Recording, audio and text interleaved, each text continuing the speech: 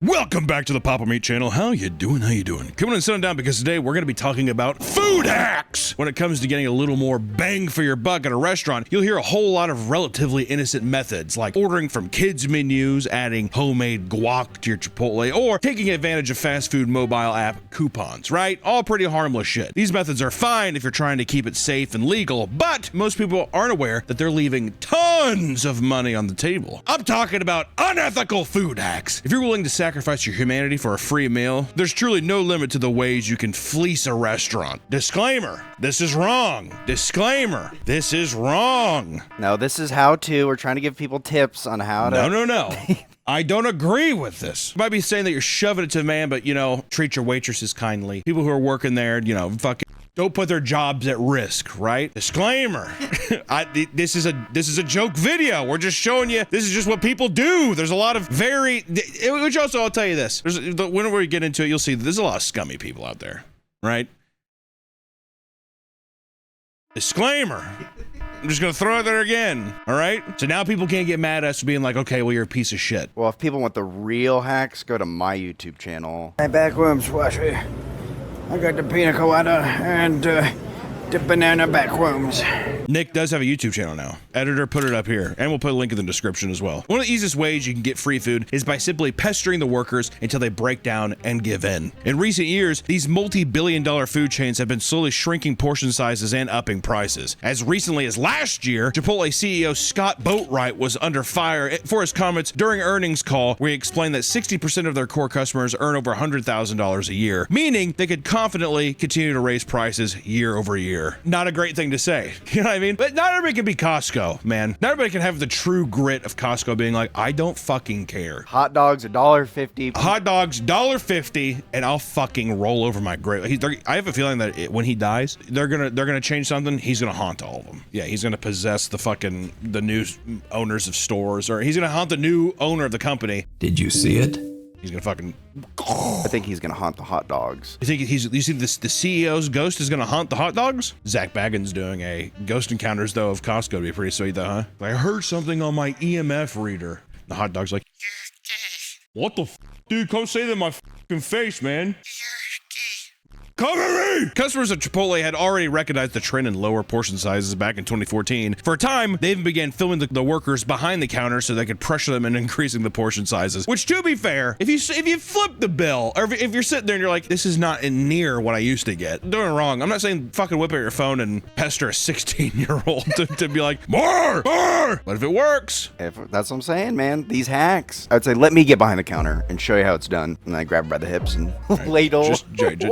No, I said 16-year-old girl. Oh, no, sorry. Okay, whoa. I said 16, just literally for this. 46-year-old.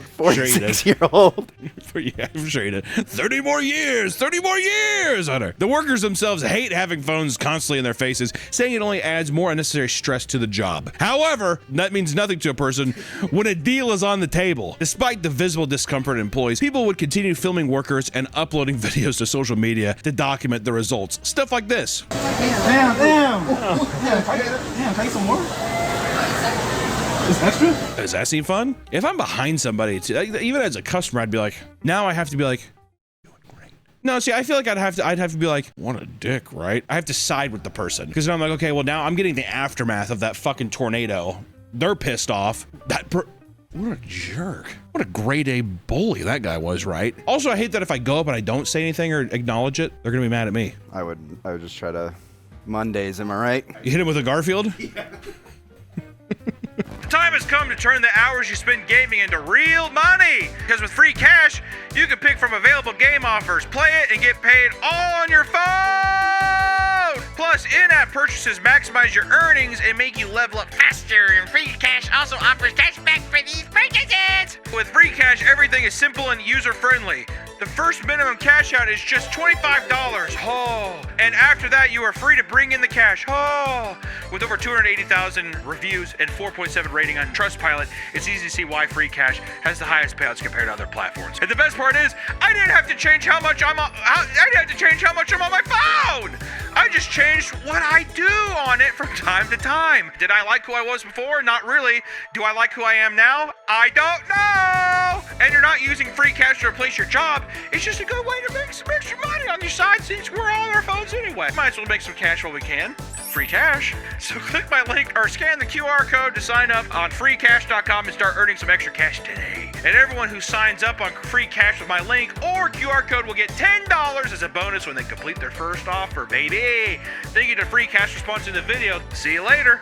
People took things to the extremes and began bringing in entire film crews, complete with professional cameras, boom mics, and lighting, which is kind of fun. Another common method is to simply complain about your food, and for some places, the age-old rule of the customer's always right can lead to restaurants bending over backwards for even the most obnoxious guests. This is likely because the restaurants want to avoid getting negative reviews from petty customers, which can lead to lower revenue as a whole, and many older people admit to taking advantage of this by consistently making a scene about the quality of their food to get their meals comped. I've seen people do that before, but I also don't like this thing. I hate the idea that you're like, I ordered something, it's wrong, and I should just deal with it.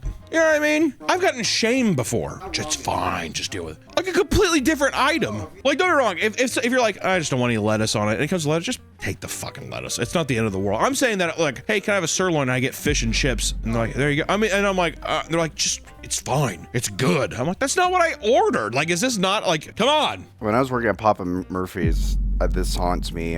One time I wondered if I accidentally served a pizza that fell on the floor to someone. I don't know. How did you mix that? You would tell. You would be able to know, even if it's a frozen pizza, Nick. Or actually, it's a you would be like, okay, well, it's all smeared. The ingredients don't look right. It's all unorganized. Is that the one that... Also, what establishment are you running where you're taking the pizza off the floor and putting it back on a prep area for it to... Why did it not just go from the floor into the trash? Oh, so what happened was I was holding it in one hand and I pulled out the wrapping paper and it like fell. And I don't know on the floor. I don't know if it fell on the floor or on the table. I don't remember. So you're changing your story already. Was there weight and all of a sudden the pizza got lighter? Probably on the floor. The Ian return stunt is the one that restaurant workers have to put up with the most. One woman filmed herself entering a Papa John's she'd ordered from earlier that day to return 2 pizzas. The manager was visibly annoyed, saying as there was only a couple slices remaining in each box.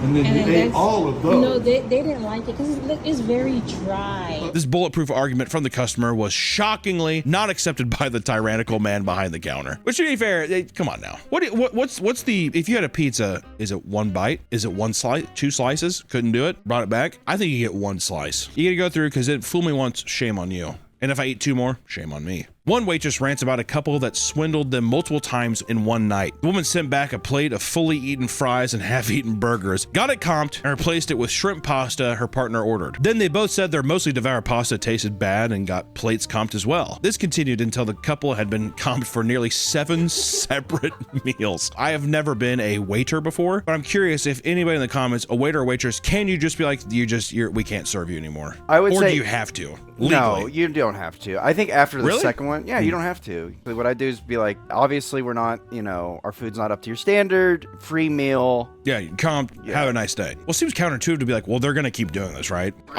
To me, this seems that the 7 meal deal, that seems like a manager who is like a power hungry manager.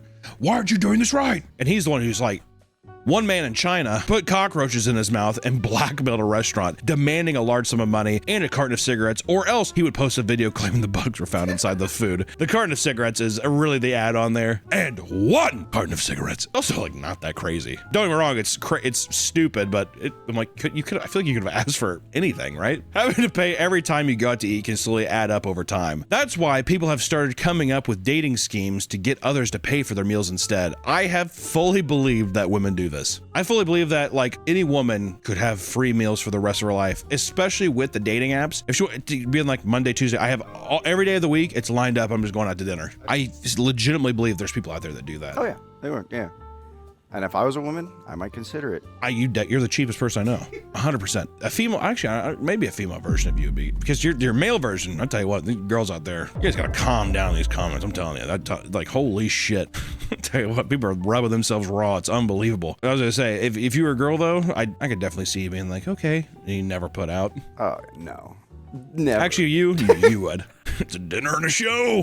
Yeah, exactly. Well, I got to now. They paid for my meal. Look like Charlie Chaplin with those potatoes.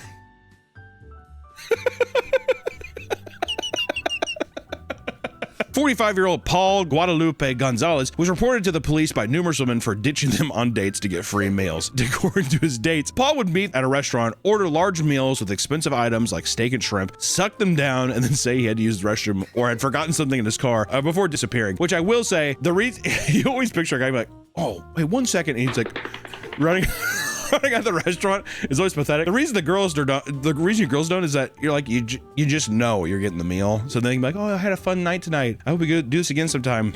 And that's the only thing you have to do that's awkward. Oh, definitely that kind of thing. You know what I mean? I'm actually bulletproof surprised plan. it's a guy. That's me too. Yeah. To see that, Nick, you do it? How many do you go on a lot of online online dates? Not recently, but I used to. Yeah. I was gonna say there for a bit. I feel like it was a tear. I feel like I've been on maybe 50. How many of those did you say that you split the bill? You didn't even pay for it, you just split it. Surprisingly, a lot of them. I love the tagged on surprising. You know, surprisingly, it was quite a few. A lot of the cool chicks were like, oh, no, we'll get half. And I've had some that be like, a lot of the cool chicks. I feel like is it not a? I mean, listen, you want to split the bill because to me, I hate it's my own insecurity. It's my insecurity. oh, split the bill? Yeah, it's my insecurity because then I'm like, if they split the bill, they're like, I had a bad time and I feel bad. So Oh, that's my. I always offer. I'm like, I'll do this, but I've had some where they're just like, oh no, we'll do it, and then that's when I'm like, oh, bad date. It seems rude. I don't know, as the man to be like, can we split the bill? It makes you look cheap. But if you're like your other counterpart day says, oh no, it's fine, then that feels, I don't know. I could see that being a thing where, okay, cool. Maybe it's even Stevens at the end of the night then too, where there's no obligation for anything next, but if something does happen, fine. If not, whatever. As in another date. I'm not talking about like sex or anything. But I'm just saying like if we went on another date, fine. If not, then you're like, well. You can do a thing where it's just like, hey, I'll get the meal, you get ice cream, and that way. Oh, I see. Well, once again, it's even Stevens. Yeah. Well, it's slightly lower. It's not fully even because meals are more See, and there's, ladies and gentlemen, that's what I'm saying. That's where it's at. I'm telling you, he's gonna count every penny. You gotta watch out. Exactly. So I mean, Red Robin was 26 and the Baskin Robbins was 13, so it's kind of like half of what I paid. It's okay though. We had fun. We had a good time. I do the joke next time where it's like, on the next date, I get the ice cream and you get the bill. Or you get all of it, because still it would probably even out to what I paid tonight. Is really what you would do. There was still the girl. She Do not bring thing. We've never told. I don't think we've told on the channel. We're not telling it now. We are not telling that now. That is a secret. That's going to be an inside. That's an inside story. This practice is extremely common and dubbed the foodie call. Some even claim they've lived off food scored from the Strat for several weeks at a time. To justify their actions, people will say they go on these foodie calls as a means of survival because of the ever-struggling economy. If you can't find someone to take you on a date, don't fret. There are other ways to score free food from strangers. Another far less common technique is going into restaurants with the express purpose of finding someone to flirt with so they can pay for your meal. That's got to be a role, though. It's like somebody did that to you and all of a sudden you're like, it's never happening. You're just getting them chubbed up, but man, he's gonna walk out and be like, thank you. What was your name again? I'd love to watch Stalker with you. She's like, what? I watched, never mind. No, go ahead. I was gonna say on this one date. What's that Spotless Mind movie? Eternal Sunshine for the Spotless Mind. That was our first date movie, and it was really depressing. So I was just like, I'm just gonna make out with her, and then what an awesome move. How do I switch up this plan? That movie's also like, hey, we were together for a long time, or we're broken up now. This is our first date movie. You can watch sad movies aren't terrible to watch on the first one, but if they're about decades long relationship ending, maybe not. Can you imagine that's us one day? Ooh, you shiver. Ooh, you're not gonna break my heart, are you? That's what that screams to me. Synecdoche, New York, as well. Synecdoche, I could if the person's like, I really like movies, I'm a cinephile. I mean, I think that's a fine movie. Don't get me wrong. It's a Charlie Kaufman movie. It's gonna be depressing as shit, but still. These weren't the cinephiles. They were falling asleep. You're like, wake them up. This part's good part. I felt bad. One girl I was on a date with, I think the beer she was allergic to. So her lips were all super puffy. One of my moves is like, oh, I'll make it better. And I kissed her. Oh my! I tell you, you're a predator. No, you're an apex predator just looking to feed. It's unbelievable. Don't worry about it. I'll make it better. She's like, ow, ow. Her swollen ass lips. You're sitting there looking the IPA off her lips. Indian Pale Ale. Oh yeah, Rebecca, I call her IPA. Anytime you go out to a bar or restaurant, nothing is stopping you from faking a proposal to draw in attention of other guests and staff. Couples mention tugging on the heartstrings of the establishments, and that has earned them plenty of free drinks and meals. That's actually such a good idea. I've never thought of that. You and Allison should try it. They wouldn't believe it. They wouldn't believe it. Ma'am, is he hurting you? He's offering you a ring pop. Do you know this man? It's cute. This trick can also work if you're single, as some people have had success proposing to their friends while out at a restaurant. For a while, these grifters had a good thing going. That was until people started openly admitting faking their proposals and posting them online. Now it's viewed as semi-controversial tactic. Well, yeah, with people worried restaurants won't be as generous when people are actually proposing. Which also, dude, fucking pay for it regardless. Well, when I actually propose, I want a free meal. It's like, just fucking pay the bill. And plus, you know what's actually, I was thinking about it, that's actually sucks. You know what's better? Propose. She says no, storms out. I mean, man, if you just want to pay half the bill, because it's only you there. Or they could be like, dude, it's on us, I'm sorry. But you need to get good at crying though. Really? Can you imagine looking up at a waiter and being like, Willie, thank you. She broke. You know how you really sell it too? Oh, You go up to the waiter and be like, put this on the breadsticks. Playing it with them, see? Yeah, you have like fake rings. Exactly. Yeah. And then when she's like, no, and she makes a huge scene, then he's just like, dude, did I fuck up? Or you say, take it. I don't need it. The ring, I bet you could fucking bulk buy. Not even some plastic bullshit. I'm talking like, Yeah, cubic zirconium. yeah. Food digging is a new phenomenon in which restaurants set up fake dating profiles to lure single customers to eat at their restaurants. After someone matches with the profile, the fake person will instantly set up a date at the restaurant behind the account. Once the customer arrives and realizes their date isn't there, they assume they've been stood up, but by then, the fake profile has already unmatched them, cutting off any further contact. The hope is that, since they're already there, the person will stick around and buy some food to eat, like a fucking lonely loser. Online, people are starting to post their stories of falling victim to food diggers, hindering the effectiveness of the scheme. I've never heard of that. To be fair, I'm totally out of the dating world. I don't know. I feel so lost. Sometimes I look at it and I'm like, thank God. Actually, all the time I say, thank God. Don't get tied down, but just know there's some choppy waters ahead, because everyone's got baggage, especially by the time you're 30. Fuck, man, especially like those kids who got dirty dicking when they were younger. All of a sudden, now it's like, this is my 8-year-old son. That's why you date them when they're 7. They have 17-year-old sons. No, I said when they have 17. You said that's why you date when they're When they have 17-year-old sons, because that way they're just like, oh, he's 18. He's an adult. You want that? Yeah, That kid's gonna kick your ass. Yeah. Kid's gonna beat your ass. Who's this, Mom? It's Nick. Get off him. Picking you up. Carol! If you can make yourself look as pathetic as possible, you just might get a free meal without having to directly steal from the restaurant. A man named Steven Bonzer pulled off, a man named Nick Weber, a man named Steven Bonzer pulled off an impressive stunt in 2019 when he went to Outback Steakhouse on Valentine's Day all by himself with the intention of appearing as if he got stood up by his date. Dressed in his suit jacket, Steven sat down at a table for two during a packed night, telling the workers that his date was just running late. He even put together a fake gift he intended to give his imaginary date so waiters would think it was a more special occasion. After he sat alone for some time, he strategically left a pretend voicemail as a waiter passed saying, I'm here. Let me know when you're on your way. Over time, Steven quietly ate loaves of complimentary bread by himself. It was getting late. 15 minutes before closing, Steven started amping things up by drinking his wine in fast gulps as if he was depressed when workers would pass by. When he ordered his steak, he claimed the waiter was on eggshells because he felt bad for him. He made enough of a scene that a neighboring table started to stare. Determined to get a free meal, he loudly left another voicemail. This time, he pathetically explains that the kitchen's about to close and that he's worried something must have happened to her. I'm taking it that you're probably not going to make it. So, I guess I'll talk to you later. His steak arrived, but he only stared at it patiently as if he was waiting for his date to arrive. Then he started pretending to cry. At this point, the restaurant had been closed for 25 minutes. A passing couple eventually felt bad enough that they paid for his meal, letting him take a near untouched spread home with him. As he was leaving, a waiter who was cleaning tables put his hand on Steven's shoulder and told him, Take care of yourself. Don't let them get you down. and as a side note, he did tip the waiter $20 and also made a $50 donation to the American Civil Liberties Union.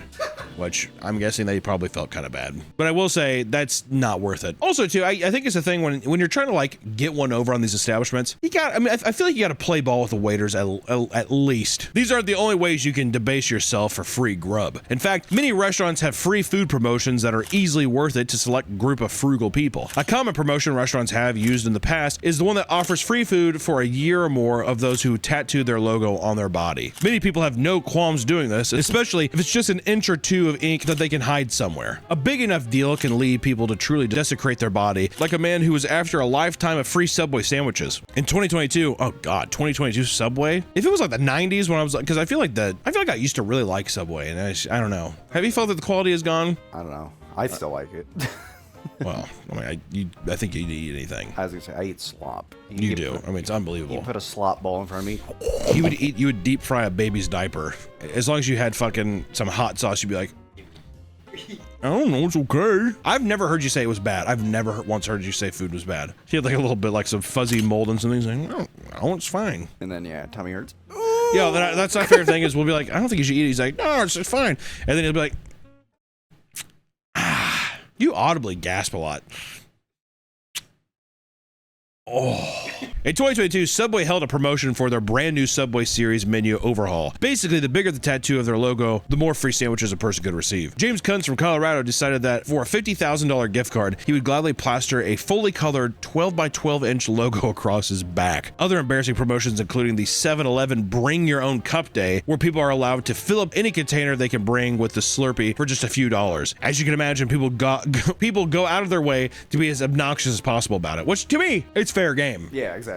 Yeah. It's fair game. It's whatever the machine, it's yours. You know, I've seen some crazy shit online. And over in Taiwan, a 2-day long promotion at a sushi chain called Sushiro claimed that anyone who officially changed their name to contain the characters for salmon would be rewarded with an all-you-can-eat sushi meal with as many as 6 friends. What followed was labeled by news stations as salmon chaos. This is because over 300 people rushed the government offices to follow through with the promotion, seeing as it only costed a few bucks to have your name changed at the time. Interviews would reveal that the name translated to things like explosive good-looking salmon, salmon prince, meteor salmon king, or simply just salmon. I will say, meteor salmon king is fucking sick. Salmon's not bad. It's not a bad name. A few people decided to change their names to entire run-on sentences, like one that roughly translated to Chen Redacted has a black dragon cannon and turned into Redacted on March 14th. 2021 is in a steady relationship with Redacted. Love you. You are my only love for the rest of my life. In this life, I want to eat salmon with you. I will say that's pretty romantic.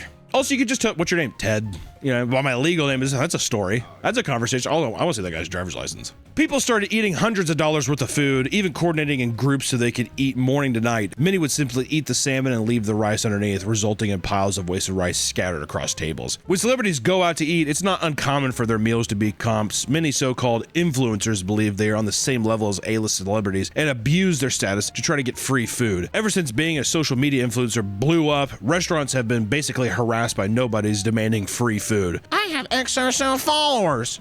Do you not know who I am? Aurora Griffo posted a TikTok shaming and slandering her local bakery, claiming that they used fake ingredients. In response, the bakery owner posted their own TikTok showing Aurora in the DMs asking for a collab and free food. When the bakery rejected the request, she showed up and hit them with a negative review. In the same video, the owner went step by step through the baking process and showed off all of their ingredients, completely dismantling all of Aurora's claims. While the bakery's business soared, Aurora's social media was flooded with hateful comments and backlash, and she eventually apologized, saying she was sorry for the fake ingredients comments and that she wasn't trying to seek revenge after being rejected. You lying bitch. Yeah, right. Yourself.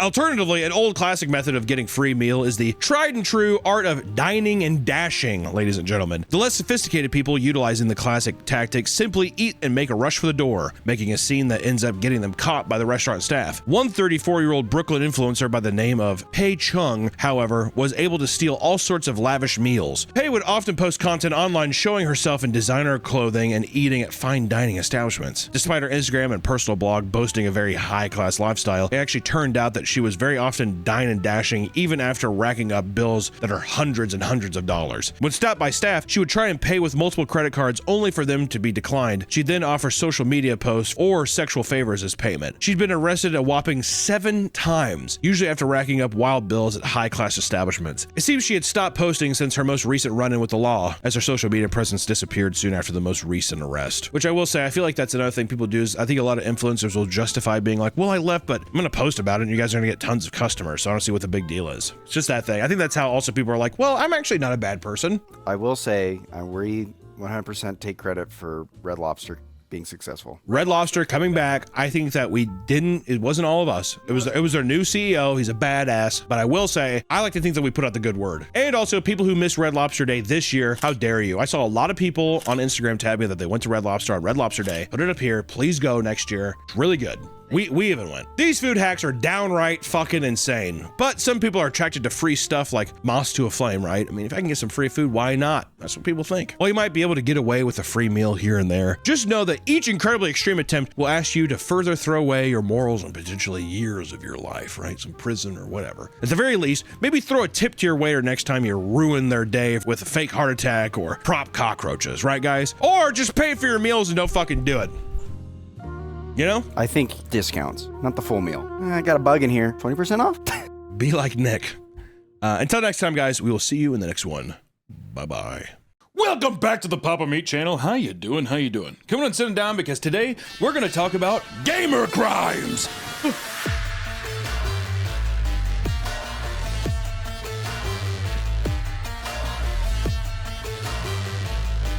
I'm guilty. See if that's gonna come back and haunt me someday. Cut that. Don't put that in. We've all gotten a little too invested in a video game here and there, but perhaps you've blurted out a word you shouldn't say. What an asshole.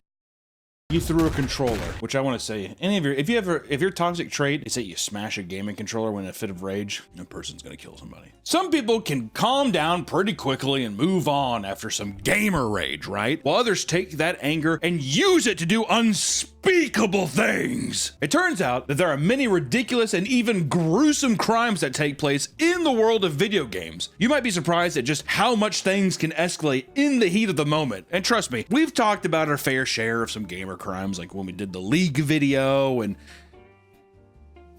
I guess that was pretty much it. We talked about it a little bit.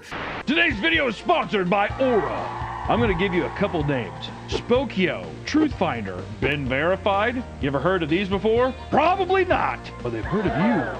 These are all data brokers, and their entire business is collecting your personal info and selling it to anyone who's willing to pay, often for as little as a few dollars. This stuff is being packaged, indexed, and sold legally all over the internet without your consent. That's why I started using Aura. I kept getting calls and texts from spammers and scammers, and these people make billions of dollars a year off of it. It's not gonna stop. Our privacy is their profit, and we're forced to find new ways to keep our information hidden. Aura contacts shady data brokers on your behalf, and within weeks, your info will start disappearing from the internet, so scammers and spammers have way less to work off of. Aura also keeps checking to make sure your personal information doesn't reappear on those data broker sites. Aura also monitors the dark web, sends real-time fraud alerts if someone tries to access your credit or bank accounts, and gives you built-in tools like a VPN, antivirus, password manager, spam call protection, and more, all in one app. And if something does go wrong, you got 24/7 US-based support and up to $5 million in identity theft insurance. You get Aura free for 14 days at aura.com/papameat. There's more than enough time to start getting your information removed from these sketchy sites. That's aura.com/papameat. Thank you so much to Aura for sponsoring this video, and back to the video.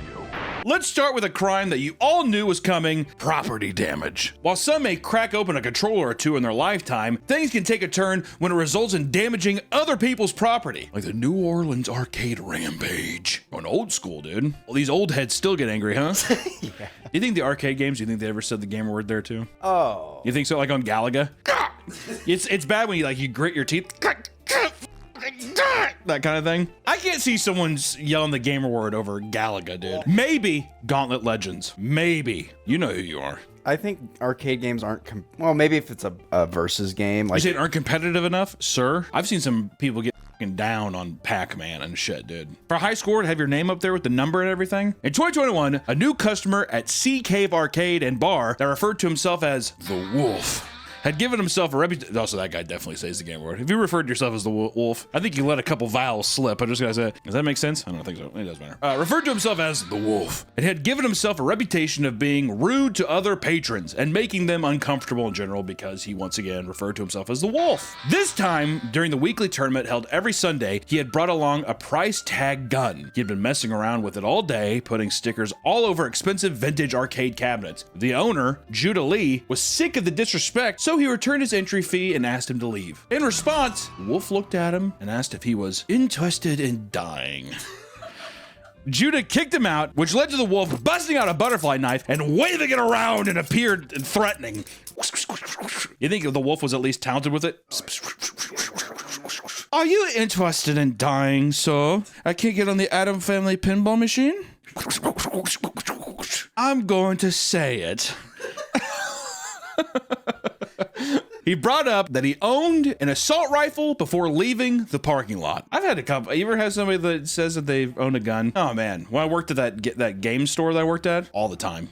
You realize that I have a gun at home? People would say that. Like, you're selling me Shallow Hal on DVD, dude. What am I saying? Okay, actually, I'll give you $1,000 for it. What am I supposed to say? 30 minutes later, however, the wolf returned with a bicycle lock and locked the front door from the outside. People began to panic as the man started smashing the store windows and sending glass all over the floor. The police were called, but the man had already fled the scene. Judah was forced to close down the shop, but things took a turn for the worst around 1 a.m. that night. He was alerted by a security system that someone had broken into the building, and through his security cameras, he watched as the wolf, armed with an axe, smashed in every single arcade and television screen inside, totaling up to around $50,000 in damages. I'd want to kill him. The wolf had the confidence to return to the store yet again, but this time when employees and arcade regulars were volunteering to help clean the mess up, he pulled out a gun, ran behind a group of people and yelled, "Tell them to shut it down! I'm Cartel!" It's a little Mexican wolf. He was finally caught and arrested. So he turned out to be a 30-year-old man named Mitchell McNelly IV. He was booked with false imprisonment, aggravated assault, criminal mischief, and criminal damage to property. With the help of a GoFundMe page, the arcade was able to raise over $37,000 to repair the arcade and continue paying employees, which is a nice, wholesome ending to that. Not fix everything, but I would assume, hopefully, fix like the ones that he loved the most. That's the thing with arcade cabinets and pinball machines, such a lost art form.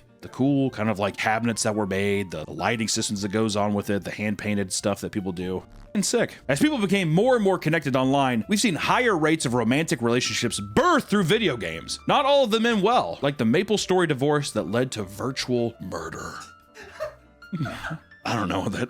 What? MapleStory is a massively popular, free-to-play action MMORPG from South Korea. Did you ever play MapleStory? I don't know what MapleStory is. I thought it was a hockey game at first. In the game, players can get married and even obtain rewards based on how long the two of them had stayed together. Damn, dude. That right? All right, there you go. 10 years together. The game also allows couples to get a divorce, something a 43-year-old woman from Tokyo was suddenly hit with out of nowhere from her 33-year-old virtual husband. She had woken one day to find out that she was no longer able to access the couple chat and was ghosted everywhere else. I think it was that. I gotta. What? Fucked up though. Yeah, at 44 years old, you better believe that MapleStory thing. That was a long relationship. This enraged the woman, and she decided to enact her revenge by tampering with his account. At one point in their relationship, she had gotten his login credentials, and she used this to log in and quickly delete the character he had been playing for years. When the man realized she had tampered with his account, he called the police. They took this very seriously and arresting her on charges of illegally accessing a computer and manipulating electronic data. She was even detained and held 620 miles away from her home. That's so specific. What the They flew her.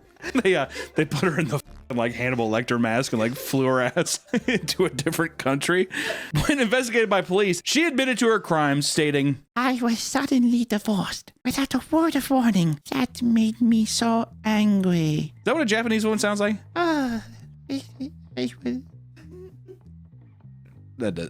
She risked up to 5 years in prison or a fine of up to $5,000. The final result of this case is unknown, but we know for a fact she had to pay. Yeah, they paid, she paid, and they still locked her ass up. She's like, no!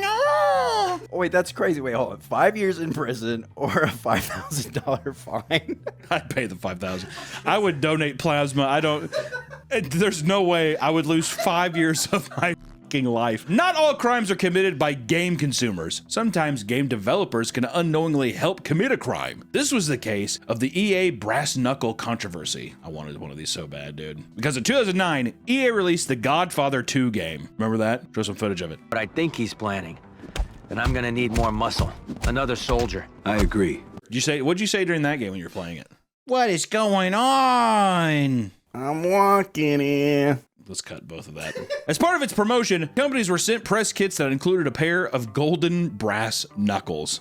I like how these look real too. They couldn't just be like plastic or something. It's like, no, they gotta be real. They knowingly sent out weapons to people who, in some cases, were not allowed to own them in their state. Pretty sure brass knuckles are illegal in, like, I would say the majority of states. They're considered an actual, yeah, it's like having a giant machete on you or something like that. What, I can't come into your store with this? Also, isn't mailing weapons illegal? I think if you, yeah, because you can mail guns, but it has to go to like an armory and you have to like sign and pick it up and all that stuff. But yeah, I don't think you can just send like a gun through UPS.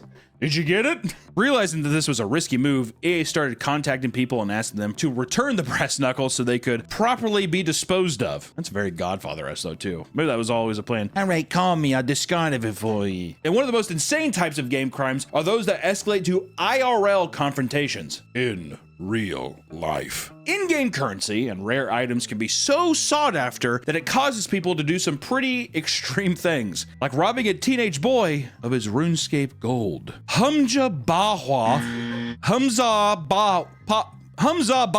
a 19-year-old from Massachusetts, had arranged to purchase around 5 billion gold from a man named Jonathan Dokler in RuneScape in exchange for $3,300. Not bad. To make sure the transfer was done properly, Hamza insisted that they must meet face-to-face rather than send the money electronically. Jonathan sent his friend David to meet him and collect the money in a library at his school. David noticed that the money Hamza was pulling out looked fake, but Jonathan told him over the phone to continue with it anyways. Hamza suddenly left and insisted that they needed to meet again the next night to finish the trade. The next day, David once again called him out for pulling out fake bills, but this time, Hamza was furious. He pulled out a gun and pointed it at David. It was an airsoft gun. But David believed it was 100% real, and he told reporters, I couldn't believe I was about to get shot over RuneScape gold.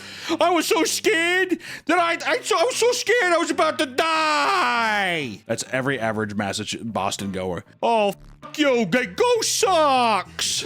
I told my buddy, I'm not getting shot over electronic gold. It's not the best impression, but David was told to call Jonathan and say that the money was accepted. Terrified, David was forced to comply, leading to 4.7 billion RuneScape coins being sent to Hamza for free. Surveillance footage of the interaction led to his immediate arrest, and when he was charged with second-degree robbery and grand larceny, he faced up to 15 years in jail. Somehow, this isn't the first time an IRL RuneScape robbery took place, because in 2007, 2 teens robbed a young boy of his rare RuneScape items. A 13-year-old child from the Netherlands, who had been playing the game for a long time, slowly acquired an assortment of valuable RuneScape items. While biking home, the victim was approached by the 2 teens and was forced to go to one of their homes with them. After being forced into a bedroom, he was told to give up his RuneScape money and valuable items. And at one point, he was in a chokehold while being told he would be killed for not complying. What a Chad, dude. I don't give a f***.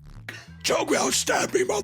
I'm not giving you shit. He eventually gave them what they wanted, and was thrown out of the house. After reporting the crime, the 2 teens were quickly arrested and charged with theft and assault. In the end, they were sentenced to 144 years of community service. What? God damn! You're gonna have to do community service until fucking die? Is that how they roll in the Netherlands? You're going to have to do this until you die. The media has often blamed video games for many of the crimes committed by young people. While this is often overblown, there are few cases where video games have inspired violent crimes. How do you feel about cutting his head off?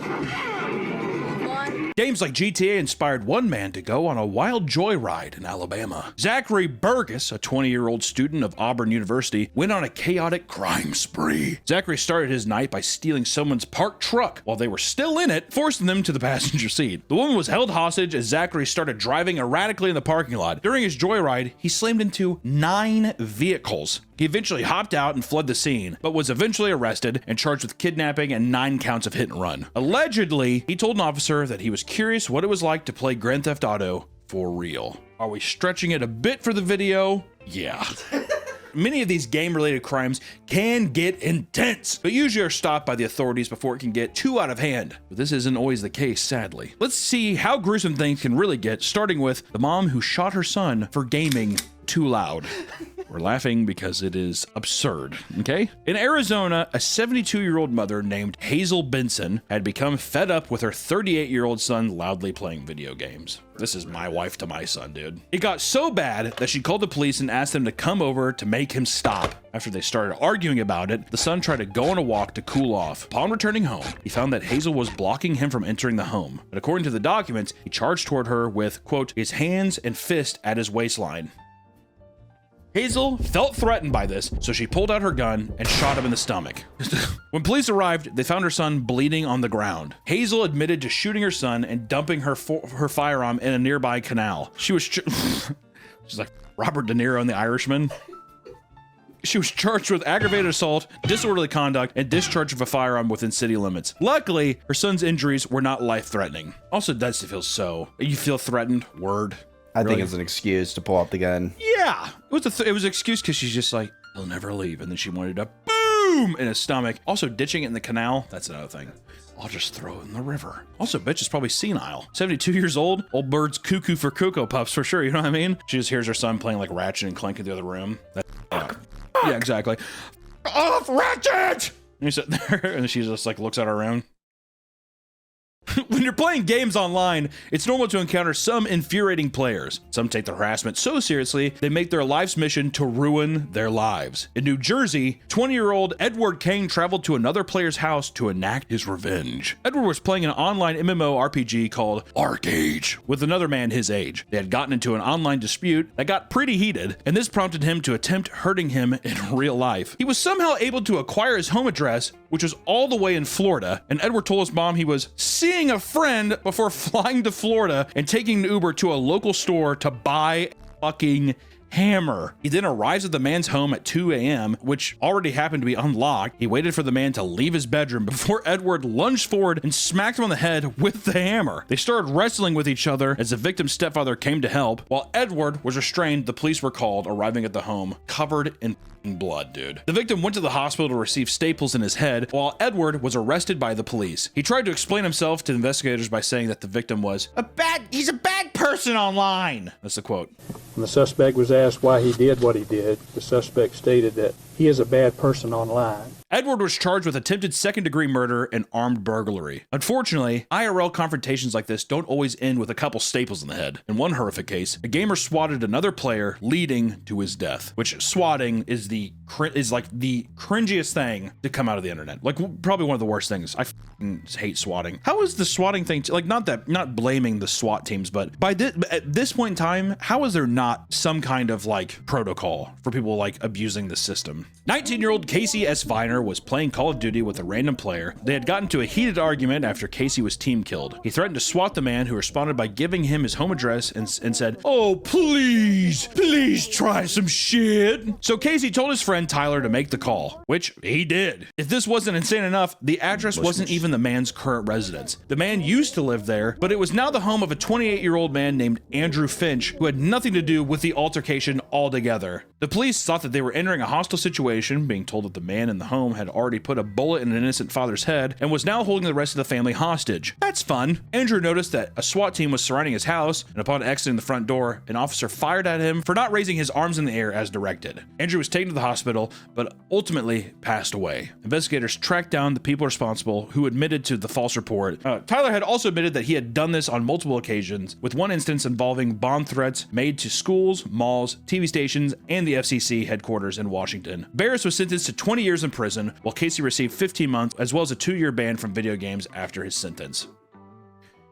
20 years even, I just feel like that should be like a life in prison thing. Also, you're admitting that you've done this multiple times and it's resulted. If you kill someone in a way, like in that reckless of a way, to me, it only makes sense if you're in prison forever. The person that falsely called the thing in that resulted in a death, to me, hang him. Hang him. You know what? Hang him upside down and just have all the blood go to his head, and that's how he dies. Long time. Oh, you could put a little cut in his neck, like the Japanese do it.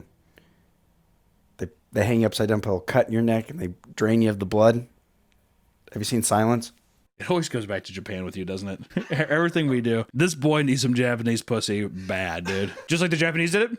Have you heard of that? In Wisconsin, a 10-year-old child killed his mom over a VR headset. The child, Noah Mann Tate, had been dealing with mental health issues for some time, to the point where his mother started putting cameras up around the house in order to keep an eye on him. Sounds like the start of a horror movie, doesn't it? Yeah, he's been having some weird issues. So it's like her doing the found footage thing where she's like setting up the camera and he's just like standing in the corner. This was due to his various violent acts. What? Like the time he attempted to fill a balloon with flammable liquid and ended up starting a fire in their home. Psychopath. Okay, so instead of cameras, hang them upside down, put the little thing in. Hey, pull the weed quick is what I gotta say. It's an infestation. Pull the weed. Pull it! He had been pushing his mom to buy him an Oculus headset online. Also a 10-year-old who's like, I want an Oculus. I'd be like, why the f do you know what that is? Is that weird? My nephew had an Oculus at 8.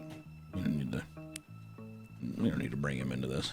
Something his mother repeatedly refused. This enraged the boy, leading him to do something drastic. I thought that said autistic. When his mother wasn't looking, Noah had taken the keys to the gun safe. He shot and killed his mother. Unsure of how to explain what happened, Noah told police that he was simply twirling the gun around and happened to shoot her. His aunt, however, was told by the boy himself that he was purposely aiming the gun at her. He seemed to show little remorse, with the boy buying a VR headset the next day using her credit card, and later he told her grandma, I'm sorry for killing mom, before asking about the status of his Amazon delivery.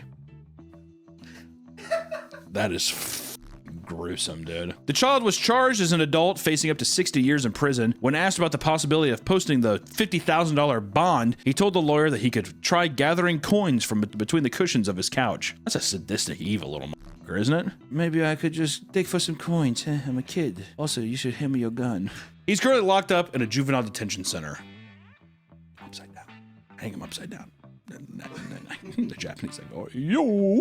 And lastly, we'll end on the internet rivalry that turned into murder. In 2008, after a long and bitter rivalry in Lineage 2, a massive popular MMO, members of two opposing Russian clans scheduled a face-to-face meeting in one of Moscow's bars. Around 30 people, a mix of both clans, come to the meeting. After a bit of friendly drinking and civil discussions, Audrey Pamvimna, known in the game as DVP, invited one of his opponents to come outside. The man he invited came back into the bar with a broken nose. Naturally, his fellow clan members, Alexander Bliskin, stepped in for his teammate. He came out and punched DVP in the head, to which DVP responded with a headbutt to the face. Alexander Bliskin fell to the ground and cracked his skull on the pavement. A brawl ensued, which ended with police and ambulances coming to the scene of the fight. After a 3-day coma, Alexander was pronounced dead. Andrew was sentenced to 8 years in prison in 2008. After serving a sentence, Andrew came out and immediately began his eventually successful streaming career playing Lineage 2. Just goes to show that streamers are the worst.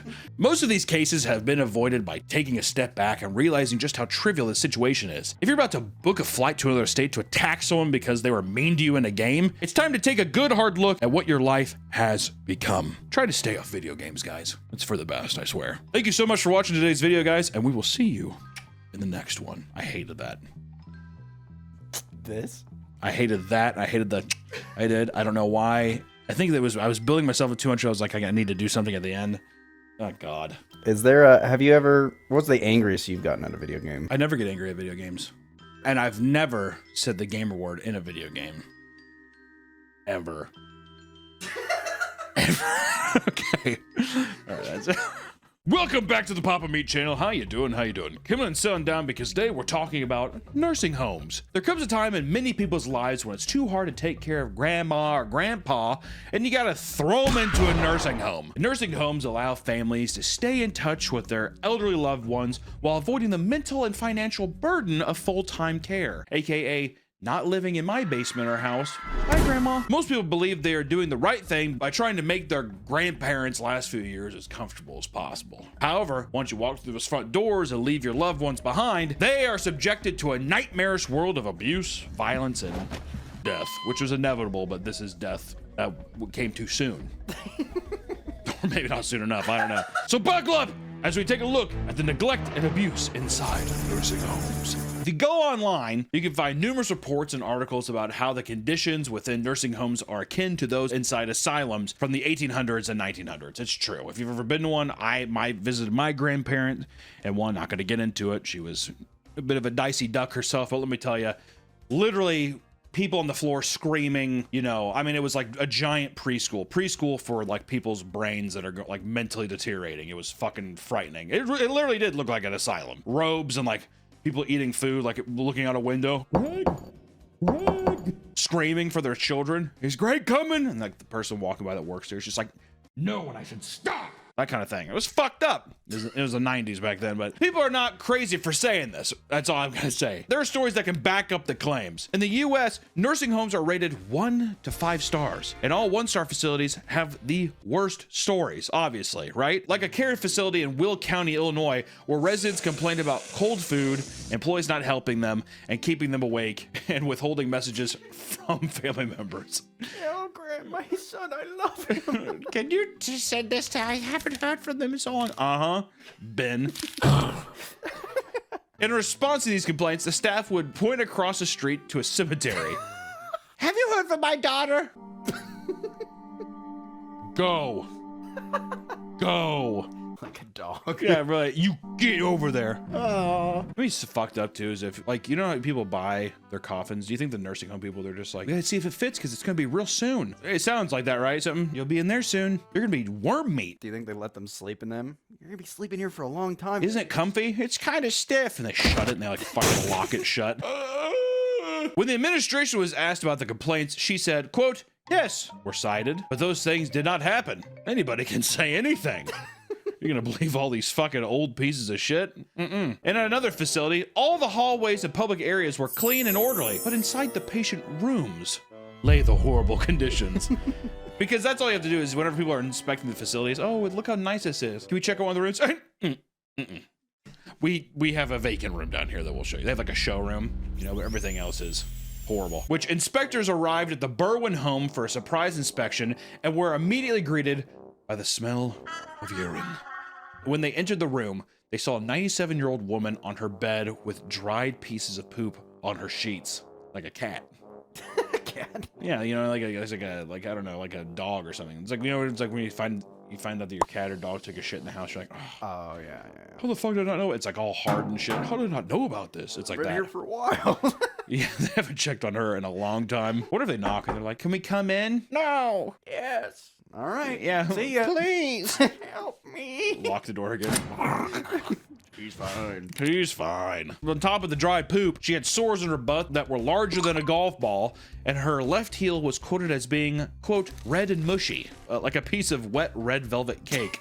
Staff didn't change her catheter, which was sitting in the poop, and every time... Okay. All right. And every time they pumped it, she would wince in pain. Stop. Stop that. She also had bruises on her body from a lift machine being improperly used. You never seen those lift machines? Oh, to get him out of the bed? Yeah, it's like one of those things like fucking mechanics use to get a engine out. With the catheter They probably still just in. fucking wrapped it to her ankle, and she's like, no, being dragged up. And the inspectors came back multiple days and saw that this same woman had been continually left in her own feces. Her conditions were so bad that she was diagnosed with pneumonia and gangrene in her left foot. And worst of all, the inspectors came back again to check up on the woman after the gangrene diagnosis and found that her bandaged gangrenous foot was soaked with diarrhea. What? And the staff neglected to change it. What are these inspectors doing? Are they just like, come on? Yeah, it's like when a cop writes a fix-it ticket. Yeah, come on, get this changed. I like how the staff too is just like, I'm not going to. Okay, well, guys, please. With sugar on top. When confronted about these horrible conditions, the nurse said that she refused treatment for both her sores and her foot. So she's just like, I'm not touching that gross old woman. It's probably pretty normal for them to have to give baths and stuff, so they probably just weren't even bathing her either. No. You think they gave her like that, you know, like that in like movies when it's like a Roman soldier's hurt, like it's bath time, and they just like rub her head. She's like, oh, but that's it. Yeah, you're like Julius Caesar. Can I see my family now? That's her probably all hours of the day. She doesn't even sleep anymore. It's kind of sad if you think about it. Horrible. I mean, it's fun to do. It's kind of getting, it's kind of like a stimming for me. I was like, feels good on my lips. Hunter, I have something to tell you. What is it, Mom? You may want to put that energy drink down. I don't think your heart can take it. Well, Mom, I appreciate your concern, but I've actually been drinking Gamer Supps raw meat blend that's non-caffeinated. While they do have a caffeinated option, both are equally delicious, so I think it should be okay. Hunter, you're not my son.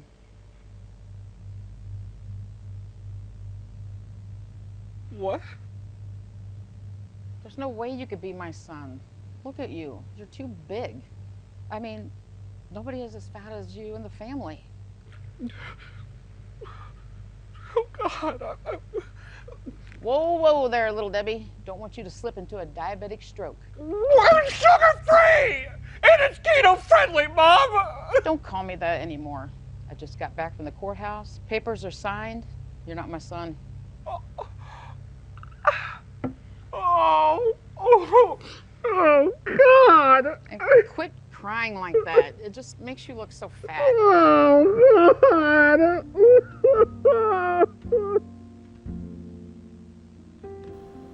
Reports of the facility don't stop there. Inspectors reported multiple instances of patients having beds with rails that were not needed to keep them in there. I can't get out. A giant baby cage by giant crib. Get me out of here. I want to walk around. I want to walk. Put me in my chair. I want to go to the cafeteria.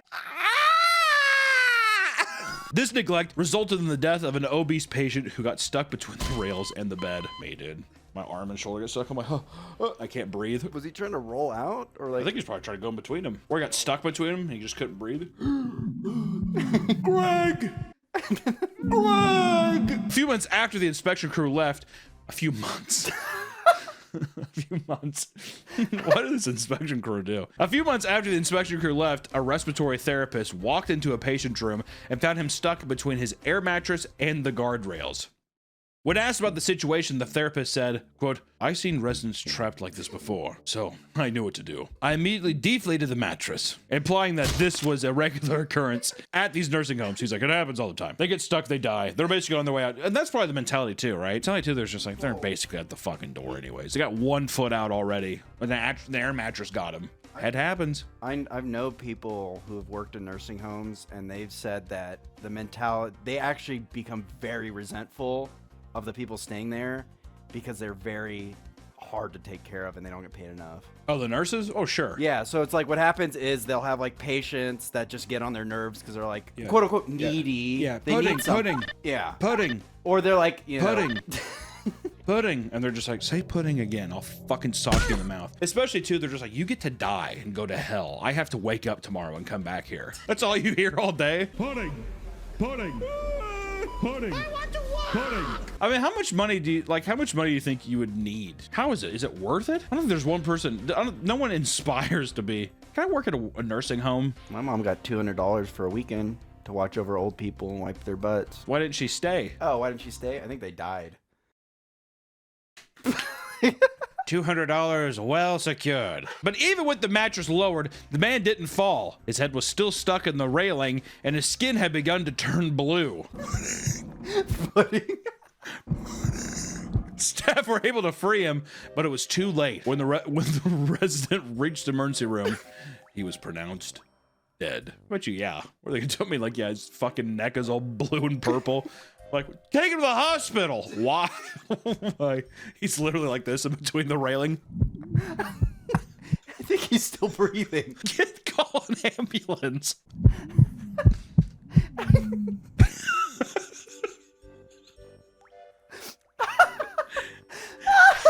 His heels are mashed potatoes and his fucking, he's got sores all over his body. He's not blinking and his eyes are black. Hurry, resuscitate this man.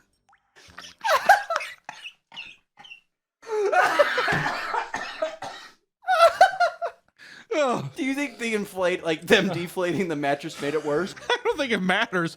I think they deflated it. And I'm just imagining his body like moving with the deflation. So he's just like already dead, right? So he's black and blue and he's just like like moving down with a deflating mattress. They called the paramedics because they were like, if we don't, it's gonna look like he was dead on the spot. It's definitely a cover up to be like, cover up, 100%. It was a lie. I can't. Oh, he passed away at the hospital. His head got stuck. I don't. Well, he was old. His head got stuck. Many of these stories are never heard by the general public. One, because I don't think people care, but also it's allowing their malpractice to continue unchecked. However, with the advent of social media, the public gets a better glimpse at what goes on inside. In November 2015, a video was posted to Instagram of a nurse at a Los Angeles nursing home bending over residents' faces. Okay. A video was posted to Instagram of a nurse at a Los Angeles nursing home bending over residents' faces and heads and farting. The nurse was quickly fired, which just goes to show that if a person in 2015 was doing this, can you imagine what they were doing like in the 80s? Oh, yeah. Like literally probably like spreading their ass cheeks open, having like the tip of the person's nose on their asshole and like blowing huge farts in their faces. I'm gonna tell my family. I want to go for a walk. Yeah, I'm gonna tell my daughter, Sarah. She died in a drunk driving accident 2 years ago. Don't say that! In her wheelchair? No! No! Take me back to my room! Well, also the staffing would just be like, who's gonna believe you? Who's gonna believe you? Remember you fell down the steps earlier? I did! That's why you have those bruises that look like baseball bats on your legs. That's from falling downstairs. Oh, I should be more careful. At Rosewood Care Center in St. Charles, Illinois. Got a lot of Illinois ones. Jesus fucking Christ. What the fuck is going on up in Illinois in these Steele's nursing homes? All of this came from one research document. Oh, so this is all one. Like, okay. It was like on Illinois. Yeah. So this is just the same center. Okay. At Rosewood Care Center in St. Charles, Illinois, a nurse posted a video to Snapchat of another nurse slapping a dementia patient with a nylon strap as they begged them to stop. Both workers pleaded guilty to misdemeanor battery. They talking about like the little snap-on thing. And they're like, stop! Enough of that! 2 nurses recorded videos of residents vomiting, resident getting help with their blocked bowel, aka they were unclogging the shit out of their fucking stomach. And those nurses were charged with misdemeanor, disorderly conduct, and invasion of privacy, but both pleaded no contest to those charges. And a facility in St. Petersburg, Florida reported a medical assistant for recording 2 residents having sex and posting it to Snapchat. The worker immediately confessed to their crime and was arrested and charged with multiple counts of voyeurism. So he just cracked the door open and they do this every night. Their sex too, it's just them both in their chairs, like knees, and they're just like looking at each other like this. Where am I? What am I doing? What is this? Soup, hot soup! In Clarksville, Iowa, an employee posted a picture of a resident's butt and posted another picture of a resident's poop in his hand saying, "This is what I do at my job." It's unclear whether the worker was fired, as the administration refused to comment on the situation to the media. He's like, that's just good, clean fun. Gave him the Jim Halpert. Yeah. This is what I do for a living. Over in Oklahoma at the Cleveland Manor Nursing Home, one nurse willingly confessed to a horrible crime he committed against a patient. During a routine shift, 24-year-old Nicholas Kank had to care for an individual who experienced diarrhea reportedly up to 10 times. You get that boy some water. Get him a Gatorade. Need his electrolytes up. After having to clean up poop for the 10th time, he grew infuriated and wadded up 8-inch ball of toilet paper and shoved it into the resident's ass. See, that's where the resentment starts coming. The 8th time! The 8th time! Exactly, the 10th time. I don't think anybody's really innocent here, all right? I'm saying that it's a 2-way road. I've been in one before, Nick. I hear how they talk to him, too. Don't touch me. Don't touch me. You're fucking ugly. You're fat. No, I've heard that shit before. You're so fat. I don't want you to touch me. You'll make me fat. That kind of stuff. So he was sitting there. He's just like, I'm going to do it again. And again. Yeah, taunting him. And again. You might as well bring a cot in here because you're going to have to sleep here with me all night. Which, granted, I don't think that would ever send me into... I'd probably just quit. I don't think I'd ever wad up a ball of thing and be like, bend over, I'm putting this up your ass. No!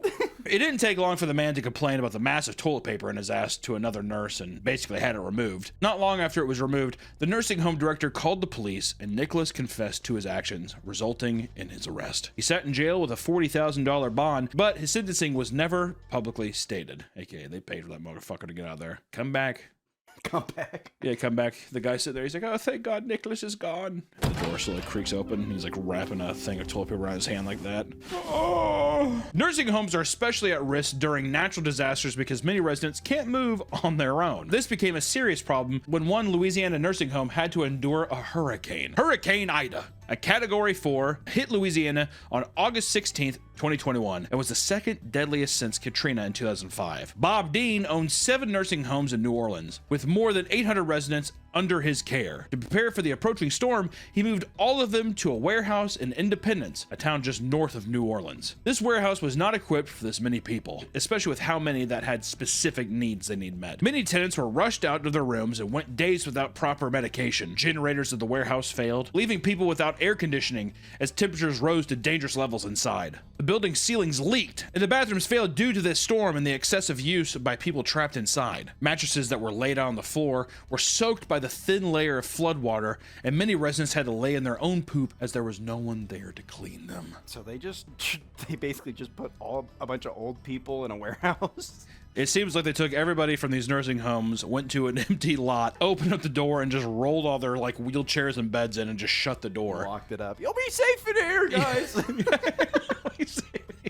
Dean also neglected to put enough food and water inside the warehouse, leaving many residents to starve and go days without any proper nutrition, which it just seems like literally he left a dog bowl with kibble and water there, and there was no nurses there. He's just like, just stay here. I'll be back in a couple weeks or a month when this whole thing blows over. I bet you sitting there watching TV and he's like, oh shit. Yeah, gets up. Yeah. Fuck. Oh, I forgot they're still up there. The cherry on top of this whole situation was that he was obstructing police officers and medical officials from entering the warehouse to inspect conditions. He's like, yeah, they're fine. They're fine in there. Just stop. Stop. And after the storm ended, 5 people had passed away, and Dean was in serious trouble. He flew in from Georgia and turned himself in to the authorities. In total, he faced 15 charges, 8 cruelty to the infirmed, 5 counts of medical fraud, and 2 counts of obstruction of justice. Dean faced over 20 years in prison, but the judge chose to give him 3 years of probation because he had a clean criminal record, and he was old by the time he was sentenced. He's like, fucking whatever. Just don't leave your house. He's just like, hey, you got it, judge. Like, all these like families are like, what the fuck? The only real repercussions he had to face were paying over $20 million in multiple lawsuits on the behalf of the victims. Well, there you go. At least he had to pay something. 5 people did die. People had to lay in their poop. They were kept in basically an oven for for weeks or whatever, and he wouldn't let people go inside there, but at least he paid a little something, right? In the medical field, nurses and doctors are the people you trust the most because they're the ones who take care of you.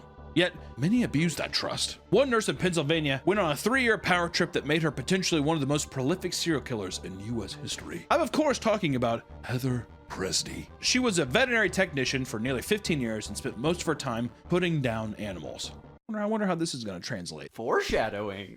Is that foreshadowing me things? In 2018, she obtained her nursing license after initially failing to earn her degree. She went on to work at 12 different nursing homes throughout the Pittsburgh area. Right off the bat, her fellow coworkers thought she was odd and even reported her to the state health department for harming patients. But little did they know she was doing things way worse than just harming her patients. In May of 2023, people began noticing that she was administering insulin to tenants who didn't require it. This launched an investigation into Presty's work and covering a dark secret. From 2020 to May of 2023, Heather had been giving her patients a lethal dose of insulin on purpose. She did her killings on the night shift when there was less staff and she had better access to the insulin itself. Furthermore, she used insulin because it was tough to detect in autopsies, making it seem like all of her victims passed away due to natural causes. In May of 2024, Heather pleaded guilty to 3 charges of first-degree murder and 19 charges of attempted murder, resulting in 3 consecutive life sentences, plus an additional 380 to 760 years in prison. While she pleaded guilty to 19 charges, officials believed she may be linked to 17 additional deaths that align with her pattern and timeline, placing her among the most notorious serial killers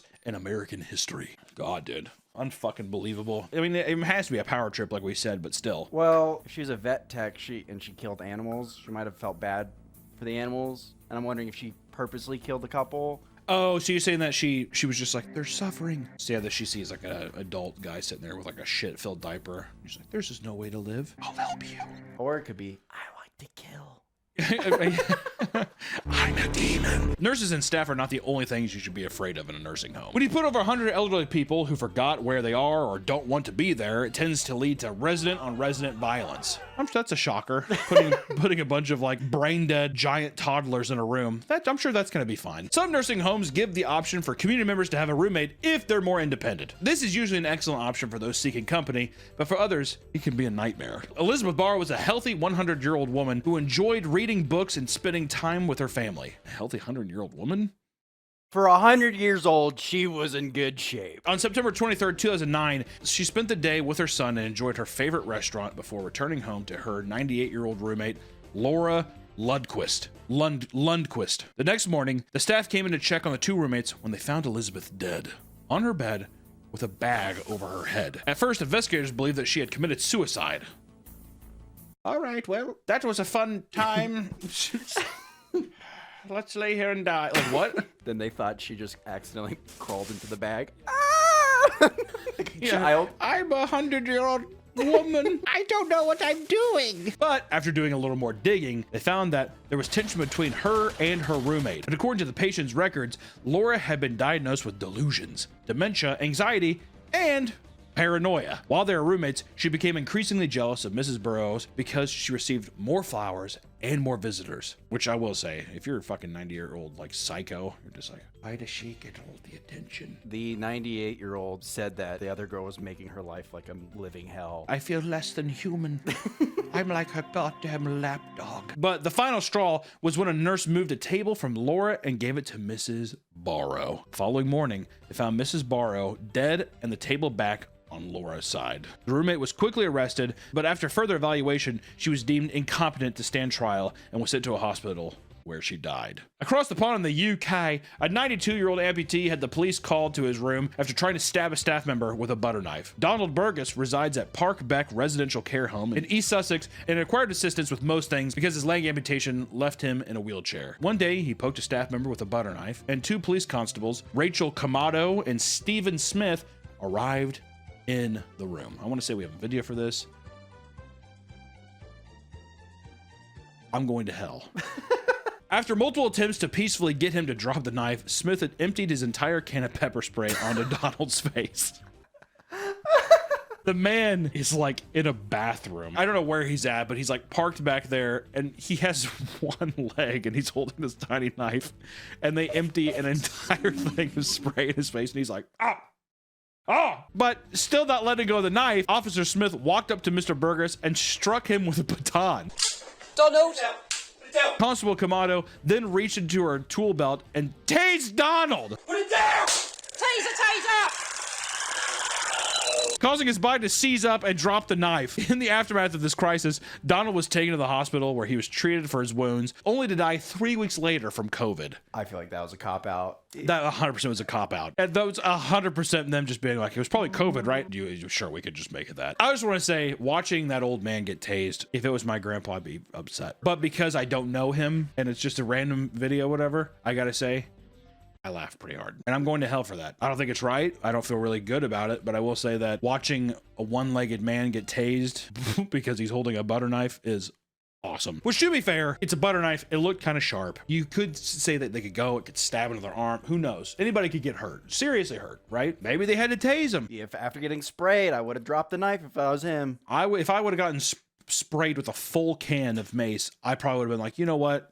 I'm good. Also, I wonder if they did that too, because they're like, what if he stabs himself? So we should pepper spray him and tase him and cause his old decrepit heart to stop. Both constables were taken to court for assault, but after jury hearing, both were found not guilty. Many who have viewed the body cam footage believe the officers should have been charged with excessive force. You be the judge. Show it one more time. Taser, taser! Really just show the part where he's like, ah! Just keep doing that. One more time. One more time. One more time. One more time. One more time.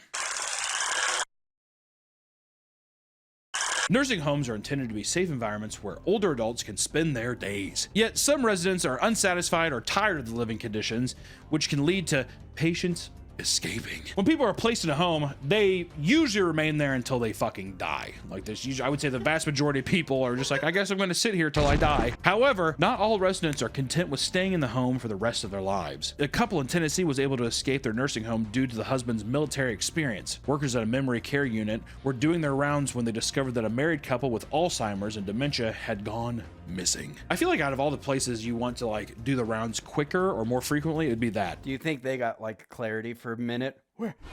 Where are we? I always think that people escape because they're just like, Bonnie, well, especially you hear like a cute couple like this. They're like, Bonnie, we have to get out of here. They're treating us horribly. He's like, okay, Harold. The facility went into lockdown as staff and police searched for the missing residents. Thankfully, someone spotted them walking 2 blocks away and they were safely returned to their rooms. After returning home, the staff asked how they had managed to escape since a keypad electronically locked all the doors. To their surprise, the old man said that he was able to use his military background with Morse code and crack the door open by listening to the sound the buttons made when he pushed. He's able to do that, but he can't drive a car.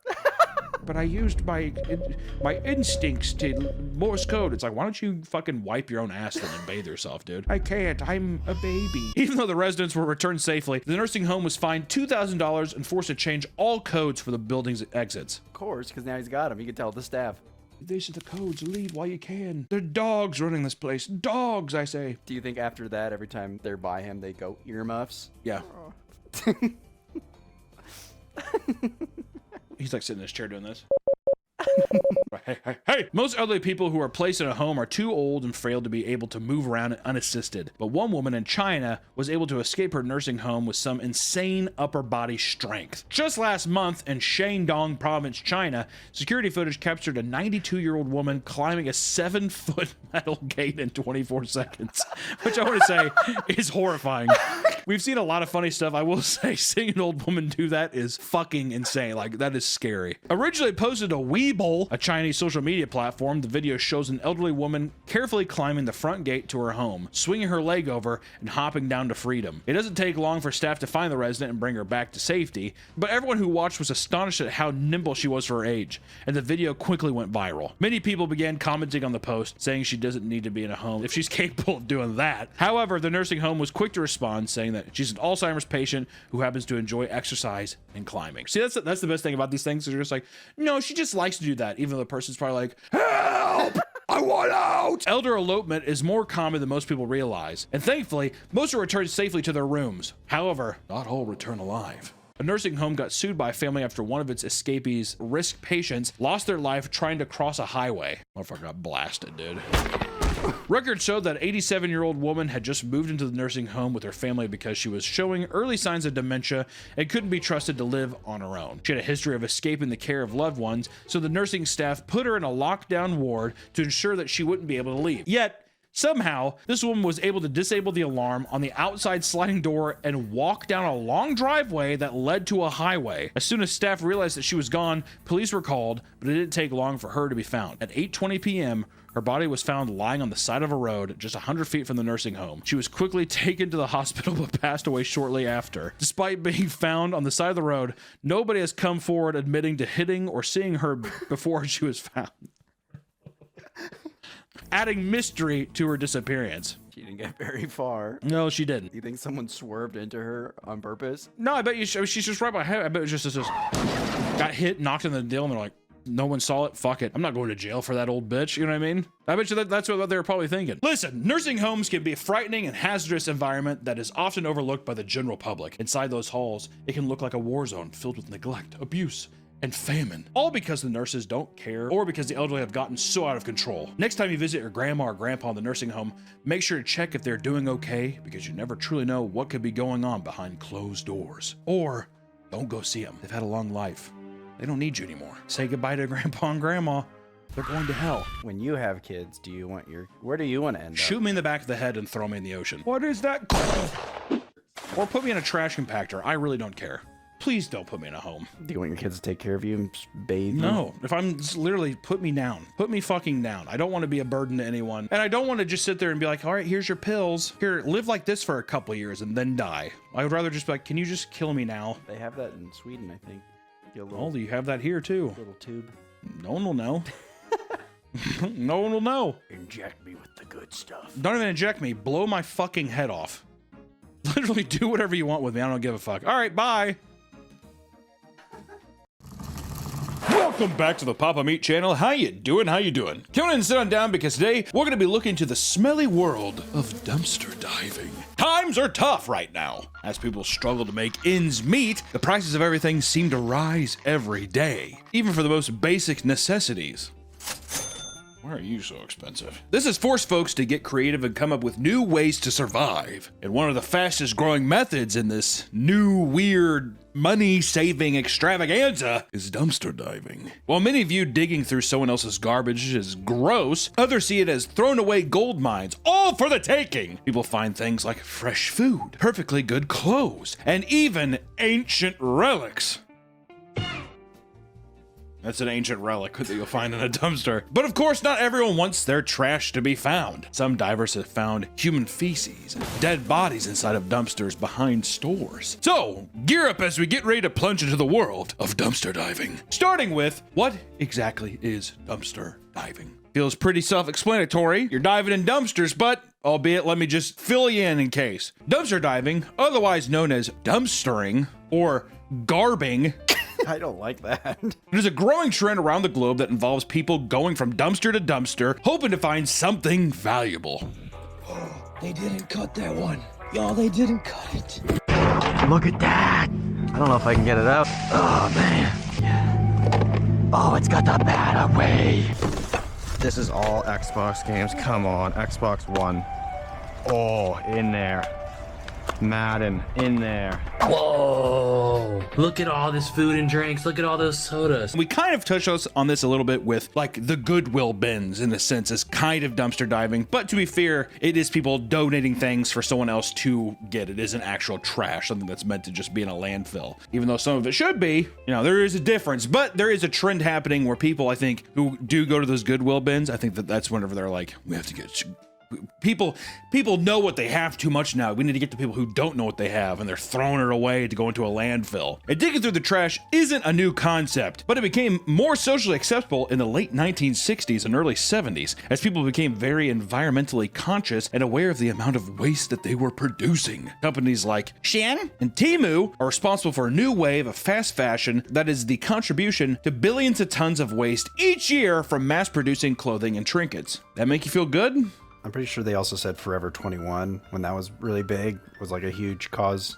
I could see Forever 21. If there was a reason the Earth would die or end, I think Forever 21. I would not, like, if someone was like, yeah, and it's Forever 21's fault, I would be like, sure. In America alone, 80% of people throw away perfectly good food. And companies like Walmart and McDonald's waste tons of perfectly good food from predetermined expiration dates. We got it so good that we're just like, just throw it away. If it's not mint fresh, I don't want it. Today, combating environmental waste is still a huge reason why people dive. But however, it has evolved over time to fit numerous needs, right? Not all these dumpster diving warriors are for good. I just want to say that. Everybody crawling around a dumpster isn't just some eco-conscious saint, all right? For example, some people scavenge through dumpsters behind construction sites to find building materials or scrap metal that they can sell. Or sometimes they just go in the building and steal it. Or sometimes they just go and break into stuff and grab copper out of the wall. Copper pipes that they can sell. Others will raid college campuses for thrown out appliances and office supplies. The reason it's so popular today is that there are tons of content creators across all platforms who make a living by showing off what they have found. And here's an overview of everything I've found, so I cleaned everything up. We've got Icy Hot, Nighttime Cold and Flu, Highlands Cold and Cough, NyQuil and DayQuil. Look at all that salt and pepper. Yeah, we just fit everything. It was so much stuff. And this is like all the stuff that we just, you know, lined up, kind of sorted out by sections too, like We've got our awesome haul all laid out. So much good stuff. We found a lot of food and snacks tonight. But this right here is hands down my most epic score ever. TNT confetti cannons, red, white, and blue. Multicolor confetti cannons. We've got these smoke sticks, $5 a piece. We have a mountain of sparklers. It's crazy. They're just like, yeah, so kind of. It's the same kind of live when someone's just like, I make $20,000 a month by renting out soda pop machines. Have you seen that? Time to do the pickup of my soda pop haul. And they're like in a laundromat and they're like, $900? okay. It's like bullshit, dude. Some of these people that are doing the dumpster diving, let's just say that you can't find something. You never know what kooky bitch is gonna just throw in something like, I don't know, is this what? It's like an antique dress or something. I just don't even, I don't like looking at it. It scares me, and they throw it away. Sure. But I do have a feeling that people are like going on eBay and buying something and being like, wait, what? And like they pull it out. Oh my God, Chad. Do you see this right now? That kind of thing. Each week, more people tune in to see what's been found and to get inspired to go out and try it themselves. Mom, can I go out and dumpster dive, please? I want to find a relic from the past. One of the more controversial reasons people dumpster dive is to find their next meal. Stores across the nation toss out millions of pounds of good food simply because it's nearing its expiration date, aka it's going bad. You'll get sick if you eat it. This has led people to start staking out dumpsters, waiting for big stores to throw out their expired foods. You think the guys ever come up with like meat? They're just like putting it, they're like, back! They have like a torch. Back! Which is it's not even a lot of homeless people. There's a lot of regular people out there that just do it. Why? It's free food, or it's my hobby. The meat's gray. It's gray. It's gray ground beef. I mean, if you could cook and put a little garlic salt on it, it'd be delicious. I mean, how long has it been in the dumpster? 10 minutes? I mean, in this case, 10 minutes, but if just the sheer fact of them throwing it out into a dumpster that is littered with germs. Wait! This video is sponsored by Chime. Chime is changing the way people feel about their money, with features and tools that help you avoid the pitfalls of traditional financial institutions and help you gain peace of mind. Chime helps you get paid early, build credit, and cover unexpected expenses. And now, it's easier than ever to manage your money with no monthly fees, no minimum balance, and no overdraft fees. If you've ever had a payment bounce or your account goes negative at the worst time, Chime's got your back. Chime offers fee-free overdraft on up to $200 on debit and credit card transactions. Then, you can pay it back later. No stress, no questions asked. Most banks charge for overdraft, but Chime doesn't. Go up to $200 on your overdraft or withdrawals with absolutely no fees. Start using Chime today. Head to the link in the description to download Chime and take control of your finances right now. Thanks so much to Chime for sponsoring this video, and back to the video. There's trends of people like washing their chicken in bleach. Is that true? Or do they think it just I mean, are they going, yeah, we call it blind chicken. Because you eat one bit of it and you're blind. I'm blind. You go legally blind for 10 minutes. That would be, I want to go to a hobo, like a homeless camp or any place where it's like somebody grabs some bleached chicken and they're making like Nashville hot chicken out of it. Oh, these blind hot chicken sandwiches are good. I just glazed over like I'm a White Walker. If you knew it was just temporary, would you try the blind chicken? It's kind of, I kind of want to. No, because I'd be too scared. I would be too much of a pussy. I've woken up blind one time. No, you haven't. Yes, I have. No, you have not woken up blind. Your eyes were closed. We've already talked about this. No, okay. It was total darkness, and you're like, but all of a sudden it came back. I'm like, you woke up and your eyes were closed. Help! I had like a face mask that had like herb bags, like bags of herbs. What the f do you mean bags of herbs? Were you hunting a vampire? Were you trying to fend off werewolves? Are you a plague doctor? What the f are you talking about? This salesman in a mall sold my mom to it. Took him an hour to sell it to her. It's like a mask you wear, but it's like bags of herbs that go over your eyes and you throw them in the microwave, heat them up. I put them on, and when I woke up, I took it off, and I was like, I can't see. Okay. I believe part of your story. I believe that you got conned into buying a face mask where you heat up some oregano and put it on your face. I believe that. I wholeheartedly believe that you took the mask off, your eyes were closed, and you thought you were blind. Look, it smells great, but I'm blind. I think what happened is the mask was too tight, and the bags of herbs was putting pressure on my eyes. And for 10 hours, the pressure on my eyeballs. Why would that cause you to go blind? I don't know. Have you ever put pressure on your eyeballs and can't see for a bit? No. Dumpster diving is not only an easy way to find free stuff. God. I already know too. This is so there's gonna be some guys like, he's right actually. I actually pressed my fingers in my eyes and I went blind too for a bit. Oh God. Dumpster diving is not only an easy way to find free stuff, it's also a good way to find nice stuff for free. You like that? People will search endlessly to find electronics, designer bags, and expensive makeup just to take it home and sell it online to make a profit from dumpster diving. Which, once again, parallels with the Goodwill pickers. Are they on the same line as people who go to Goodwill and search through trashy bins or even thrift store shopping? Or are they a layer below because it's simply dumpsters? I would say a layer below because, like, the bins, at least it's a organized thing. I will say for the means of survival, for getting meat to survive, I think they're parallel. But I think the people who are too cheap for the bins even... Oh yeah, because they're getting that for free. You know what I mean? You just gotta watch out for thrift stores now. There's no such thing as a good thrift store anymore. Everything's so expensive. I saw this amazing, we got that pool table. I saw this Dale Earnhardt Jr. or Senior, whichever one, the guy who ran into a wall. Show a clip. But it was his, the Intimidator, the best one. And it was a billiard light, but it was his car, was the hood. And I was like, holy, I was like, that's awesome. It's like, God damn, look, I was like, looked at the price tag. The guy wanted $3 grand for it. What is happening? What is this? Many people make a living purely by dumpster diving, finding all sorts of valuable things thrown away. Like this beautiful woman, Melanie Diaz. Melanie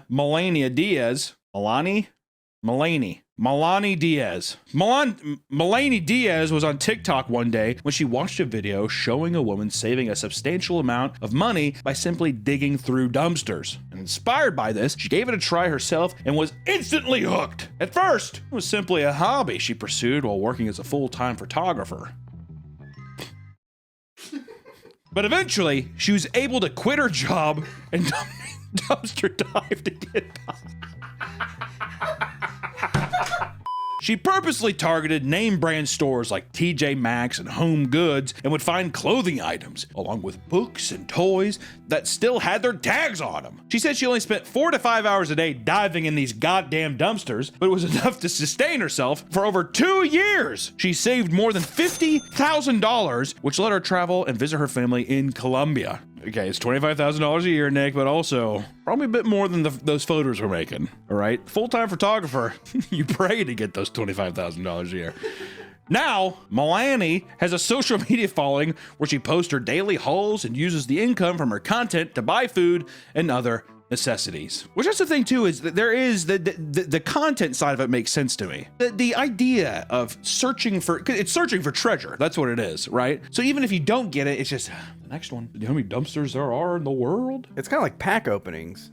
100%, exactly. Just more disgusting. I wouldn't say, you know what though? Not as demeaning. The way even myself opening up magic cards, it feels worse than probably crawling into a, I don't know, diaper-filled garbage can. And while some look to save money, others look to make money from their finds. 2 women from Pennsylvania traveled nationwide to put new items on their online shop. Veronica Taylor and Liz Wilson claim to make anywhere from $4,000 to $5,000 a month simply from items they find in dumpsters. The pair has found all sorts of expensive things, from Louis Vuitton bags to premium hygiene products. They share many of their finds on TikTok, attracting countless people to their online store. The income from their sales allows them to travel across the country, going from city to city and picking up different treasures from dumpsters. And Tiffany Butler is another woman who lives comfortably off dumpster diving. She has her own website where she sells beauty products, pet toys, and random finds, and these items range from $2 to $4, but her big ticket items are her sex toys that she finds.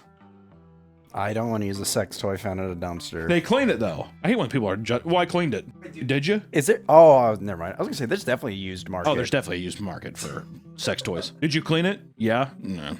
The whole thing can act like a little scratch and sniff. If it's not Willy Wonka's like wallpaper, then they're like, all right. She has a page where you can buy dumpster and other sex toys, all discarded by a nearby sex shop. In addition to her webpage, she has multiple accounts on social media showing off her finds. Tiffany claims that she makes anywhere from $76,000 to $100,000 a year just by dumpster diving, and probably primarily on the sex toys. She also finds enough things in dumpsters that she doesn't have to buy her kids back to school clothes or supplies. She just gives them the dumpster finds that show American pickers. They go to people's places and they look through their shit and they're like, what the hell is that? That's awesome. And they put it in like a, it's like, oh, this is a vintage store. But essentially they're going through dumpster sites and stuff and grabbing things? Is it just because it's cheap items? It's people cheaping out and being like, well, these are perfectly good folders. I'm just going to use these folders. Is that the negative connotation? And is it really that wrong, Nick? No, I don't think it's wrong. Don't get me wrong. The kid's going to get bullied. You better not tell that anybody. Kid, if you're watching this, do not tell anybody. I brag about dumpster diving all the time to my teachers. Like, I brag about it to everybody. They're like, ew, that sounds gross. I'm like, oh yeah, I got this, I got this, I got that. I love it. I have no shame. What the puppet in the Sesame Street? That's the garbage guy. Oscar. I call your ass Oscar. Like, I'm not a garbage man. They're like, I'm not a garbage man. Also, don't give him bleached chicken at school. Yeah, last time we ate your mom's snacks, we went blind for like 4 minutes. That's what I mean. I guess it's a thing of like, I don't know. It's a weird, because there really is nothing wrong with it, right? I think it's just the perceived idea too that people are like, the thing I got, even like right here, I got this for my child, I got it out of a dumpster. I think it's just the face value of that. Even if it's totally normal, it's just the idea of like, you couldn't just go inside and pay for like a clean version of it. Well, that's capitalism. Well, listen, dumpster diving profiteers are not only in the US, but are worldwide. In the UK, a channel by the name of Dumpster Diving UK makes upwards of $100,000 from a single haul. Throwing away over there. I found this gold lion. I think it belongs to the queen. I'm not sure. I don't like it. I'm just gonna sell it. The man who runs the channel creates videos that focus on how much companies like Amazon and Smith's, an Irish toy chain, actually waste. Which, you know what? That's big brain moves. Dump it on the show that I could turn this around and make tons of money off this. What do you think British Jeff Bezos is? What's his name? Jeff Biscuits. Or Jim Biscuits. My name's Jim Biscuits. He's like bald still. Oh, you better get out of my photo, hey? I'm gonna fucking give you one, eh? While he claims to make only about 1,000 USD a week, some of his largest finds have earned him hundreds of thousands of dollars. In one haul, he found 50 boxes of nail polish, each containing 300 bottles, which he sold for $135,000. That's insane. He has also found large amounts of iPhones and hard drives that have given similar profits. The man claims that his fascination with dumpster diving started when, as a child, he found food for his family in a Tesco dumpster. And ever since then, he has been interested in the world of dumpster diving. I used to eat and drink from dumpster, like trash cans at school. So why even say that publicly? You don't need to. You don't need to out this man. It's all right. What are you doing now? This man's story of finding food in the trash is more common than people realize. Food waste is a big problem in the world today, and there are whole movements and cultures that exclusively eat from dumpsters. Looking at a dumpster, you probably wouldn't think it looks appetizing, but for some people, it's a whole goddamn buffet. Within the diving community, there's a subculture called freegans. These people are simply looking to avoid paying for food and to help reduce food waste by taking food out of the trash and consuming them. Freegans devote their time to scouring their cities and marking out good places to eat. Online, they have created maps of good dumpsters to eat at, as well as locations of fruit and nut trees. In Germany, it is so popular that they have opened a grocery store called The Good Food, which gets all of its produce from dumpsters. Sophia Anderson is a big supporter of eating from the trash and has made a social media career showing off her finds and how to make delicious recipes from discarded food. I'm sure that all the food she gets is just like, it's not everything is just covered in piss and shit. In my mind, that's what it keeps coming to, but it's probably like canned foods. Got that image right there. She got a bunch of cheese and meats. See, that's the cheese and meats I'd be so scared with. If my buddy hopped out and he's like, I found a fresh can of black beans out of a trash can, I'd be like, pop her open. But for some reason, the meat thing just scares me. The phrase, one man's trash is another man's treasure, could never be more true when it comes to dumpster diving. People throw out all sorts of things and don't realize how much they might be worth. And one Chinese man found a historical relic inside someone's trash. I instantly got chills as soon as I said Chinese man. Why? I don't know.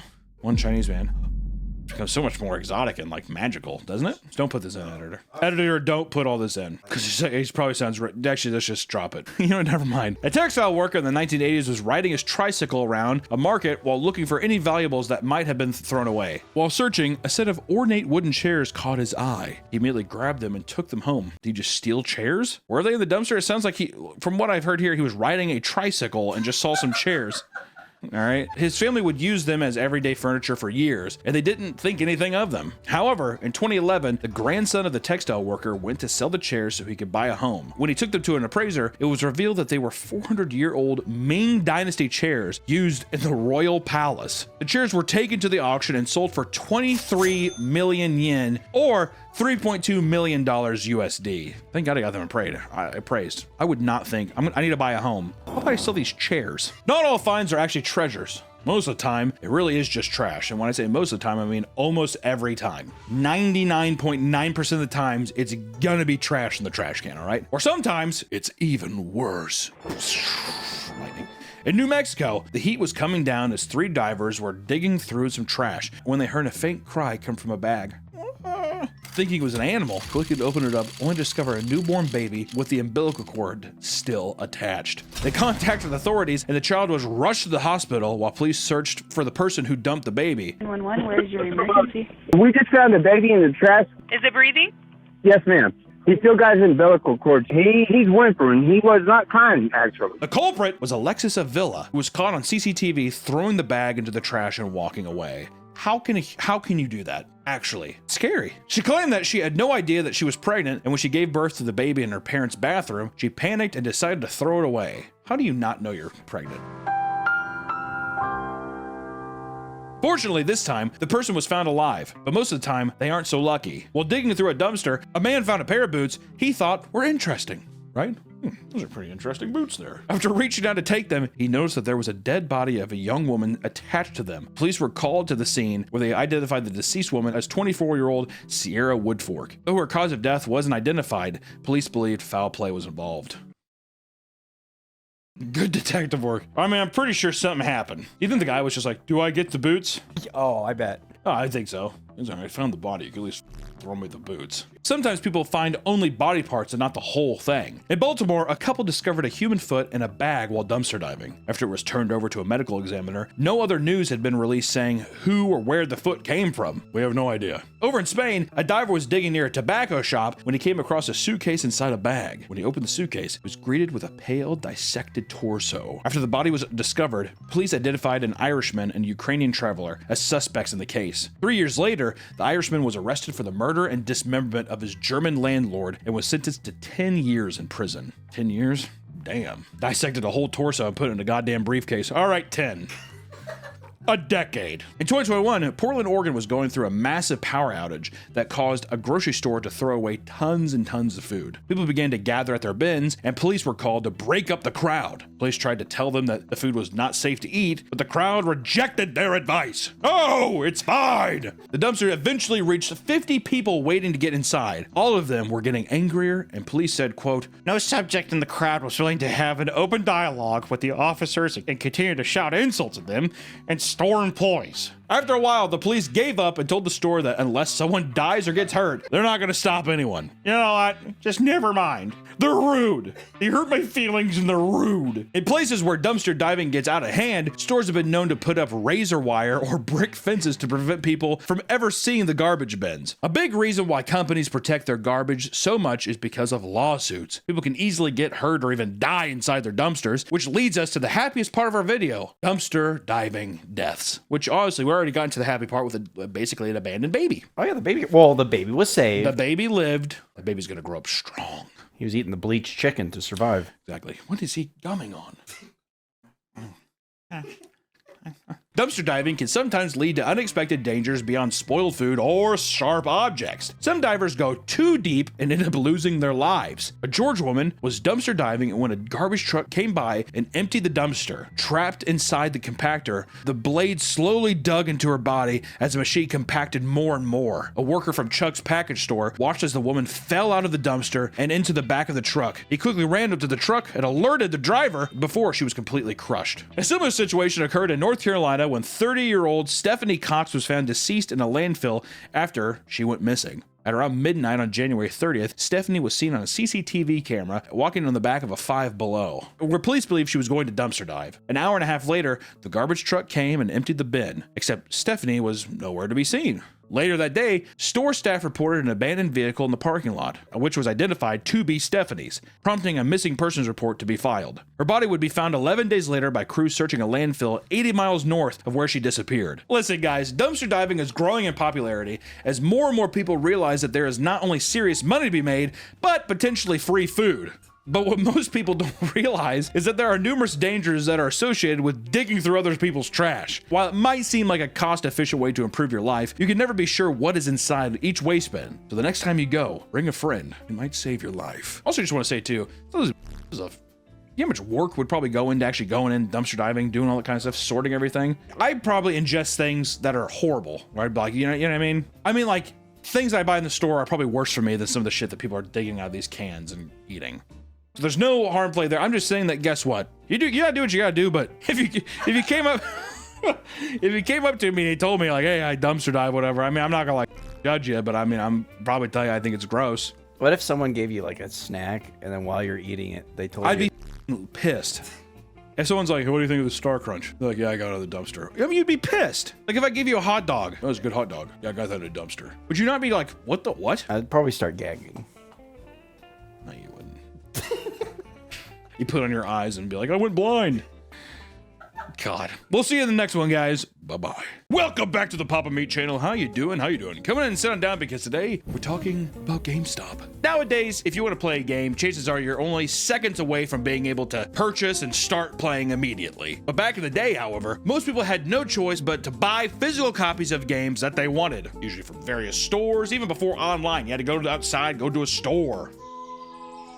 It's horrible. Or buy it through the mail and wait 6 months. Yeah, you could use Gamefly. Is that still a thing? Is Gamefly still? There's no way Gamefly is still a thing, right? Among the variety of video game retailers, the most well-known was undoubtedly GameStop. For a time, it was the biggest video game retailer in the world. But over time, what used to be a cornerstone of gaming culture has slowly faded out of relevance due to the rise of online marketplaces. But it's not like GameStop was infallible before the eventual decline. In fact, throughout the retailer's long history, there have been many reasons to criticize the company for how it's run. So today, we're gonna talk about why the GameStop is so terrible. This video is sponsored by B&B Theaters. Summertime means going to the movies. So why don't you go to the 5th largest theater chain in America, number 5. We have a theater close by the studio where we get to see all of our major releases and summer blockbusters. With 58 locations over the US, you're bound to be by a B&B theater. Plus, B&B has many ways to watch, including the grand screen, the company's own premium large format. As the name suggests, this is the theater's largest screen in the building and features cutting-edge sound and projection, creating a first-class experience. If action is what you're seeking, watch a film at B&B and MX4D. MX4D creates a totally immersive environment where you can feel the film in your seat and the theater around you with a built-in motion and sound and visual effects. We saw Mad Max in it. It was fucking awesome. And if you need more screen, try B&B's Screen X. This multi-projection 270-degree viewing experience lets you take in large landscapes and exciting scenes to their fullest. I also saw Mad Max on that one, and it was awesome! This unique viewing cannot be achieved at home, which is why you need to see Jurassic World Rebirth at B&B Theaters. Make sure you grab a friend, get some popcorn, and head to B&B and watch Scarlett Johansson run around with some dinosaurs on the largest screen you possibly can! Thank you so much to B&B Theaters for sponsoring this video. I've been going to B&B since I was a wee little lad, so it's cool that they sponsored this video. Please, if you're buy one, go support them because they supported this video. Yeah, let's get back to the video. But first, we have to talk about how GameStop began. Babbage's was a humble software retailer founded in 1984 by David R. Carlson in Dallas, Texas. The store was very popular, and they eventually began selling video games and other forms of entertainment software. And after merging with the retailer Software Etc. and facing financial trouble, it was bought by Leonard Riaggio, a major stockholder of Barnes & Noble, in 2000. The company bought another rival chain, Funko, and rebranded itself as GameStop. Hello? Hey, Hunter, this is Dr. Mitchell. I'm afraid I have some bad news regarding By 2005, they had become a massive company to the point that they were able to successfully merge with their largest competitor, EB Games, in a $1.44 billion deal. This led them to become the biggest gaming retailer at the time. And GameStop has become the leading spot to not only purchase games and consoles, but also trade in used games to make some of their money back. This is something that everyone nowadays seems to have the biggest gripe with. So, firstly, I want to talk about GameStop's terrible, terrible trade-in policy. This is how they make most of their money. This is how GameStop, if you're wondering, how are they still open? It's this. Okay, this is it. The trade-in policy, that's how the lights are fucking staying on. People bring in their used games in order to receive either in-store credit or cash. That being said, the GameStop trade-in values for games are known to be laughably low and have been memed into oblivion on the internet for, decades. Probably since they fucking opened. Probably since GameStop was even a name. People were like, you're gonna trade in there? Really? Are you sure? Part of what's insulting about this, however, is that trading games were marked up for far more before being put back on shelf to sell to other customers. So they would sell it in and then they're gonna mark it up hundreds of percentile, right? Yeah, $7 game and they put it up for $60. And then some hapless son of a bitch is gonna come in and can buy it off the shelf and they're just like, oh, that's rent, baby. We're getting rent, hand over fist. Even recently, someone made a post about how they went to a GameStop to trade in nearly a complete collection of amiibos because he no longer had the space for them in a new college apartment. Also, they're amiibos.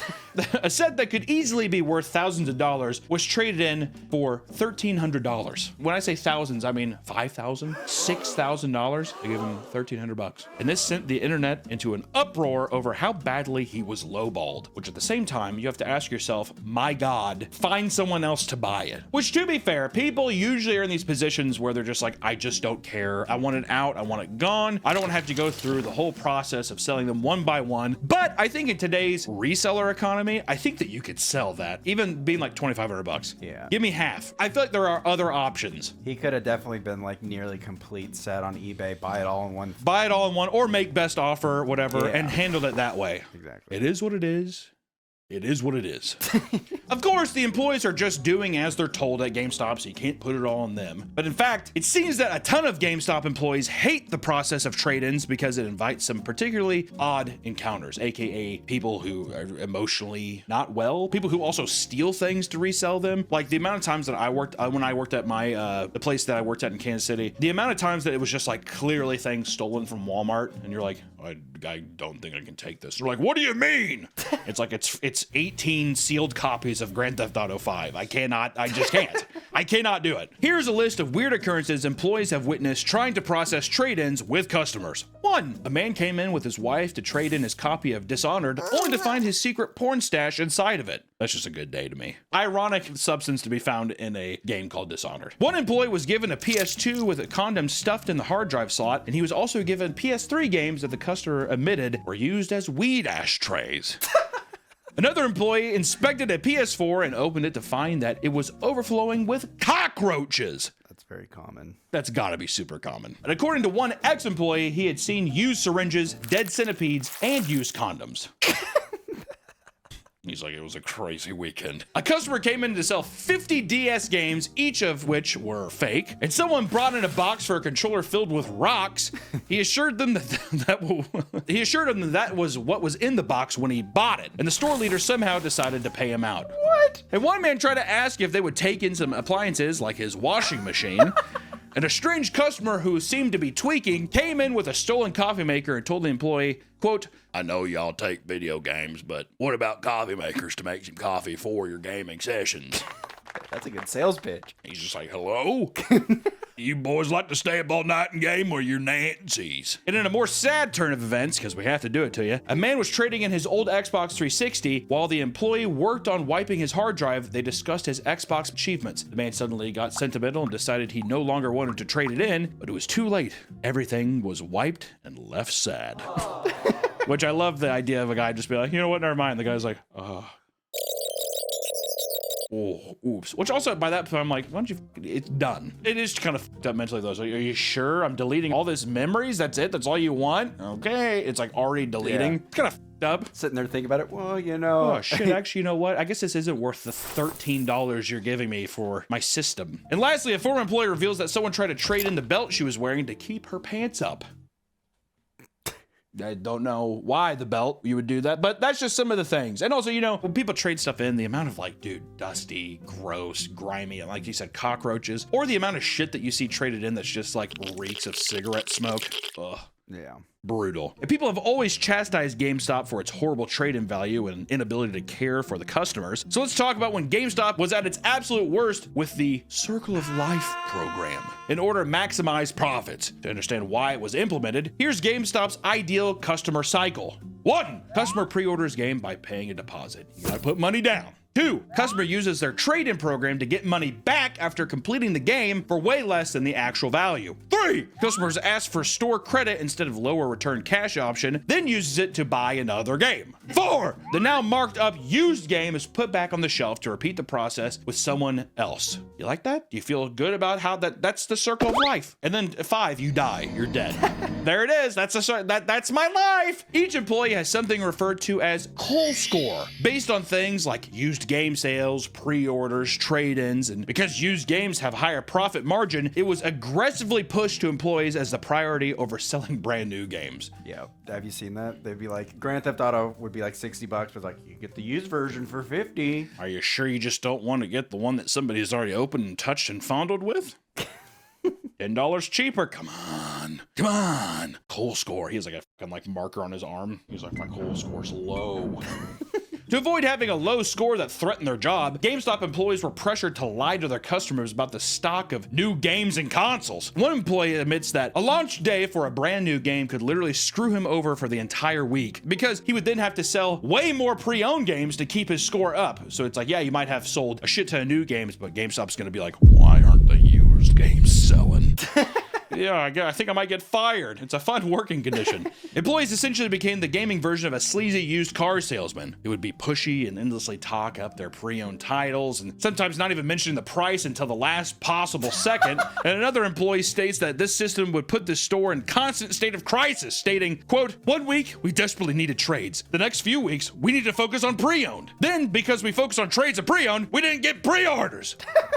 Some claim that the entire stores were fired over the Cole system, while others state that these were simply edge cases. But regardless, after enough pushback, GameStop's made changes on how to run their stores. They removed the Cole scores for individual employees and made it so the entire store just had one score to work on. Today, it's not clear if they still utilize a system similar to the Cycle of Life, but I'm sure there's some GameStop employees watching this right now, and if it is, please tell me. I'd like to know. How does it feel working in hell? Do you like hell? You think there's probably just GameStop lifers, right? I've been here since I was 18. Oh, yeah. You know, there's like 6-year-olds now that have been working there since the beginning. 2005. How old were they when they started? Hasn't GameStop only been around since like 2000? So I guess he was in his 40s. 35. All right, there you go. Either way, GameStop still upholds a reputation for treating their customers poorly. So let's talk about a little recent example that just happened. The Switch 2 controversy. Multiple GameStop customers have been reporting that their Nintendo Switch 2 pre-orders were being canceled. This has been happening to random people over the past few months, but started to heavily ramp up in late May, with only days left until the release of the console. It gets worse for one specific GameStop location in Astoria, as they were revealed to be pushing customers to spend way more than they intended. After people wait all night to get their consoles pre-ordered, they were supposedly told that the SKU number can't be processed for just a console. They used this to push people to splurge on more expensive bundles and accessories. And one customer secretly filmed himself throughout the entire process, spending hundreds of dollars to lock in his pre-order. So what's the minimum you have to, is it a price you have to hit, or is it? It's item quantity.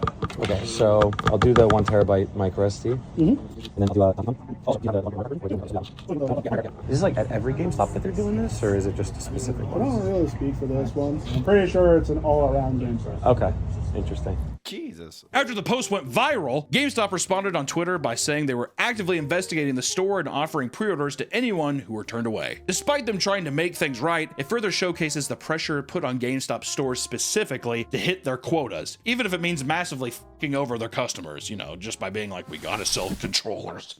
If we don't sell controllers, I want to know who's the guy where it's like, you don't want Bob to come down. Like corporate, you know what I mean? Oh, yeah. Oh, God, Bob's coming this week, and he's like, there's a lot of controllers in the back room. This place is shut down permanently. I've been working here since I was 35. I'm 60 now. He's like, that math adds up. By now, it should be clear that working for GameStop can be a bit of a fucking nightmare. So let's talk about why people hate working at GameStop. Many people think GameStop is a great first job, right? Because they can make money in an environment they're passionate about. I love video games. I want to work at GameStop, right? Kind of reminds me of like those commercials of people doing the tester games. I'm having so much fun testing video games. Yeah, it's so fun playing this game. I can't believe we got jobs doing this. I know. And my mom said I would never get anywhere with these games. Those that go to the massive r/GameStop subreddit to ask if it's a good idea to put an application to work there are bombarded with current or ex-employees desperately trying to chase them away. Run while you still can. I mean, one response reads, "You can run. Work anywhere else. You think you want to work here, but you don't. Find a local retro game store to apply to instead. This is not a video game job. It's a sales job with zero benefits or incentives that happens to involve video games. Sometimes."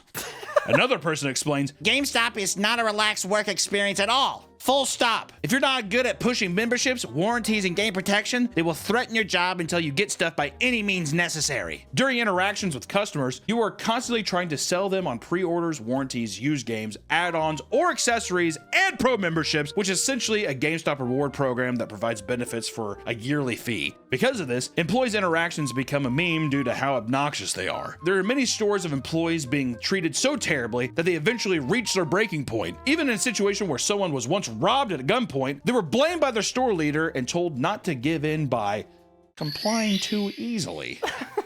You might get shot, okay? But the Halo 3 edition, guys, we're gonna lose profit here. Bob's coming. You don't want to lose all that, The coal score. The coal, exactly. The goddamn coal score for the show, right? Or for the store. If you get shot, we'll give you a day off. Do you think they're like, do you want to take the new games instead? Yeah, instead of robbing our money, what if you just took 3 new games and like 3 pre-ordered games, and that would balance out our coal score? And the guy's just like, in another robbery that took place in Pennsylvania, $5,000 worth of PS5s were stolen after being violently threatened by 2 men. This led to a top-performing GameStop manager of 13 years being fired, as if it was his responsibility to fight off the thieves for the beautiful, delicious Japanese gaming system. Several employees quit in protest, and it wasn't the first time employees rallied together against the upper management. In 2023, a Michigan GameStop was managed so horribly that every single employee quit at the same time. It occurred on an important day, the release of Legend of Zelda: Tears of the Kingdom.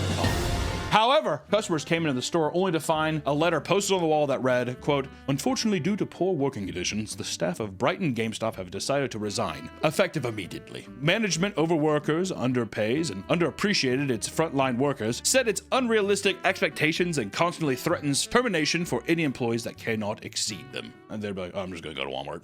I'm just gonna go to Walmart. That's where the customers are like, "Oh, okay." And they probably just turn around and leave. There's a lot of people who've been doing that in like retail stores and fast food. They'll just put up a sign like Popeyes, be like, "Popeyes corporate hates us. There's only 3 of us today. We're just not working today." I see that. I've seen that with like Starbucks meetings with people being like, "You can't enforce this," or whatever, that kind of stuff. And it's always funny when they have like someone's there recording it and they like pan over and there's the managers who are just like so smugly being like, "You motherfuckers. You're all dead." The same thing happened in 2022, a year prior, in Nebraska, where every employee walked out and left an angry letter on the front door. And according to one employee, they were undertrained, verbally abused, and had their jobs threatened at every turn. And employees at GameStop have to deal with way more obnoxious customers than people may realize. One employee posted about how, after fully organizing the Funko Pop wall, a mother brought along her child and let them climb all over the shelves and destroy the entire display. 15 minutes later, after she left, they get a call about how the employees were racist for keeping an eye on her child. I don't know about that one. In one post, a customer was denied a return of a controller that had clearly been smashed to pieces. The man left after being threatened and called slurs for 30 minutes, only to run back inside and attempt jumping over the counter to attack him. He left after the employees threatened to call the police. And one employee posted a video he took in the store where a man is denied a return of his copy of Fallout 76 because he doesn't have a receipt. He becomes so infuriated that he starts destroying the entire store on his way out. Hi, welcome to GameStop. In a more extreme response, one man loses it after demanding a Steam code, claiming his didn't work. After being denied this, he told the employees that he planted a bomb in the store earlier that day, which would apparently go off if he did not give him a store code. An entire section of the mall had to be evacuated because of this bomb threat. Didn't Chris Chan also attack I think Chris Chan pepper sprayed somebody. I think there's a GameStop. video. Yeah. Yeah. It's one thing to encounter aggressive customers, but what about the weirdos, right? It's no surprise that GameStops might attract some odd characters. According to one ex-employee, a man that was talking to him was so open about his life that he ended up showing her a picture of his diaper collection on his phone. Would you like that? Another customer came in because of the help wanted sign on the window, only to say that he has to confirm how far the Neos Elementary School is before he can officially apply. Oh, because he's a... In an infamous video, members of the FaZe Clan walk into a GameStop thinking the employees will recognize them. They're met with mostly silence and leave the store after flaunting their millions of YouTube subscribers to grown adults. It's horrible. Good God. There was also a man that came in to try and trade in a bunch of Gooner games like Leisure Suit Larry, The Guy Game, and Playboy Mansion. He was asked to leave because there was all over his cases. Oh, that's just glue. It's glue. It's Elmer glue, dude. I'm a model builder. It's tapioca pudding. I was eating. And I had snack pack pudding. Tapioca. It was great. According to one female employee, she had weird men wait outside the store to talk to her almost daily, to the point where she has to have her mom and boyfriend wait outside when she closed up to avoid the confrontations. And similarly to that, another woman dealt with tons of weird attention from male customers because the manager exclusively hired attractive women to create what she described as a hot GameStop.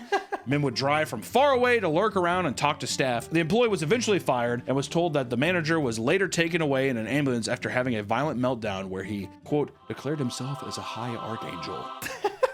Sounds kind of like the coffee thing. Which, well, not only that, but it sounds like he's trying, like, is he a fucking cult leader at a GameStop? All my beautiful babies will play these games. I am the archangel. And there will be pre-orders and there will be pre-owned games sold and then new games sold and accessories, all at a perfect rate, a perfect call system for Archangel. Do you think he had a pretty high Cole score then? I would assume his Cole score was very high. I would hope so, at least. He's the Archangel. Speaking of women, it turns out that GameStop once created an entire training video that teaches male employees to converse with them, right? Because they might not have done that before. The video stimulates interactions between men and different types of female shoppers, teaching you how to avoid making a woman feel stupid by throwing out a bunch of gamer jargon at her. Hi, welcome to GameStop. My name's Alex. How you doing?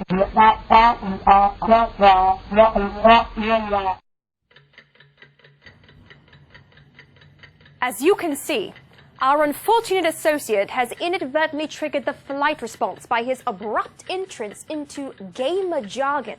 They don't know how to play, they're just here picking it up for their man. If you have to rub her back.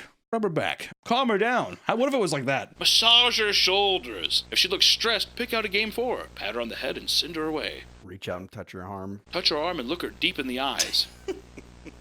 Not only is working there stressful and weird and creepy, we haven't even talked about the massive amount of GameStop robberies. GameStop is home to tons of products that are incredibly valuable and small in size, making them highly valued by thieves. Some of which, like newer next-gen consoles, have limited stock and can be resold online for insane prices. And it doesn't help that many stores are often run by just one employee at a time in an effort to cut cost and save money. And in 2023, around 30 GameStops in the US were robbed within a mere 3 months. Even as recently as this year, a group of burglars crashed their car into the GameStop in Chicago to steal games and equipment from the store. This was seemingly a part of a large-scale GameStop crime spree, with 4 GameStops being targeted for smash and grabs in just 1 month. Some burglars are not nearly as successful, like a man from Georgia that was caught trying to steal from a GameStop wearing a plastic bag over his head as a disguise. It's pretty awesome. Is that water bottle bag? I don't know what it is, but it's like, what the fuck? What are you doing, man? The St. Mary's Police Department Facebook page made a post requesting information from anyone that could identify the man. They wrote, and I quote, "You can help us catch him. Once you can stop laughing." He was eventually found and booked on 2 felony charges for criminal damage to property and burglary. In a particularly heartbreaking story, a GameStop smash and grab led to one immediate arrest after a young man's entire crew ditched him before he could jump into one of the 2 getaway vehicles. Peace. With all the chaos that surrounded GameStop, long history, you must be wondering, where does GameStop stand today? Because I know so many people that are watching this right now are probably thinking to themselves, oh my God, I haven't been to a GameStop in years. I haven't even thought about GameStop in years. I only think about GameStop on Black Friday, that kind of thing. I only think about GameStop when it's like a busy time of year, but even then I don't go. It's been forever since I've stepped foot in a store. I mean, GameStop's reputation has never been fully repaired, and they are surely no longer the retail titans they used to be. And after acquiring ThinkGeek, a retailer that focused on selling geek culture products, the store has slowly focused more and more on selling toys and collectibles like Pokemon cards and Funko Pops and all that bullshit. They even teamed up with PSA to start official card grading service. Why? To undersell you? To undersell you on fucking cards? Jesus Christ, bro. According to GameStop's recent earnings, GameStop's about to sell more collectible items than games. GameStop, collectible stop. Change the name. The biggest and most recent news to come out of the GameStop, however, is their decision to spend $500 million on 4,710 Bitcoins to be used as treasury reserve assets. There you go. This led to GameStop shares lowering by 10.9%, but the company states that there is a set ceiling on how much Bitcoin they will continue to purchase. We're gonna do it. We're not there yet. We're not there yet. When we get there, we'll stop. I mean, it's a fucking clown show. There's something nostalgic about walking into a video game retailer. Something that's becoming less and less possible as the years go on. You know what I mean? It's just like the brick and mortar store system is, albeit inconvenient, but it used to be a place where it was like just a place you could drive to. It was something that was tangible that you could walk into, and it was just like a place that would take your stress away, though. It was a place of excitement, you know what I mean? And I think that a lot of like independent stores have started to pop up and fill that void just because all these larger retailers that we grew up with or that have been around for a long time have slowly become, I mean, like the fucking worst. I don't think that they were ever really good, but you didn't have anything else. It's just like it's full ugly faces shown and it's horrible. So if you want to revisit that feeling, maybe find a small mom and pop shop in your area to shop at, you know, because there's so many people that aren't just scummy resellers and fucking parasites. There are people who legitimately love the culture of video games and will give you a fair price and, you know, all that other bullshit. Or, you know, you can just buy online. I don't really give a shit what you do. So. Have you ever traded anything at the GameStop? Yeah, dude. When you're young and dumb. Usually a lot of people that trade and stuff at GameStop, it's just people who, one, back in the day, you didn't know what you had. So you just be like, okay, well, I just want this new game anyways. And you're just frivolous with just being like, well, I've played these. I don't know. And you sell them back and you buy something new and you're like, oh, fuck, I wish I would have kept that. It's the same with like Magic cards. How many times I like traded in Magic cards or sold Magic cards where I'm like, oh man, I really wish I would have kept that. Oh, yes. It's just that. It's a fucking horrible system. It's mostly, I think it preys on young people. That's what I think. Young, dumb people who are just like, whose attention spans can only be like, okay, I want to play that now. Okay, I want to play that now. It's that kind of vibe. GameStop sucks. What can I tell you? It's a horrible place. That's the end of the video. Wait, no, we're going to GameStop, aren't we? Bye. Again. Welcome back to the Papa Meat channel. How you doing? How you doing? Come on and sit down because today we're talking about the Minecraft movie.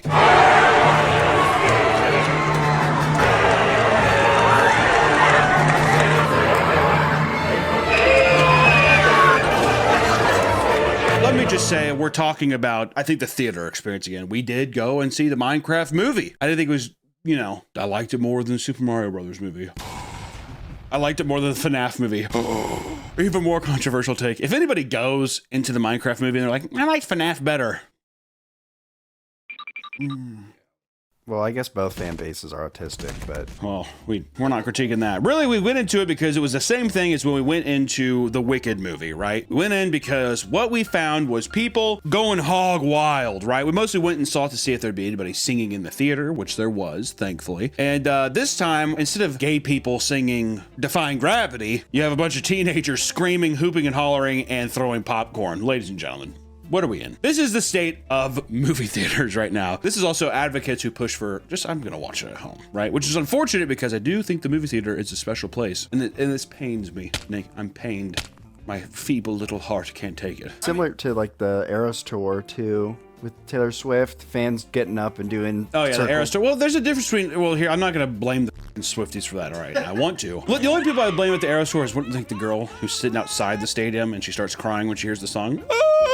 It was the song that saved my life. Well, I'm talking about when they were playing the theater. The theaters, yeah. Doing the cult mentality. Well, I mean, you know, it's a concert thing. It's a difference at least, right? So today we're gonna talk about the absolute pandemonium that's the Minecraft movie. From trashing theaters to body slamming theater staff. Let's Minecraft. To better understand how we got here, we have to go back to the beginning. When the trailer of the Minecraft movie dropped in late 2024, people were immediately taken back by how bizarre it looked, right? Remember people being like, what does that sheep look like, dude? Why does a sheep look like that? And you're like, it's Cube. It's Minecraft. Not a big deal. Which, once again, we saw the movie. Thought they did the zombies and pigs pretty good. No. I'll say it. Villagers. Love the villagers. The only reason I'd go back is for the villagers. I'd watch that every day of the week. People were already prepped for disappointment after finding out that the movie would be live action rather than fully animated. But seeing the grossly realistic texture on the iconic Minecraft characters greatly upset fans of the game. Like, this isn't cute and simple. What is this? You know what kind of remind me of? It was like that thing when it's like Minecraft graphics turned all the way up. Like those YouTube videos. RTX on and RTX. Yeah. It runs with that trend. The villager character specifically disgusted people the most. I mean, don't get me wrong. It's uncanny, but at the same time, I was like, this rules. They're so looking, and all they do is just yeah. It's so good. Other complaints stem from how the entire movie looked like an overly saturated green screen mess. Sorry to break it to you, the Minecraft world isn't real. You're probably gonna have to have some CGI, which I will say in defense of it again, there's a couple parts where they have practical Minecraft sets and it looks really sick. Jack Black and his sheep house, whatever, that was all practical and that looks sick. I thought it looked good, you know? Could you have done all of that? I think you probably could have with the budget you had, dude, but no, gotta make it digital. Which also, to be fair, if it was all practical, would that not take away from the fact that it's like a game? Jack Black was asked by an interviewer about his feelings on the trailer criticism, and he said, quote, I was surprised because I loved the trailer. I was like, oh, this is gonna go over great. And you know, there's always so many people that are sensitive to everything you put out there. I love the movie, but now I'm like, I don't know. Let's see what everyone else thinks, because I don't trust myself anymore. Yeah,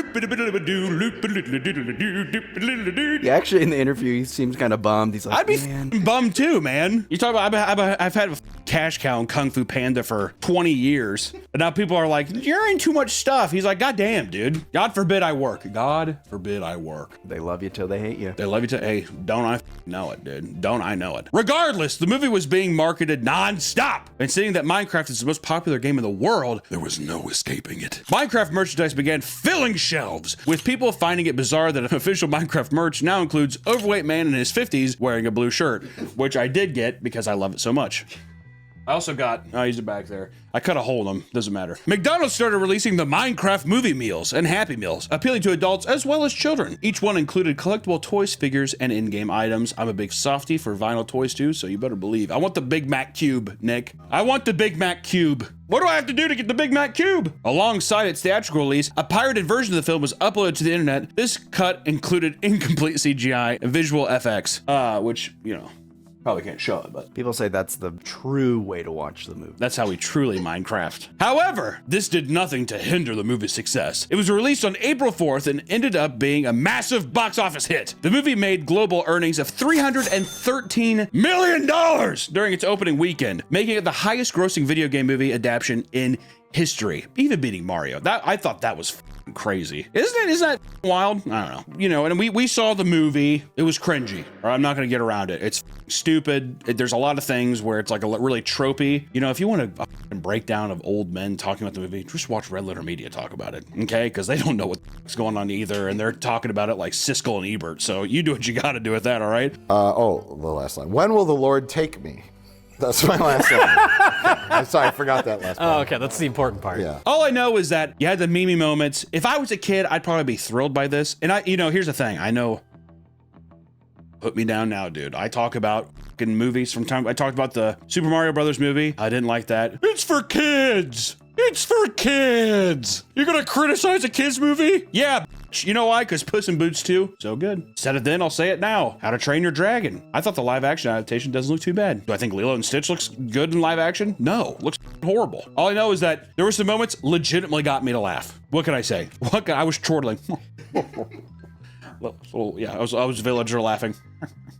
All right, so I don't know. I was gonna say, is it the worst thing of all time? No, it's not. Sorry, I'll say it right now. I'll die on this hill.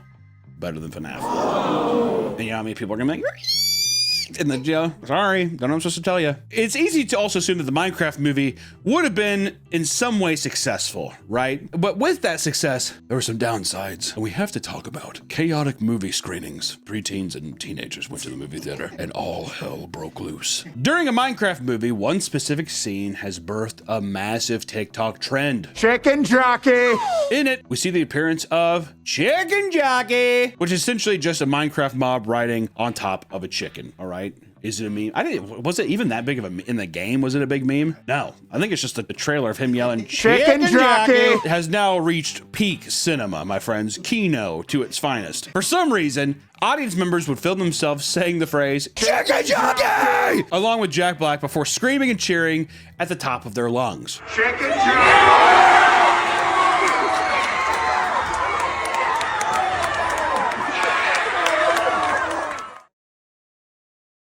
You meme on a movie like this, you have a good time with your friends. We complained, don't go to a movie theater and sing. Here's the difference, because I'm going to say something controversial. Going to the Minecraft movie with your boys or your friends and screaming Chicken Jockey and clapping, awesome. Going to a movie theater and trying to sing as if you're in the f***ing play, annoying. Stop that. Also, Chicken Jockey lasts severely shorter than the entirety of Defying Gravity. All right, just want to say that. Well, also, the people singing are probably singing every song. What's up? It's nonstop, which don't get me wrong, there's Jack Black lines throughout that are getting cheered and memed on. Every time, it's funny until it's not, and we'll talk about that. People were comparing the response to their hyped up screams to the biggest moments from Avengers Endgame, you know, which people look back on the Endgame now and they're like, it was like a part of my childhood. And then like the Minecraft Chicken Jockey is just dwarfing it. You know what I mean? Which, to be fair, genuine responses of joy versus malicious intents of making fun of something you paid for it just so you could go. It's like basically a circus freak show. You're going up there just so you can be like, ah! You know, my good friend over at the Kino Corner said this on Twitter, which I thought was pretty was important to bring up. That was the wildest theater experience of my life. Most of my audience were middle schoolers, and they would clap and hoot and holler whenever one of the meme lines was said, or when they recognized something from the game. When Jack Black said Chicken Jockey, the theater erupted into sheer pandemonium. Kids were cheering, clapping, jumping onto the top of their seats. Whenever Jack Black sang, the kids would get up and start dancing in the aisles. They acted like this wasn't a movie, but a rock concert. It was a complete expression of mixed and genuine love of Minecraft and irony poisoning, and the result was pure chaos for 100 or so minutes, which I gotta tell you, if that's not worth price of admission, I don't know what is. Because if there's also some snob who's like, I just came here to watch the movie, man. I'm like, you're not, I don't think you're missing much in terms of there. I think you can catch back up. I would rather be in that movie experience, honestly. I was gonna say, I wish our theater was that we went too early. We went too early. We went on a Thursday afternoon. Also, there was a huge family in front of us, like a giant Mormon family or something. Did you notice that? I was like sitting there, I saw the mom and dad, and I was like, my head kept turning because like the amount of kids that were in the front, I was like, Dad, their whole movie, Dad, is that a creeper? I was like, no, see, that's the bad movie. We had the bad one. Quiet and then just, Dad, is that creeper? Dad? Almost like karate chopped out of the back of his head. If I had to hear DAD question mark one more time, I was gonna blow my brains out in the theater. I would have been a creeper. The cheering from the audience became so loud that most people from outside of the theater could hear echoing throughout the building.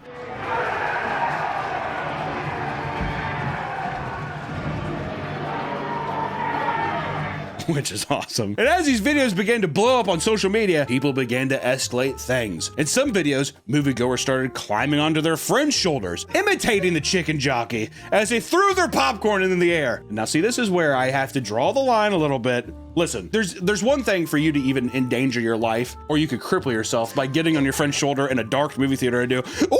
And like take your shirt off and like throw it in the air like that. It's another thing to take popcorn and throw it across, or slushies and throw it across. Come on, bro.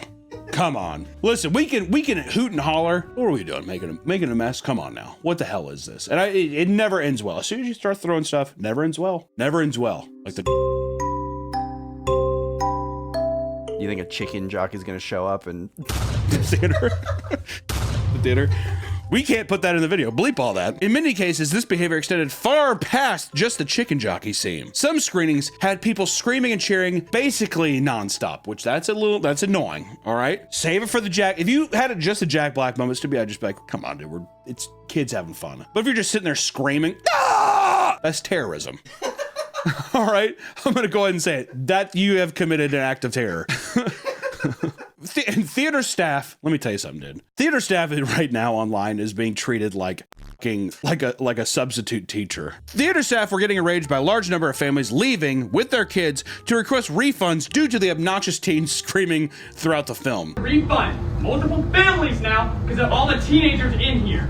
If I have to do it again, you're all getting kicked out and leaving. Sir, can you please stop Understand? recording? Stop recording. Oh, I got you, dude. What are you gonna tell a group of kids? Stop it. Hey, you guys screaming and stuff is making me upset. What do you think a 14-year-old's gonna do? Who definitely made fun of a handicapped kid on his way in and like literally took a on a homeless guy. I'm just, what are you, you know, it's gonna do nothing, dude. If anything, you have to just be like, you need to get like an older guy in there and just be like, you guys are funny, man. You guys are awesome. And that would probably shut them up. They're like, oh, what are we doing? Some older dude. Seriously, you guys remind me of me. That's how you stop a teen. What if Regal Cinema started employing just like a 45-year-old guy just to kind of snoop around, just be like, you guys, you want to hang out after this? Oh, the vibe killer. He's a vibe killer. He come and he just sat on a seat next to you and he's just like, you guys want to you guys like tech decks or something? He's like tech decking. He's got the full Minecraft creeper outfit, creeper shirt. Yeah, he has I thought you were gonna say the onesie, the creeper onesie.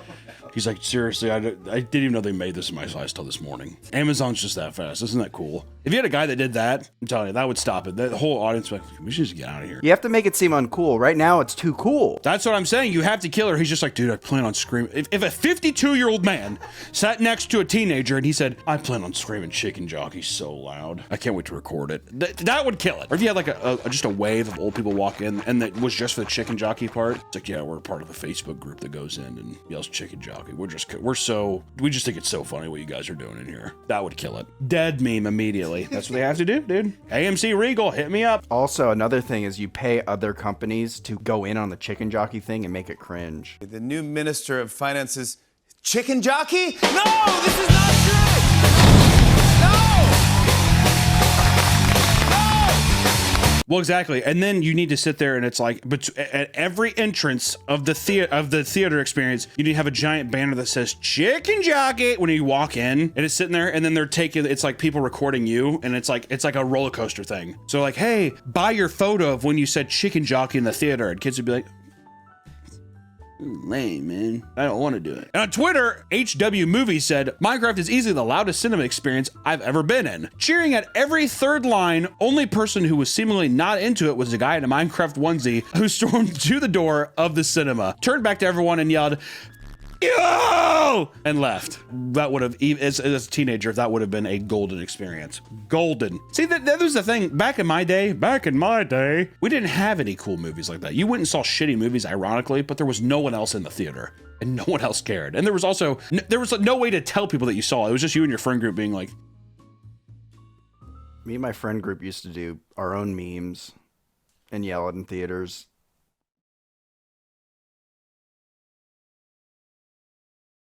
Before and after the screening, people would walk down to the front of the theater and start leading chants in order to get everyone hyped up for the movie. And some Minecraft fans with sensory issues who wanted to see the movie opening night were heavily persuaded out of it by people online. If you have sensory issues, that sucks. And I sympathize, but at the same time, you're going into the Minecraft movie after a TikTok trend. I would say maybe just wait for it to be on rental. It'll be on rental in 2 weeks. You'll be all right. Go to a showing at noon when they're in school, all right? I was gonna say, if your kid really wants to see it, treat him. Take him out of school for a day. Take him to the Minecraft movie. What is the problem with people taking their kid out of school for a day? If a kid is like, I can't, Dad, I can't watch it. If I sat there and if it was that bad, I would feel so bad. I'd be like, well, fuck it, let's go at a noon. We're gonna go to noon screening. It's not to feel bad. Theaters should do, hey, this is the chicken jockey screening where they encourage rowdiness. Yeah, but that doesn't work. See, because remember they did that. They tried doing that with the Wicked thing. Remember, they're like, this is the sing-along one, and people were like, I don't give a fuck. I'm going to the regular one. It's like a karaoke bar to them. The Wicked fans are all just like, I want someone to be upset. I want to sing in front of people who don't know that I'm back here. If I angry with me, right? So if you did the chicken jockey thing, people are gonna be like, I'm going to intentionally go to the one where people are trying to enjoy it so I can ruin it for them. That's gonna be the name of the game. That's like Elmer Fudd trying to set up a trap for Bugs Bunny, dude.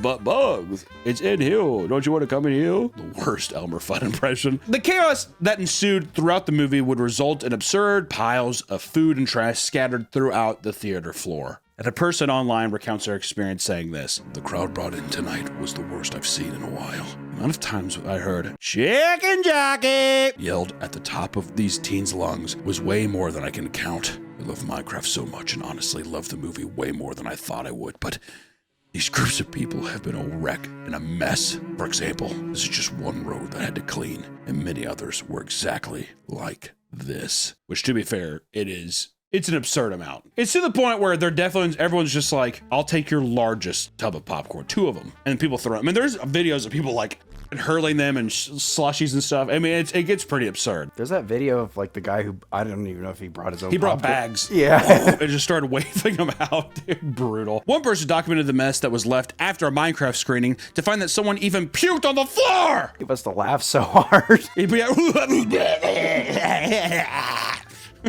"We're kids. I shouldn't have drank, I don't do well with sugar. I'm 12. Many viewers of the movie noted that watching a Minecraft movie was the stinkiest experience they'd ever had in a movie theater. Do you think that, I wonder, what do you think that's from? Sweaty nerds, I guess. I don't know. Sweaty nerds, though, you think? Well, I mean, it's like, it's Chads. I think it's just a bunch of like adolescent kids not wearing deodorant. Teenage boys not putting on Tag body spray and that kind of stuff, and they're just smelly and farting and shit. I was gonna say, my friend's mom, when we had a sleepover, she kept coming in and being like, "This room stinks." Like we were stinking up this room. Many theaters had to put out signs warning people to stop engaging in the chicken jockey trend, because signs work.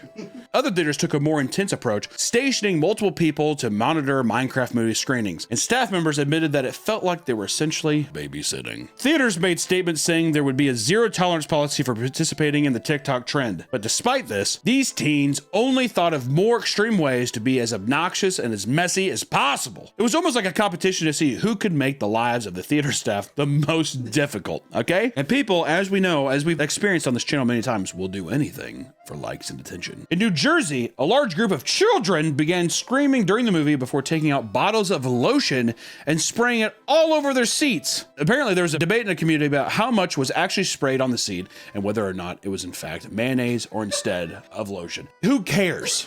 Don't spray shit on the fucking seats of the theater, okay? Once again, one thing to even be popcorn, one thing to literally stain the seats that you're sitting in, you gross, sadistic. This whole fiasco infuriated the theater owners to the point of having to set a new rule banning minors from watching the Minecraft movie without a guardian present. I love that. Sorry, it's a rated R movie now. Many theaters had custom built Minecraft props for the purpose of being used as a photo op for children. Many of them were torn to pieces day one. Unruly mob, man. Things reached the peak of absurdity when people started getting physically removed from screenings. And some people were getting caught pulling fire alarms during Minecraft movie screenings to force evacuations. Others were removed after throwing their drinks directly at other innocent people in the audience, right? Which, what are we doing? What the hell are we doing, dude? During one screening, the movie suddenly paused as police officers entered the theater and escorted groups of rowdy teens out. In other instances, a group of teens were crowding around the theater door before their showing. As one of the employees was trying to contain the chaos, a moviegoer body slammed him. Unnecessary is what I would say. Downright unnecessary. Someone threw water on a guy during the Minecraft movie and yelled, "Water bucket release." Then the guy chased the teenager out and called the cops. It was hilarious.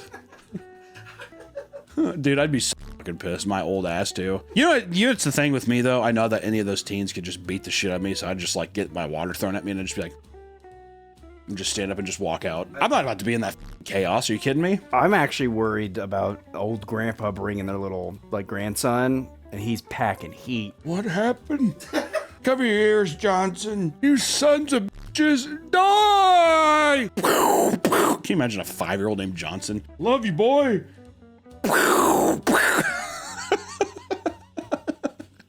32 teenagers were shot tonight at the Minecraft movie after being unable to leave due to popcorn buildups at the door. In the subreddit, r/movie theater employees joined to collectively vent about their horrendous experiences working shifts during the opening weekend of the Minecraft movie. I love that this is actual time in our lives where we can be like, there's a place where people on subreddits can be like, God, it was a hard weekend. And other guys can be like, yeah, like they're coal miners or some shit. Kicked out 20 teenagers tonight because of the trend for this movie. Another user said, someone egged our theater last night. And another user even said, yeah, I had quite a few refunds that I let slide halfway through the movie because people were getting shoes thrown at them, popcorn and candy. It was a complete shit show, and I felt bad for the families that were just there to enjoy the movie. Where some people will gladly be public nuisances for the sake of their own entertainment, others decided Minecraft movie was the perfect time to scream slurs. That's right, did you know that we're going into a racial and anti-Semitic part of this video?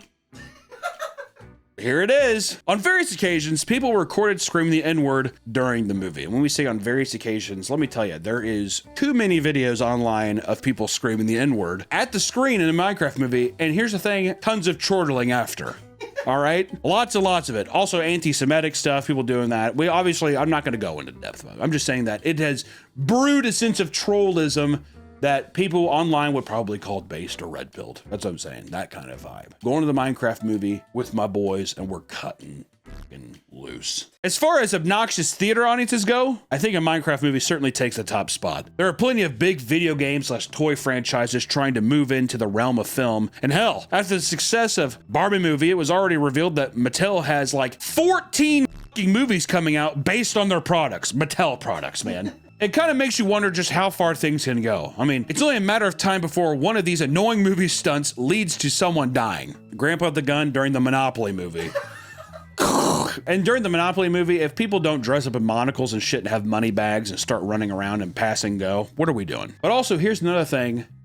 Films are dying. Not if you bring Jack Black. Get Jack Black in every movie. If that's the only way it'll ever survive is if Jack Black stars in all 14 Mattel movies. Can you imagine if they had Jack Black be bald and he's a Monopoly man? Who are you? With the monocle. I am the Monopoly man. But he's doing like a Daniel Plaintiff thing, whatever. I drink your shake. Whatever he's doing that. I pass go. Collect $200. You go directly to jail. With a cane. And I'll just say this as we start heading off into the sunset here. It was just an odd phenomenon that we wanted to talk about because I don't think it's going to go on much longer. Memes only lives, it's like a shooting star. But for the time being, this had to be one of the wildest times in a movie theater. And I don't think it'll ever be topped, Nick. I don't think so. Do you think that this is the catalyst? Is it the wick has been lit on the dynamite? I think people are going to start forcing shit. Well, this is the perfect storm though, because you have Jack Black as Steve from Minecraft, and he has all these lines, and it's like, what else is bigger than Minecraft? Nothing. You know, that's the big thing. Because people are like, what? Monopoly? And then they're gonna be like, yeah, I think my grandma has that under her fucking staircase, dude. You know, who knows? I mean, I don't know. It's such a weird time. All I gotta say is this, guys. Go watch whatever movie you like. I could hate it, the FNAF movie. There's people who like it. Go see it as many times as you want to. Go watch Wicked. Be gay and watch Wicked. Be morbidly obese and gay and watch Wicked. And sing songs. That's your right as a human being. Am I wrong, Nick? Am I wrong? Chortle would slap your belly at Donkey Kong in the Super Mario Brothers movie, right? Donkey Kong movie, but Seth Rogen in like a practical suit, like makeup. Can you guys believe this? You're gonna smoke weed? Anyways, moral of the story is this. Enjoy whatever you want, but for the love of God, just leave other bystanders out of it. Go there and just shut up and enjoy the movie. Granted, Minecraft movie, I was on board for a bit until it started throwing shit and everything. I think going to a movie and screaming and clapping at stuff, insane. It's hilarious. But people criticize the Eras Tour people, the Swifties, for getting up and dancing during the concert? I did, but I would say the general public was like, well, it's a concert movie. What are you supposed to do? During the Minecraft movie, it's a fucking Minecraft movie. They're screaming chicken jockey and clapping. That's fine. And then here's the other thing. Well, I think I wanted to go to the theater and experience it. Take your son out of school and get a fucking matinee. I don't want to hear it. Take a sick day from work, all right? All I know is that thank you all so much for watching the video. Chicken jockey. Chicken jockey. Just end it like that. Just end it like that.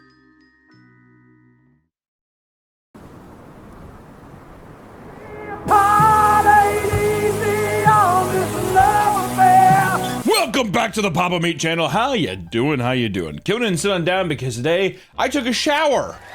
My hair's not greasy. Sometimes to take a shower takes a long time to let my hair air dry. I won't see anybody comments again as someone saying that the haircut looks bad. Hair's wet, not greasy. You want to smell it, Nick, and see how it smells? And then go ahead and go back and then give your review. 10 out of 10. Smells like wet dog hair. I don't know. It should smell like Dove. As a child, I went on a date with a girl when her dad was there. This is 6th grade. I don't think he liked me, but he sprayed me with a water hose. Frankenstein, for example, is to me an expression of all of our society. He got all my hair wet. I told him not to. It makes my... Today we're going to talk about bug chasing. And no, not regular bugs, because when it comes to the world of sexual fetishes, yep, we're going there. There is no limit to what absurd things people can find themselves aroused by. And in most cases, there's no reason to judge people for what gets them excited in the bedroom, right? Behind closed doors, Nick, anything's fine. After all, nobody wants to kink shame, right? But what about a fetish that revolves around testing the boundaries of physical health? Disclaimer for this video. Disclaimer. Don't want people getting mad. 1, video's gonna be gross. 2, bug chasing is a very hotly debated topic and has been for quite some time. It's believed by many to be overblown and inaccurately reported on during a time where concept was more novel and shocking, okay? So keep that in mind, that our goal is just to talk about what it is and what other people are saying online and in the news, right? I have no opinion. I am a shell of myself. Or you do have an opinion. I thought that this was just kind of interesting that people, pretty much for a few people, just when you want to click off the video, let me just summarize it here. People like to go to parties out to cough each other's faces and they catch their diseases. Everybody cough in my face. Do it. Okay, big game hunting, and they get hard and they sometimes chum. So if that's a video that you're interested in, plop on down and hang out for a bit. Or if you just said, you know what, I'm good, more power to you. Bug chasing is one of the stranger is out there, one that many people are becoming more aware of after a viral story posted to TikTok by someone named Belisa Bell. In her TikTok, she goes on a frustrated rant about her father. My dad purposefully got HIV because he's a self-proclaimed bug chaser and he thinks that it's hot. He self-described himself as a bug chaser, choosing to live this life because he thinks it's hot. Huh? According to her, this was something he had slowly been planning ever since she was a kid. When we were children, he started to buy books about AIDS and the AIDS epidemic. He would read them and then he would come up to our family and my other siblings and tell us about how amazing it was to be able to take care of victims of the AIDS epidemic and how wouldn't it be such a good cause? And how he just feels so bad for all of those victims and how they just want someone to take care of them. How do you throw that into the conversation? Yeah, it's a little gross. I mean, at Thanksgiving? I'm not thankful. I bet that's how you start off. I'm not thankful. I don't have AIDS. Nothing to be thankful for. And can you pass the gravy? About 2 years ago, my family received a call about how my dad was extremely sick. He had rashes on his body. He couldn't sleep, night sweats, all of these horrible things. He genuinely seemed like he was going to die. He goes to the hospital a couple of days later, and then we get a call. He had developed 3 STDs, one of them being HIV. How do you get AIDS? It has to come from someone with HIV, sexual contact, blood transfer. So there's no way I could just be in a produce section looking at a pomegranate. No, you just can't get hit by like AIDS ray or something. There's got to be an AIDS ray now. This video is sponsored by Fume, the leaders in flavored air. Breaking bad habits can be hard. Let Fume help you with that. Fume is not a vape, it's not an e-cig, it's just flavored air, which means you can use Fume anywhere. With Fume, there's no vapor, no nicotine, and never any toxic chemicals. And on top of that, Fume is an award-winning device that puts you on the path towards being free from bad habits. I love Fume's crisp mint flavor the most, and also how compact the device is. Oh. Fume is also there for whenever you feel anxious. Keep Fume by your side and find your calm with the satisfying clicks and snaps of the device whenever and wherever you need to be. Over 500,000 people have already made the switch to Fume as part of their habit change journey. If you're ready to try for yourself, now's the time. For a limited time, if you order the Journey Pack using my code PAPAMEAT, you'll get free Fume topper and an awesome accessory to level up your experience. Click the link at tryfume.com/PAPAMEAT or scan the QR code on the screen to get yours today. Thank you to Fume for sponsoring this video, and back to the video. But it got so bad that at one point he was fully convinced it was going to kill him. He discovered he had HIV as well as 3 other STDs. To do this, bug chasers will have unprotected, or as we all say in the cool community, bareback sex with other men hoping to spread the disease. Damn, dude. So he wasn't even gay. He was just like, I want you to give it to me. It's kind of dedication. What about sex is it that gives you HIV? Tearing like the inside of your hole. You're tearing skin, from what I heard. Can we do fact check? I want to put the fact check, and while I talk, I want my voice to slowly lower in the mix so I can talk about this. Does it have anything to do with poop? No. So it's not about fissure tearing, and then the poop gets in there. He better really have lowered the volume for that. While the fact check is up, or else I'm gonna be pissed. Not only did he try to groom me to be his partner and his toy, but he also wanted us, his family, to take care of him when he purposefully self-destructed. Do you think that's like a victim complex? Yeah, it's a victim it's kind of like Gypsy Rose's mom. It's like Munchausen's by proxy or whatever. But it's just isn't it just regular Munchausen syndrome? I thought Munchausen syndrome is when she's like, I'm sick and I'm a victim.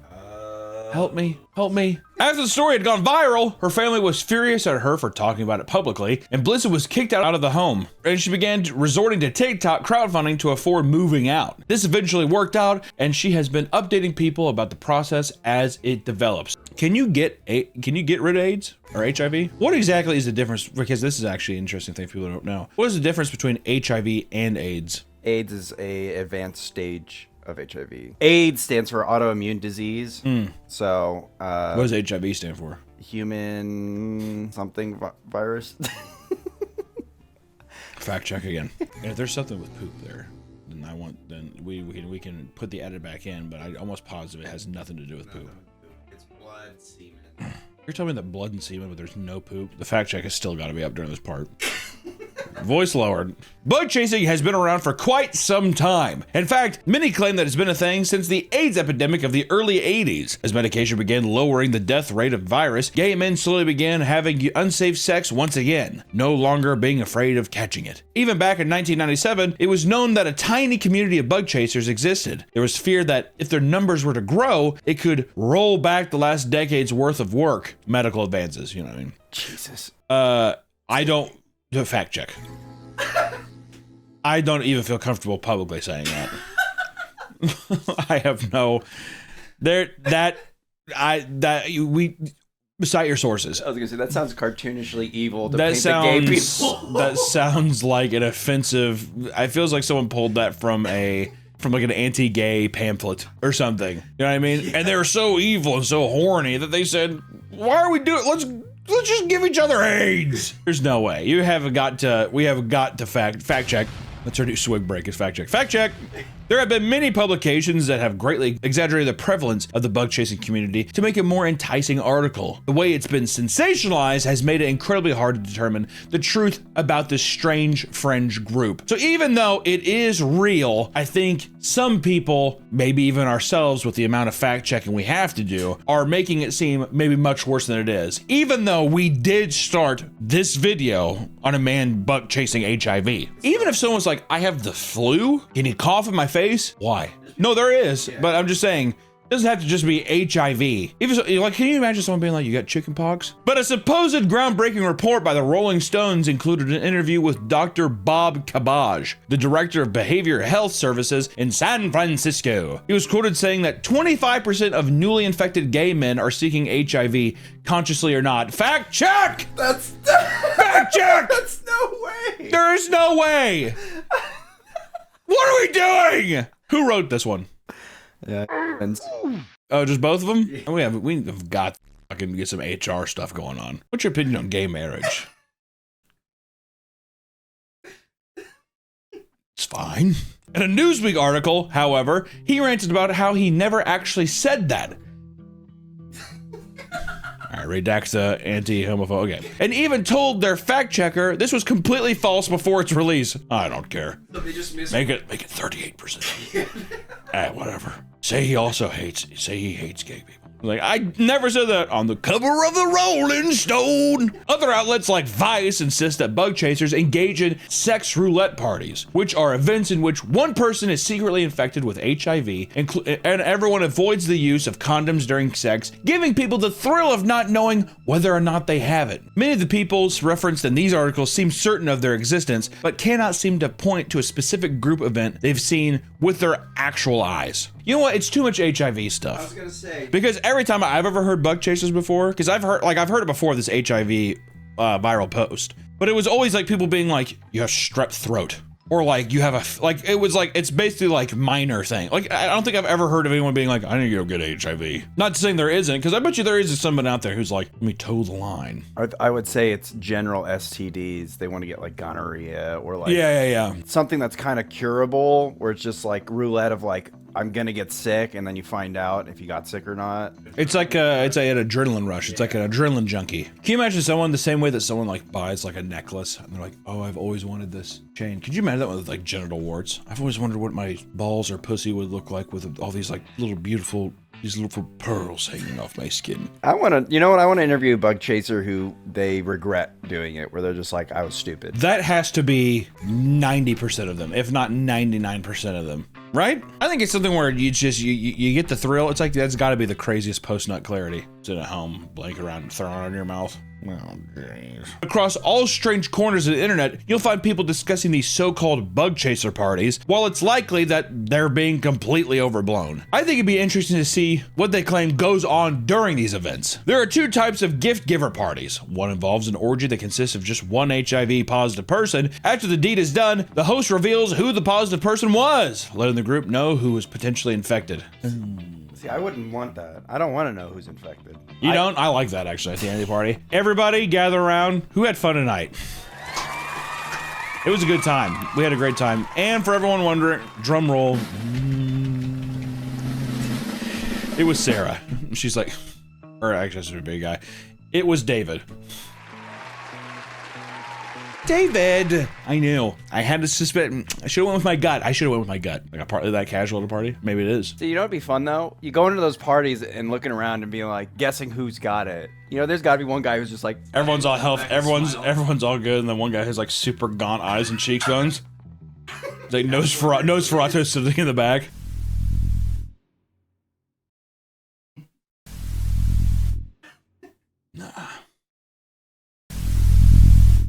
No, couldn't be him.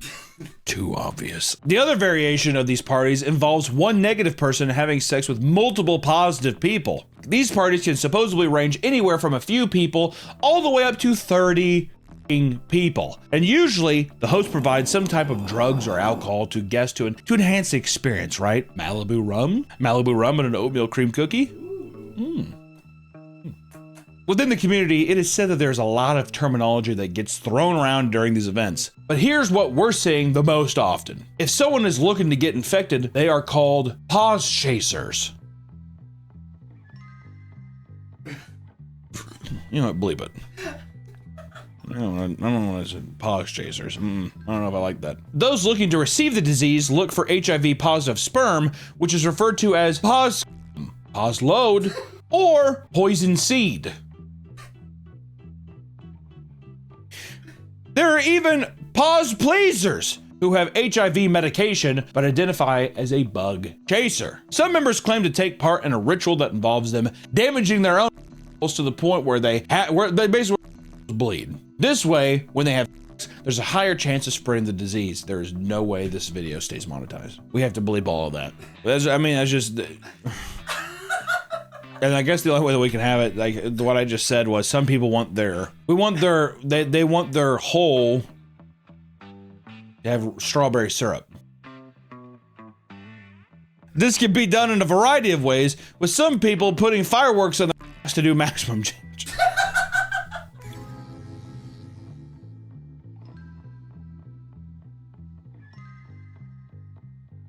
What do you mean you're blew up? I stuck an M80 up there and let her rip. Some people make it easy for you to identify them as positive. If a positive person wants negative people to know he's open to infecting them, it's said that they'll get a biohazard symbol tattooed on their body. That's insane. Most of the time, it's placed somewhere visible on their arms or legs. Some opt to get it tattooed on the shaft of their penis as a direct warning to anyone they encounter. But let's take a step back and discuss why it is that people find themselves taking part in bug chasing. For many bug chasers, the idea of catching HIV and other STDs is simply an extreme online fantasy. Bug chasers existed for a long time. However, the internet has allowed the community to practice the fetish without actually contracting the disease, right? You do a nice little role play. Like it'd be a little preemie baby. You gotta do that, and you get to live a normal life after that. For some, bug chasing is similar to thrill seeking or adrenaline rushes. It's the idea that they're doing something taboo and potentially dangerous that gives them this rush. And online, a man spoke out about how his ex was a chaser and how his kink was going to holes without the use of a condom. He had HIV and got a thrill off knowing that he altered someone's life without them ever knowing it was him.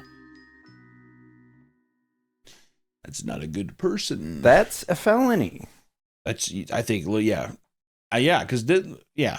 Others who partake of the community view getting the disease as empowering. When they get HIV, it's like they have been freed from their fear of getting the disease. I mean, there just has to be fact checks, all sources, source links, to where if it's wrong, listen, go yell at them.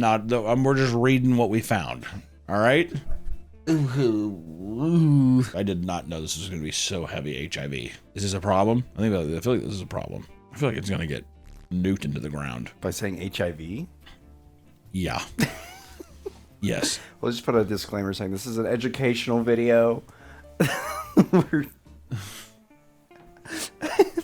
Even today, bug chasing still exists in small pockets of the world, mostly facilitated through online communities. While there have been incredible evolutions in AIDS medication and the way treatment is administered, some bug chasers considered it to be the equivalent of an adult using floaties. According to them, medication like pre-exposure prophylaxis takes the thrill of masculinity out of having sex. There are various dating sites used for explicit purposes of meeting people who have AIDS, HIV+, and other sexually transmitted diseases. Websites like positivesingles.com or Posmatch.com. There are events here and there that aim to reduce the shame people feel living with HIV. Some are strictly kind and wholesome, while others seem to have more degenerate intentions. In 2021, the gay star Tim Tyler tried to host the Pause Pride Fest with the goal of raising money for HIV groups and to celebrate people who may feel outcasted from society due to their disease. That's fair.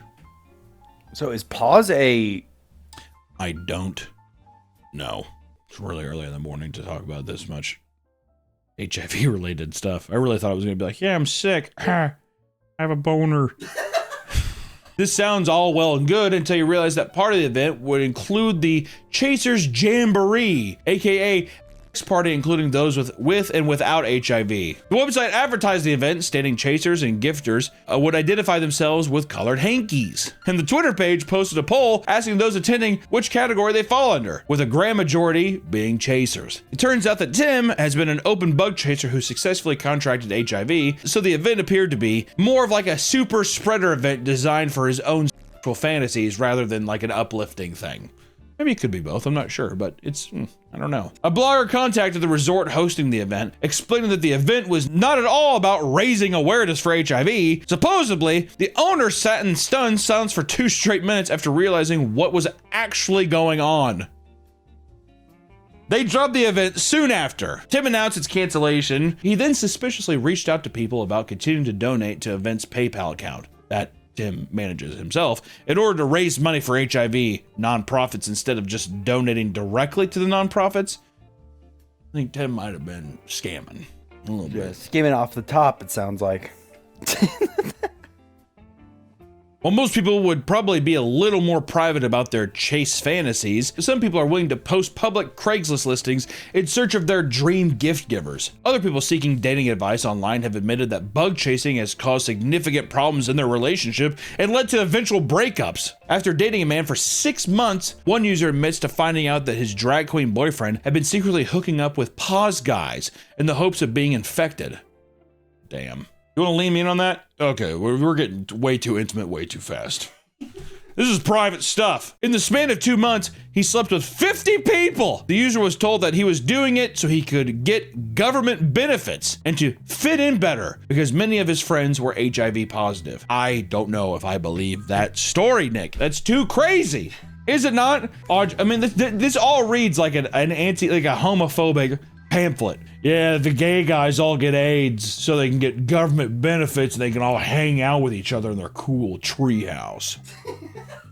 The bug chasing community has a dark underbelly that many of its members struggle with. There are more serious implications for those that are driven to get the bug. A small section of the community gets HIV as a form of self-harm to cope with something more serious in their life. Mental illness is seen as a big component, with many people being preyed upon or agreeing to certain acts while not being in their right state of mind. Some research insists that this fetish is based in addiction. Certain fetishes are tied to bug chasing like BDSM, but one in particular is extremely damaging. Chemsex. also known as party and play, involves both parties injecting themselves with hard drugs while having sex. This behavior ties the act of bug chasing to getting high and creating a very addictive loop that is hard to break and even more dangerous. The addiction only worsens with each party or interactions as people slowly grow more desensitized to the idea of having HIV. There seemed to be a lack of proper knowledge of the disease for many people that partake in acts like this, and all of these elements leave many people broken and hopeless. One man claimed that he was seeking an HIV positive partner so he could get infected because it was his death wish. When questioned why he wanted to go out this way, he stated it was no different than someone addicted to drugs or energy drinks.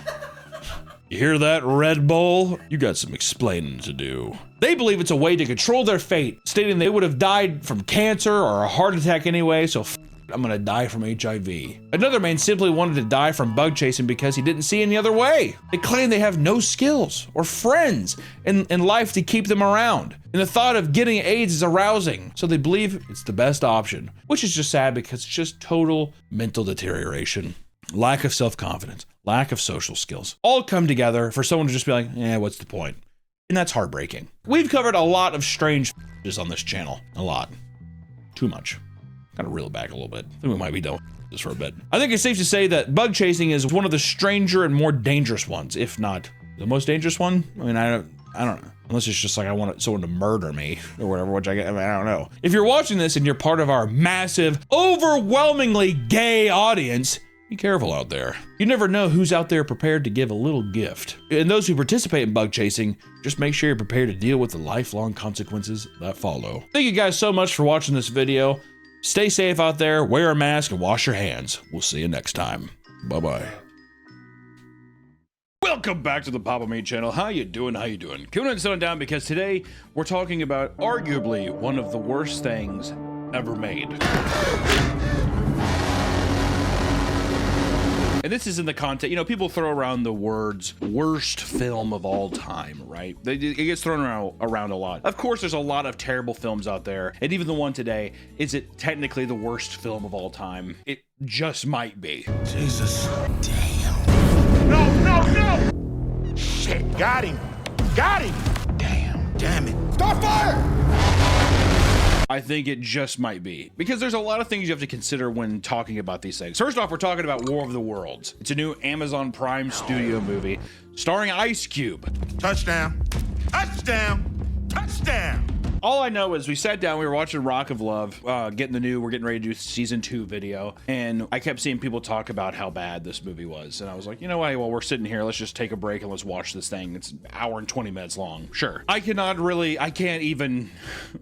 begin to tell you how horrible this movie is. It's weird. It feels like a YouTube film, like a YouTube film back when like Freddie Wong was really big, you know, when people were making like special effects, like short films. It feels like that, except substantially worse. But what's weird as well is that War of the Worlds with Tom Cruise came out in 2006. Looks substantially better, which even you could argue the whole thing of like, oh, they had way more money and all that stuff. It's like, sure, but technology has come so far to where I feel like it would offset it a bit. I wanted to make this video. It's unbelievable. And I just wanted to make this video and break it down for you so you don't have to spend time and we can laugh at this together. And this message goes out directly to Ice Cube. How could you possibly need this money to do this thing? I have to know at what point. I mean, this is irreparable damage to Ice Cube's career and him as a person. I don't know how you actually went through with this. Fire your agent. Fire your agent immediately.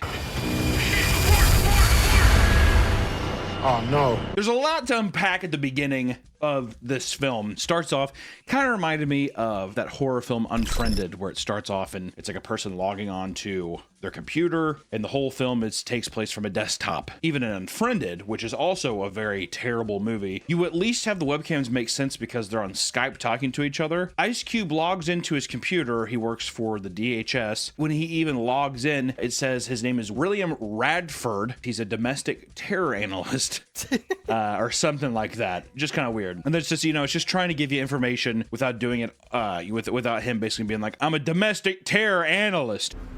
But it still feels as loud and as stupid as that. I mean, even on his desktop, there's like a little program called Guardian, and there's just a picture of his son, David. It's just David _09. It's just one of those things that, like, there's a son. And the big difference between this film and a lot of other films that go into this, which I have to remember from Unfriended, pretty sure in Unfriended, it's just you get the Skype call and it cuts to them and it uses the vignette of the desktop to showcase all these people. Immediately in this movie, like the zooming and moving in around the desktop is not only jarring, but it looks so stupid. It's so, like, I mean, it legitimately feels like something that like a high schooler would make. Amazon Studios made this. Okay? Ice Cube's job is to just scan every camera in the world and look for terrorists. That's what he does in the for like about a minute, is him drinking a no branded coffee cup, basically just highlighting people and spying on them. And you're immediately felt like, oh, the government's spying on us, and that you can, it's just very heavy handed. Like this is what the movie's gonna be about. You don't really know how stupid it's gonna get, but you kind of have a gist of, okay, you know, he's using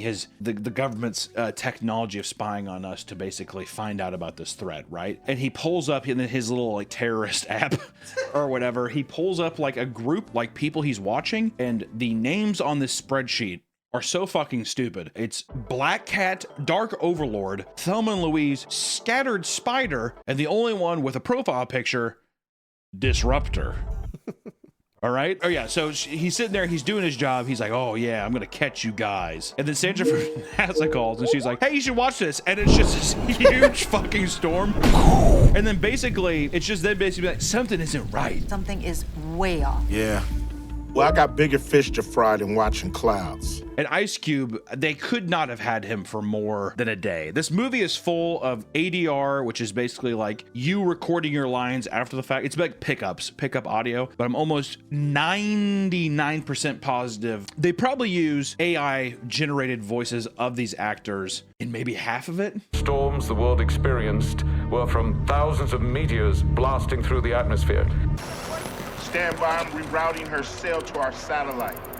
They're looking around, Ice Cube's like, something's not right. It's like, yeah, dude, look at the fucking footage. The film also does this. It takes a lot of like B-roll from like actual news broadcasts and stuff, or even like the Palisades fire. Other weird, like there's a lot of footage where you're like, it feels really tasteless that they're using. But then Disruptor, who was on the list, is having a live stream. Ice Cube starts to sit in on it and he's watching the Disruptor talk about it. And he's like, oh boy, I'm gonna catch you. And he's trying to basically track his location. But while he's tracking this supposed terrorist who's on a watch list, he's also using his cameras to spy on his daughter, and he's like calls her at the cafe because she bought a muffin, and he's like, come on, you know muffins are bad for you. Really?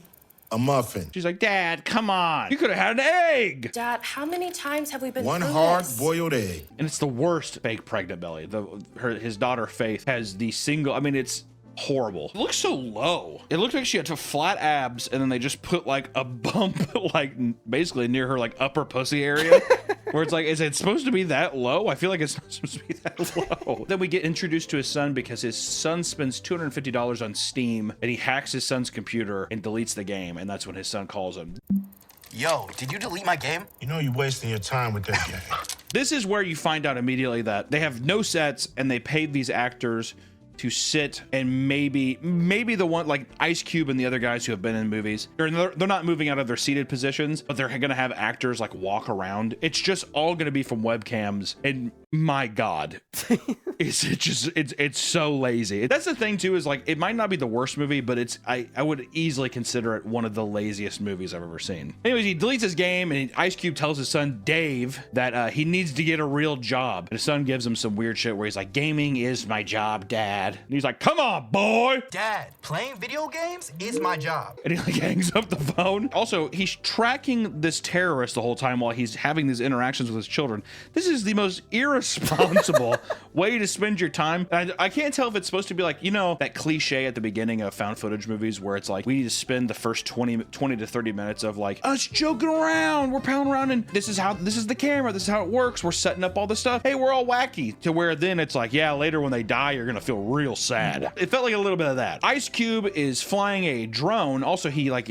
there's like basically childish maps of cities, and he just gets to like click on icons and go. It's like it's like an iPad for children where they get to just click on stuff, and he's like, all right, I'm in the drone now. And then he gets a call from his daughter's boyfriend, Mark, who is an Amazon delivery driver. Amazon. There's gonna be a lot of Amazon references in this movie. don't worry. And I really can't emphasize enough that he's like, all right, yeah, I'm gonna hack this person. You are officially banned. Bam! That was easy. And he like goes and looks at his daughter and you're like, what the fuck? What is this movie? What are we doing? He's like, okay, I gotta make sure that she's okay. It's why? For what reason?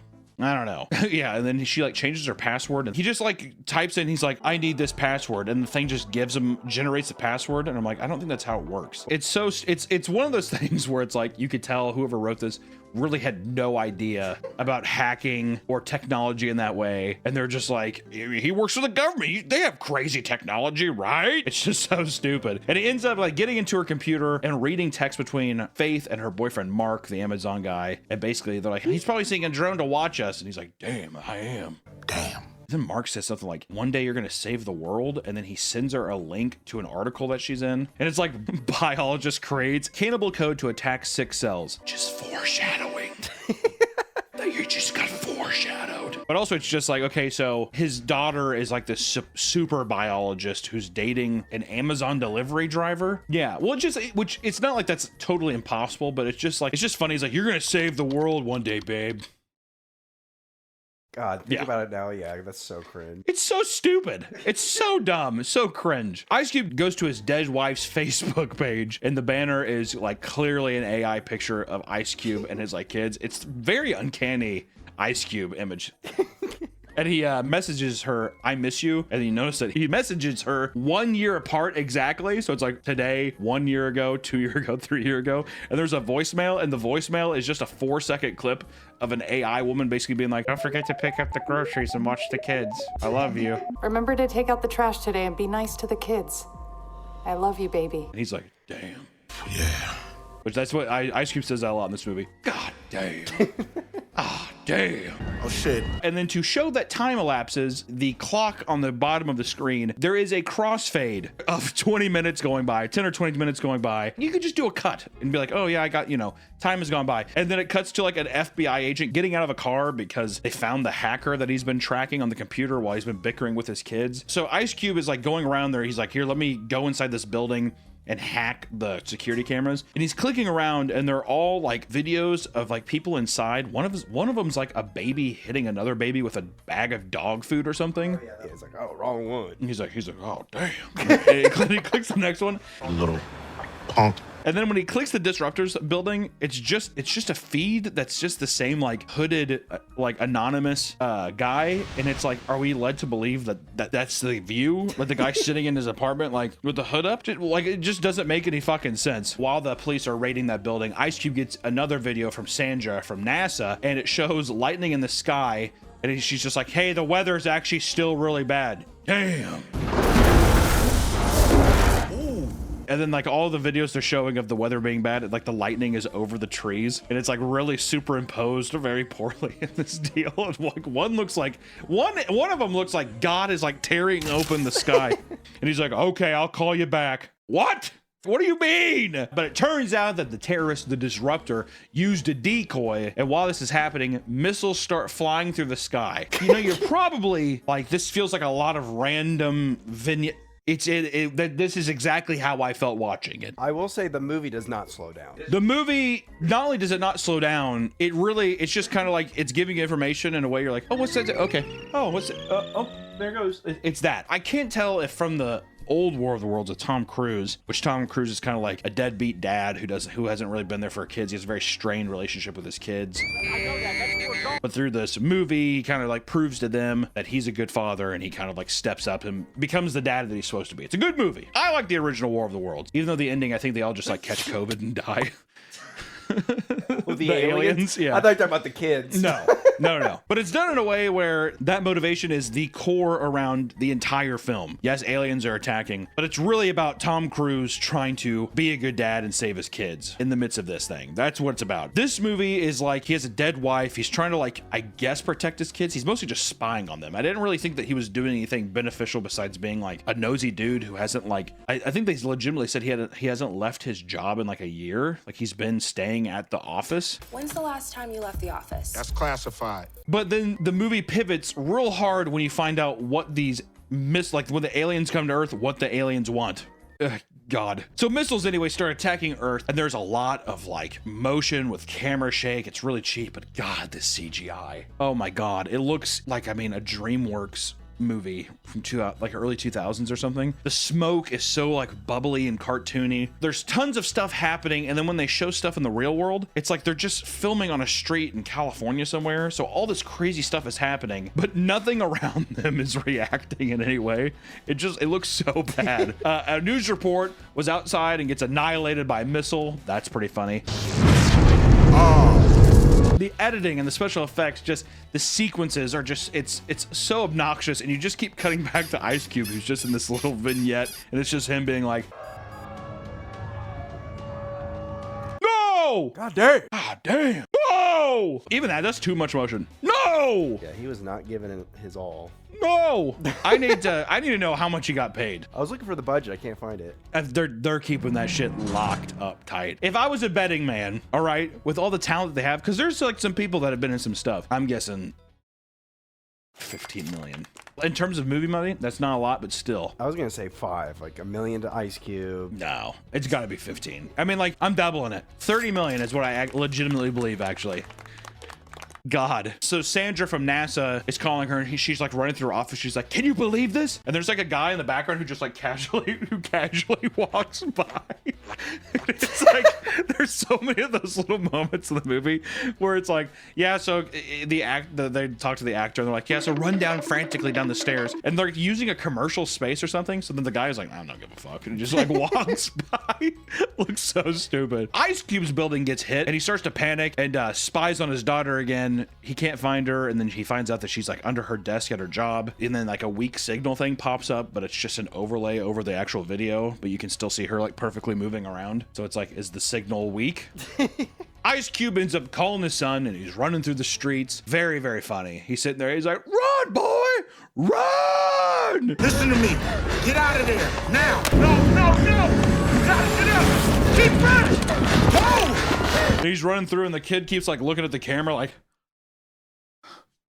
he keeps using these tools to help him, but it's just like the technology is so not believable, in the point to where it's gonna be like, in 5 years this is gonna look even dumber. Like, just have him type on something and be like, "Oh yes, you should go here." Don't even show the interface. The interfaces look like old Pac-Man maps. Take a right! Take a right now! And so it's like, it freezes on Dave's face, and you think he's dead.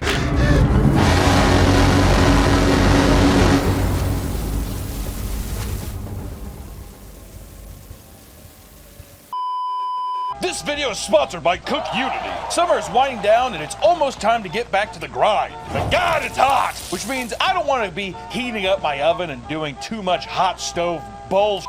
Luckily, Cook Unity provides meals that are diet-friendly and designed by award-winning chefs. And Cook Unity include high-quality ingredients and are ready to enjoy in just a few minutes. Plus, with Cook Unity, I don't have to worry about grocery shopping, waiting in lines, or chopping onions, saving me a ton of time and money to get the important stuff done. The best thing about Cook Unity is the variety. Ooh. With hundreds of weekly meals to choose from, I get to try new foods out in a non-stressful environment, and also have fresh takes on old favorites. Try new food without less stress. I want to try this, but God. If you need options for vegan, gluten-free, or paleo, Cook Unity has options for that as well. Save time and eat well. Go to the link in the description now to try Cook Unity and get 50% off your first order of chef-made meals delivered fresh to your door. That's 50% off your first order when you click the link in the description or use my code PAPAMeat to try it out. Thank you so much to Cook Unity for sponsoring this video. And then Sandra goes up to one of the meteors outside. She's like now out of the city. And there's like a giant, she's like, this thing's like 30 feet tall. It's like a meteor. And she's like touching it. I'm like, you work for NASA. She's like, oh, it's cold. She's like, wow, it's cold. It's freezing cold. Like, don't you think there'd be like radiation or like, would you touch that? While she's touching, like, it's cold. This like horrible VHS looking like special effects tentacle comes out of it, and it looks like a PS1 graphic. And they try to add glitches to the camera to like hide it, you know, but it's like, why is the phone glitching? It's just it's little moments like that where in the edit they're like, that looks really bad. throw a VHS glitch over it. But it's an iPhone, just throw the VHS glitch over it. Basically, by this point in the movie, it's insane that you're 20 minutes in and you realize I still have like an hour or an hour and 10 minutes to go. This was a slog. It's one of those films where I'm like, is it actually fun to watch? Because I feel like I was just screaming at the TV the whole time. There's the only thing that makes it funny is the line reads by Ice Cube are really funny. When he says like, God damn. Or damn. That's good every time. A lot of the shots don't make sense in the editing because once again, we're led to believe that's all found footage and we're seeing stuff through people's camera. So whenever the girl who's like the police officer that Ice Cube was talking to earlier, she's like out in the street, she's recording the monster, but then the film cuts to her reaction and she's like, holy shit. And it's like as if she like flipped the camera around to say that and then flips it back, but it's just done in a way where it's a cut and then she just gets eviscerated with a laser. And then, you know, once again, you hear Ice Cube, no, or God damn.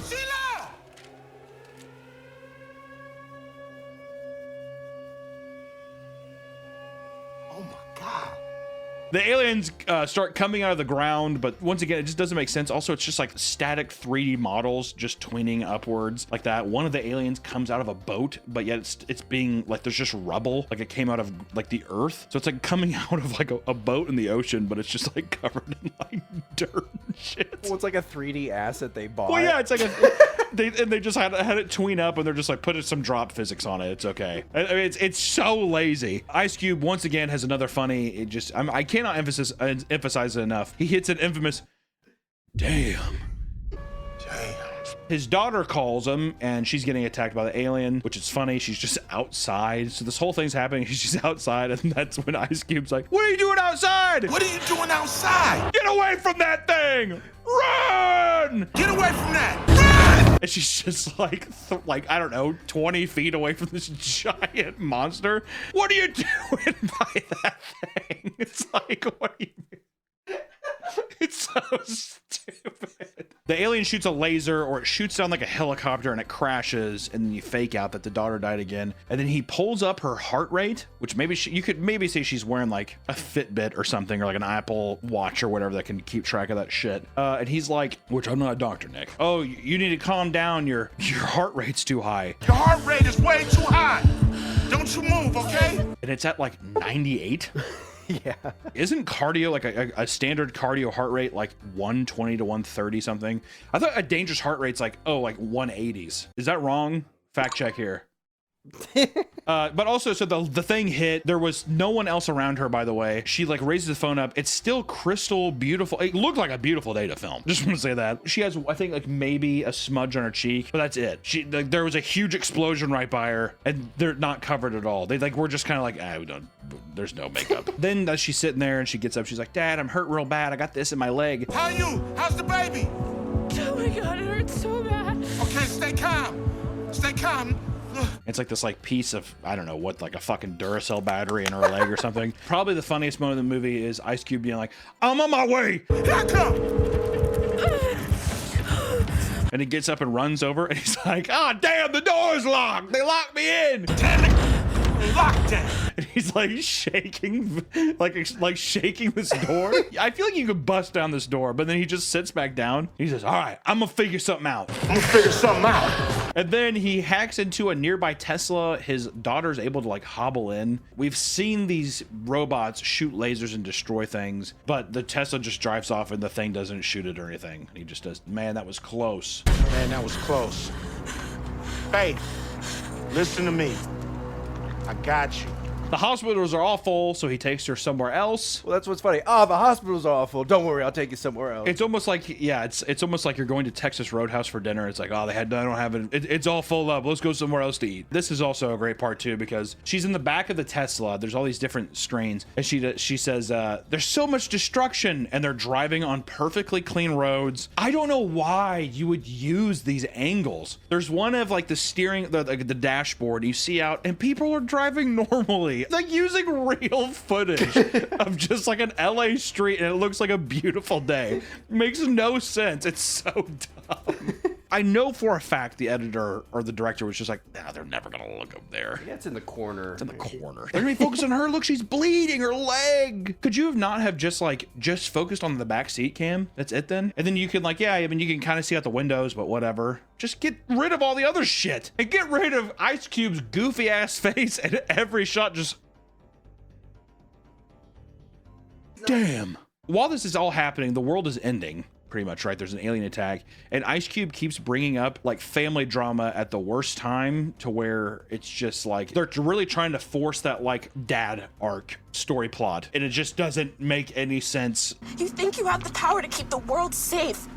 You gotta wake up. You don't have any power. Like trying to have an intimate conversation, there's nothing intimate when it's all over a phone, right? You're not in front of somebody interacting with them. So now it all feels just like fabricated and extremely forced. And at every instance, you're just like, why are you talking about this right now? Are you concerned about your daughter dying? And he's just like, I should have been a better dad. The Tesla only has 2 miles left of battery, so then he like hacks a program and he turns everything on low power mode and it gives her 19 miles, and he literally does.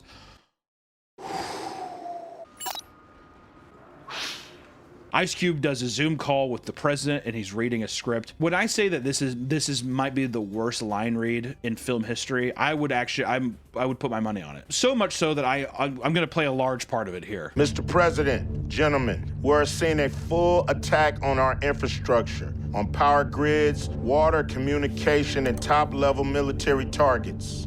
I can't tell if it's him reading a script that's in front of him and just kind of being like, they're going to be stronger in numbers, so we have to do that, like he doesn't care, or if they're just using an AI script prompter and then they do that. It's hard to tell. It's extremely hard. If that's Ice Cube acting, I mean, the president just says like, well, I guess you're right. We have no other choice. I'm saying go to war with the aliens. And then Ice Cube's like, yeah. I see no other option to initiate this war of the worlds to save us all. The president, I believe, says it's going to be a war of the worlds, okay? Which is extremely cringe and on the nose, but I couldn't tell. I thought it was a nod to, today we celebrate our Independence Day, from the Independence Day movie in the 90s. Today, we celebrate our Independence Day. But then it's like everywhere. The president's calling it War of the Worlds. And it's like, name the movie. The world starts basically like attacking the aliens and killing them really easily. And then you get a great montage of Ice Cube's most embarrassing lines where he's like, yeah, take that. Got him. Got him. Woo, hell yeah. Take your intergalactic asses back home. Back home. And then he immediately cuts back. He's like, what the hell do they want? Which felt like an insert, because I'm like, they never really asked what the aliens are doing. So it's just like a hard cut of him going, the hell do they want? So we are not even halfway through the movie, okay? And while the world is fighting, Ice Cube checks in on his daughter again and sees, you know, the Tesla's full of blood. It's empty. She's like, oh my God. He goes through and basically Ice Cube has to call her boyfriend Mark. They just record over his lines again, because they're just like, no one's gonna care. Everyone's gonna hate this, so let's just record over it. I'm almost there, Pops. You better be. You call me as soon as you get there, okay? I will. Sandra from NASA calls and gets blasted with sound waves. She holds her head while filming a selfie of herself. It's pretty funny. She's like, ah! The aliens are just standing by buildings, and then once again you get another good Ice Cube. What the hell are they doing? And they're just standing by like a building. He's like, what are they doing? Also, he keeps taking his glasses off and putting them back on. Have you noticed that? Yeah. He does a lot. He's got to do something. He's at a desk. He's at a desk the whole movie. So Dave, Ice Cube's son, calls Ice Cube and tells him that Goliath, a secret government program that Ice Cube doesn't know about, who works for the government, is real. But Ice Cube says it's crazy. He's just like, man, that's fake news. It's called Goliath. That's fake news. Think about it. Sandra, the NASA bitch, once again calls Ice Cube and shows a shot down alien, which by this point in the movie too, you just think about it, I'm like, is Ice Cube the only person in this department actually working? Because she's like, I need to get intel. And I'm like, why is there no one else around helping anybody? So then Sandra goes up. She's like, oh yeah, look, it's weird. I'm going to go inside. It looks like it smashed its way into the building. I'm going in. And then she goes inside and she's attacked by a bunch of bugs. Oh my God.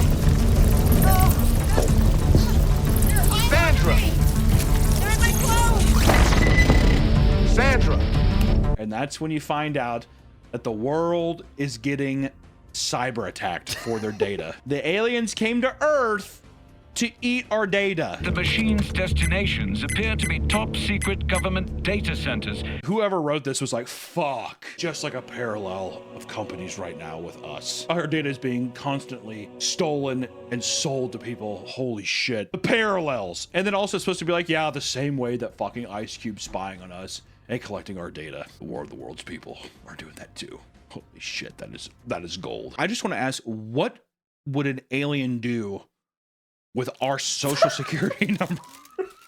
Well, especially if they're destroying the world. If everyone's gonna be dead, it's like, what's the point? If you're killing everybody, what does our personal data give you at all? What? I think that it's supposed to be that they can like control like our airplanes. Well, that's the thing. The airplanes start crashing because the data's being eaten. Because the data's being eaten. So planes are falling out of the sky, which there is a Boeing nod to that too. So I'm like wondering if they're like, and then someone says the military is sitting ducks without their data. The military are sitting ducks and being slaughtered without their advanced digital systems. Faith, Ice Cube's daughter, took out a piece of shrapnel from her leg. First, I was just gonna say she's a superstar biologist that we found out is gonna save the world. And then she says, I thought I could stop the bleeding if I took it out. I thought that I could stop the bleeding if I took it out. I am a borderline retarded man, Nick, and I know that if like I got shot with an arrow or got shot, you don't take it out because that is stopping the blood loss. Which then her Amazon boyfriend takes out clear tape and decides to fix it. Ice Cube's like, no! Mark, no! You gotta get something else, man. You need a tourniquet. Trust me. I'm a pro. I think it's supposed to be funny that like him packaging boxes is helping that, which that's not the only time that him working at Amazon is like saving the day. We're finding more and more that him conveniently working at Amazon is like actually extremely beneficial to this entire story, which newsflash to Amazon, don't do that when you're producing the fucking movie, dumbasses. So Sandra cuts back, even though the last time we saw her, her like face was getting eaten by bugs or something. But she's like, hey, sorry I did that. I have pets now. And she drops like a little mason jar that has 3 of these little data bugs in it, and they just go over to this SD card and they're like, and that's when Ice Cube's like, why are they going after the chip? Why are they going after the chip? And then once again, it's like, oh yeah, they eat data. Oh, damn. Holy shit. And we get another montage of the world going to shit. Tanker ships around the globe are frozen without any GPS data, and oil rigs are combusting. This is terrible. And we see a plane crash with really shitty CGI. I bet you they were literally flying out of LAX and they're like, oh yeah, we need that for the movie. And they just record it with an iPhone. They're like, yeah, send this to the VFX guy or something. Send it off. And then that's whenever even the news sources say this. They say the world is in complete chaos without our precious resource, our data. We are in utter chaos without our most precious resource, our data. Shit. The data around the world is getting deleted. So Ice Cube goes to his wife's Facebook page and he sees all of his old messages getting deleted. And then he's like listening to the voice message again and it does and then gets deleted. Remember to take out the trash today. And be nice to the kid. Like it's a tape melting. Yeah. I was like, I don't think that works like that, but fuck! And then we get a cryptic message from the hacker. Data is food for the superior intelligent aliens.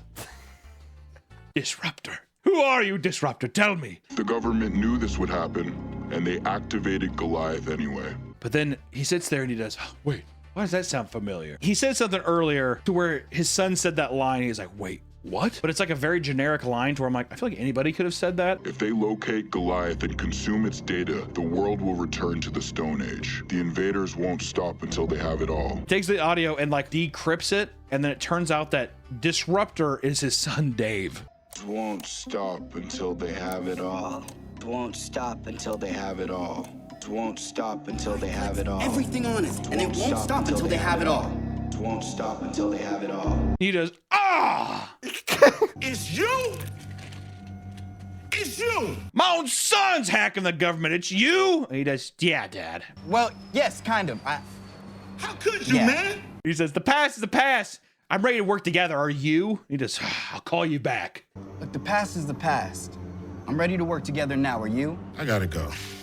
and then Dave sends Ice Cube all the files in the Goliath program, and you find out that the Goliath program that he was talking about earlier is like a super secret ultimate surveillance system that the US government made to where they can like predict people's actions. But then the file folders also have like Rothwell files for aliens. They have the Skinwalker Ranch folder for some reason, UAPs, all these files where I'm like, it's just like kind of like, yeah, every conspiracy is because of the Goliath program, Dad. Goliath. Damn. And then Ice Cube once again coming in with another solid line. They collecting data. That's what brought them here in the first place. Collecting data? That's what brought them here in the first place. He's like, my son was right. They've been lying to me the whole time. Dave was right.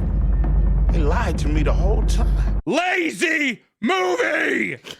If you see a picture of Briggs, everyone else is blurred out, by the way, because it's a real photo and they had to Photoshop the guy in. So everyone else's photos like blurred out. And he's like, oh, damn it.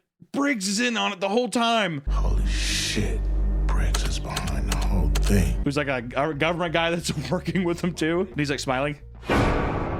So you find out Goliath is real, and it's what caused aliens to come to Earth when it was activated. It's so powerful that it sent out a signal to the aliens, and they were so tantalized by our data that they came to Earth. After the call, he calls Briggs, and he's like, you did it. And he's like, haha, yes, it was me. Y'all know all about Goliath. Wow, you did it. Which also his motivation seemed so stupid. Government's like mommy and daddy. If we can't track our babies, how can we protect them? Is that what this is about? They're not the humans that are. We're worried about the aliens. He's like, yes, haha, but it was me. And I am going to use it still like evil. And then he denies access to the cube. And the cube is like, I'm locked out. And then his hacker son says, want to play a game? And he does, hell yeah. And his son gives him access again. You weren't the only one keeping an eye out, Dad. And he does, you clever little shit. I love you, boy. You clever little shit. Love you, boy. Ice Cube gets an update from Mark because Faith, she was dying before, but he duct taped her leg. And he says, our baby girl's doing fine. And it's just like a picture of him like, and then she's in the background smiling. Dave and Ice Cube come up with a plan to poison the data for the aliens, or poison the food pretty much. We gotta poison their food supply, okay? And Dave says the government are bad hackers, and Dave's gonna go get his hacker pals to come and make a virus for it. The Disruptors, they talk to Ice Cube and they're like, I'm not doing it unless he gives us immunity. So the Ice Cube literally highlights all of their names, right clicks and deletes, and says, done. That's as easy. That's it. Your files, no more. We get another time lapse, and Ice Cube created a video to call out Briggs, and he photoshopped his face on the Disruptor image. How did he possibly have time to edit this video together? Also, this man is multifaceted. He's leading a government organization, he's an audio engineer, and he's a professional video editor and special, like basically like motion designer. He's pretty impressive. Ice Cube launches the virus to the aliens, but the aliens are hacking. The aliens hack them back, and then the other hackers are like, "Oh no, my data's being drained." They're eating our data. My data's being drained. They're gonna find Goliath. It just, once again, you can tell that the people, whoever wrote this, they heard some buzzword in articles or maybe read something, but they have no idea what the fuck is going on. The Disruptors get their IPs exposed, and basically they all just get blown up. Get out of there! Yeah. Oh, Starfire! And they all get blown up. Oh, Starfire! Ice Cube stands up and starts yelling after his son Dave gets vaporized. This is the second time that his son has supposedly died, and he stood up and had to be like, damn! No! No! He starts crying, but Dave calls him back, and he's like, oh, come on! And his son's like, damn, that was crazy. That was freaking intense. Did you? His reaction was so lackluster. Well, it's weird because it's like Dave calls him, he picks up, call dropped, and then you're like, wait, what's going on? And then he picks up again, shows his room, and then he comes in, he's like, oh man, yeah, come on, my god, man. And then Dave takes down a green screen, and he's like been somewhere else, and then Ice Cube has like a funny moment where he's like, they blew up my house, why didn't you route it to Brian's house or something? I don't have alien insurance. They blew up my house, man. Why couldn't you run that signal through Brian's house so they can blow his shit up? I don't have alien invasion insurance. Sandra from NASCAR, she has perfect makeup, besides like a black smudge on her chin, and she's like, yeah, it's been crazy. I mean, look, there's even DNA. DNA? Oh my God. Ice Cube calls Faith again and asks for the cannibal code that she was working on because Faith would know how to make that. Faith's like, my virus solution will work on these guys, but we need to put the formula on a hard drive. Doesn't make sense. Also, just because... What? Yeah, Faith asks, how will we do that? And Ice Cube says, I'll worry about that. We uploaded to Goliath. How would we get it into Goliath? I'll worry about that. They keep showing tons of like AI videos and shit. The US government wants to bomb the DHS building that Ice Cube is in. Pretty funny. He's like, oh, damn, they're going to blow me up. Well, because the Goliath is underneath. The Goliath, he's like, the Goliath's underneath me, but they're going to blow up the Goliath building he's in. Ice Cube will inject the code himself, but it's a suicide mission. So he writes an email to his kids and he schedules it. So instead of just sending it now as if they're going to have time to look at the email, he's like, all right, so I'll schedule it in like, I don't know, like tomorrow. And he sends them a folder of keep them safe photos, and they're just like all like secure. It's like weird screenshots from surveillance videos. Well, that was the weird thing. It seemed like it was all from that day. Yeah, where I'm like, what does that mean? Keep them safe? Like, what the fuck are you talking about? The code is ready, but Ice Cube doesn't have a thumb drive, and everyone else comically has a thumb drive except him. I don't have a thumb drive. What do you mean you don't have a thumb drive? So this is the solution. To get the thumb drive of code to destroy the aliens, Mark, the Amazon driver, is going to use a drone, which he dubs the future of delivery. Prime Air. Prime Air. Oh, it's the future of delivery. He's going to fly it to Ice Cube at the DHS building. That's the plan. And then he said something like, yeah, their training programs are really good. They've been training us for months. Like, it's like it never badmouths Amazon. It's really good, and I'm you know, I can make this thing fly like an eagle. I fly like a bird. I can soar like an eagle with this thing. Which is just a giant ad for Amazon because he even's like, you have to put in a shipment though. I need you to place an official order on Amazon to activate the drone. Nuts. And they like show somebody selecting something and putting it in the cart, and it's like supposed to be subliminal marketing messaging to be like, oh, I should go on Amazon and buy something later. But I hope that they lost subscriptions off this. I think people signed up to watch it. They probably did because it's making some buzz. Ice Cube leaves and makes Sandra be in the command seat. He's just like, I'm gonna go. Okay, I'm out. Mark is flying the drone and we get some shitty POV shots as he's flying. Mark's drone gets swatted by the tentacle of the tripod, and they tell a homeless guy in front of them to flip it. To entice the homeless man, they tell him that the government will give him free internet for a year and that he will get a free $1,000 Amazon gift card. Wait, give him an Amazon gift card for $1,000. To which the homeless man agrees and flips it, and Mark is back to flying the drone. The drone makes it to the building, and Ice Cube just keeps being like, I need that drone! I need that drone! Yeah, and then he's like, well, which way am I going? With his VR headset. Which way am I going? Hello, Mark, come on, I need that drone! Where's that drone? Mark! I need it now! So he gets the drone, he's able to plug it in. He's at the door and he's like, oh, my key card doesn't work. Which every time he scans it, it's 4 stars. 4 like boop, boop, boop, boop. Right, 4 stars. Like there's a 4-digit code. He's like, sweetheart, Faith, rewind the footage. Hey, Faith, rewind the security footage. Try to find the code. How do I do that? And she's like, how do I do that? He's like, edit. Go to edit and time playback. Go to file and click footage playback. See if you can find someone entering the server room. And she's like, okay. And she just starts like doing it. And then she says, okay, I got the code. 111983. I'm like, that's a 6-digit code. Yeah, you definitely want to see him press 4 buttons. And he presses 4 buttons and then walks inside to where there's like some shitty CG tentacles on the ground. And he immediately gets grabbed. And he's like, ah. No! And then Dave's like, come on, Pops, you can do it. Come on, man, you got this. Get up, Dad, get up! He's on the ground and he's able to put the flash drive in, and he just says, I love you guys. And the cameras all black out, and then basically the code goes across and it kills all the aliens. And the bombers also pull away from the buildings. The bombers who are about to bomb the building, they're sitting there and it's like, it says 3 seconds left on the clock. Oh, would you know for a fact that they were like, with 1 second left, where they're like, oh, that'd be cheesy. Let's make it 3. And I'm like, if you were that close, that bomb would be dropped. If you are 3 seconds above in a bomber that's going what? How fast? Hundreds of miles an hour. 500. 700 miles an hour. Ice Cube's dead. The building is blown up, is what I want to say. Well, it's like, how do they know? Because they don't know what's going on in that building. Yeah, we see the email that Ice Cube sent show up, but we get like an AI montage of like the world is healing. Briggs, who was like the evil white guy earlier, gets arrested. Sandra gets promoted to NASA leader. Faith is a master biologist. Dave is leading a rebellion, and then Ice Cube survived, and he gets a call from the Secretary of Defense, and the president wants to create a new surveillance program for America that doesn't invade people's privacy. Which is so funny. He wants you to pioneer a new data collecting protocol that doesn't invade people's personal privacy. And then he says, and then Ice Cube's like, nah, I'm tired of looking at Amazon orders. From now on, I'm watching you guys. And the guy's like, and he shuts it, and that's the end of the movie. I'm done watching us. From now on, I'm watching you guys. But the president... And then literally there's a globe and it says War of the Worlds. When I tell you that this movie felt 4 hours long, it's kind of like a classic bit where it's like you can't wait for the next morning. So you look at the clock, it says 2:16, and you can like go down and you're like tossing and turning forever, and you kind of like look back and it's 2:17. Oh, that kind of thing. It was that hell. It's made me appreciate Bret Michaels' Rock of Love.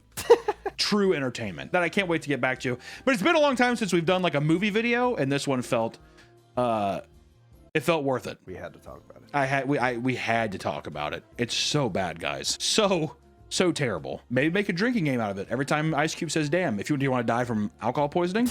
Every time Ice Cube says damn in the movie, take a drink. Good luck. That's all I gotta say. We will see you in the next one, guys. For the love of God, be careful watching this film. Bye-bye. Hey! I'm okay.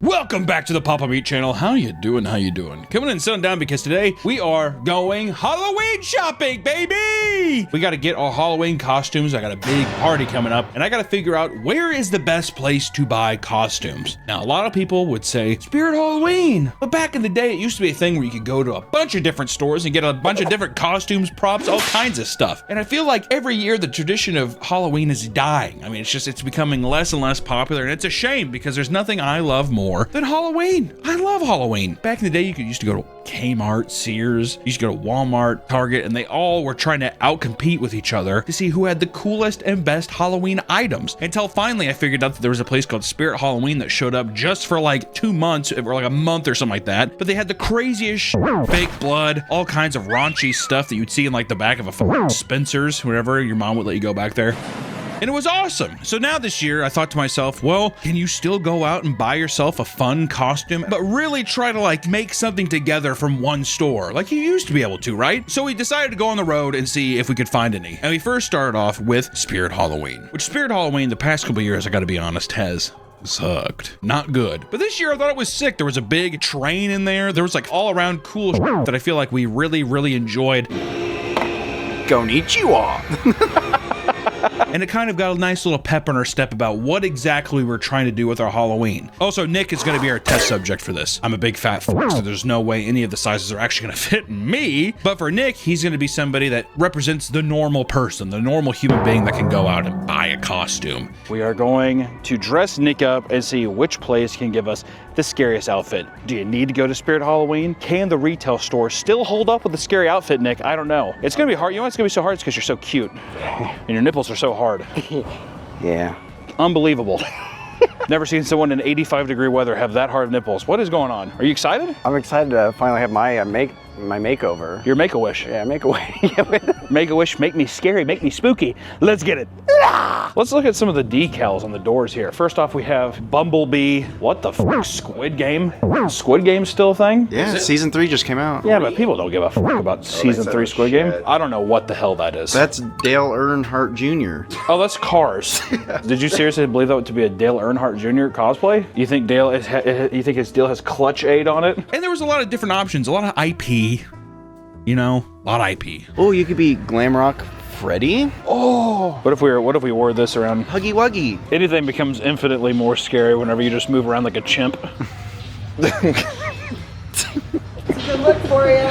Thank you. All right, a lot of people laughing at me right now. I like YouTube IP. That's what I thought was kind of weird. Too much. Almost the point where it's like, the IP I like is whenever, if it's horror movies, you gotta have your classic Jason, Freddy, Mike, Big Mike, all that kind of stuff. And even nowadays you have your Art the Clown. And then I like the gag IPs, like your Austin Powers stuff. But otherwise, just give me like different zombies, you know, mummies, all that other kind of stuff that can be just fun. It's a bling knife. What I want to know is what in particular makes this Halloween 2. Michael Myers slays. Michael Myers finds out his sexuality. God. Jesus Christ. Ooh, we could be Mogwais. This is a couples, or maybe it's just unisex. One size fits most. Love that wording. One size fits most normal people. Jesus Christ, that Scooby-Doo's kind of horrifying, eh? Imagine you're in a public bathroom and you just see this. Scoop? What are you doing here, Scoop?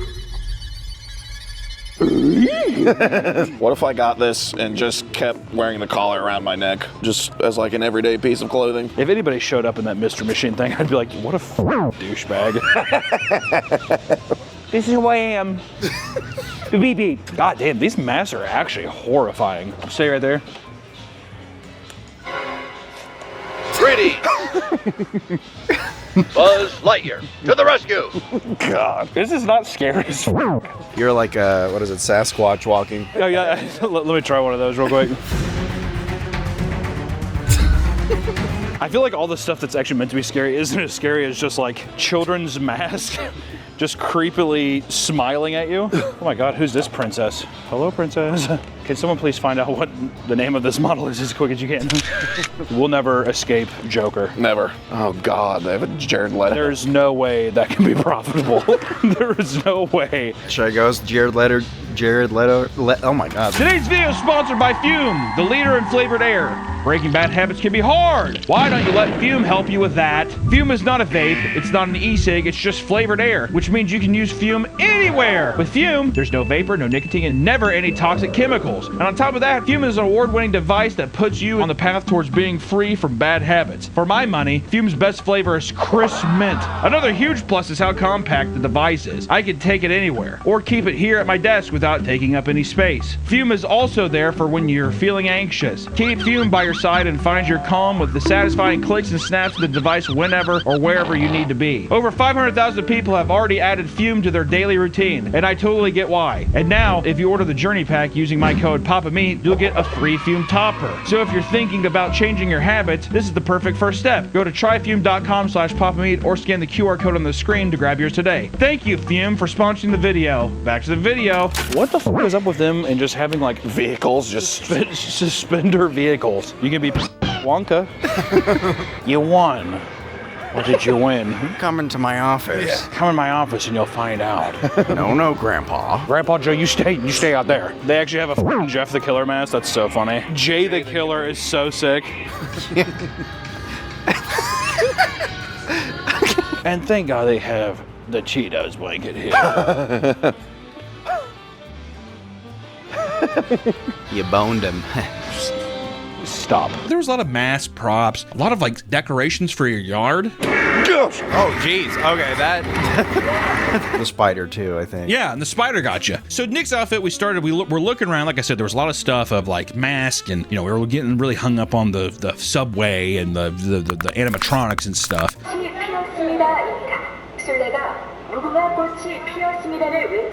It's just scary hearing Korean. But we started to really lean in on the furry mask. The furry mask was the first thing where I was like, God damn, you know, like, holy hell. That is truly horrifying. I ain't afraid no Whoa. Excuse me, sir. No pup play. What happened? And he got taken over by the mask. This would be a new age haunted mask story. I guess I could dip into the furry fandom. I can't take it off. What's your steampunk name? Dr. Industrial Pipe. I'm Industrious Storm Brew. Conclavious Steam Whistle at your service. Well, I'll see if we can have something in the back for you.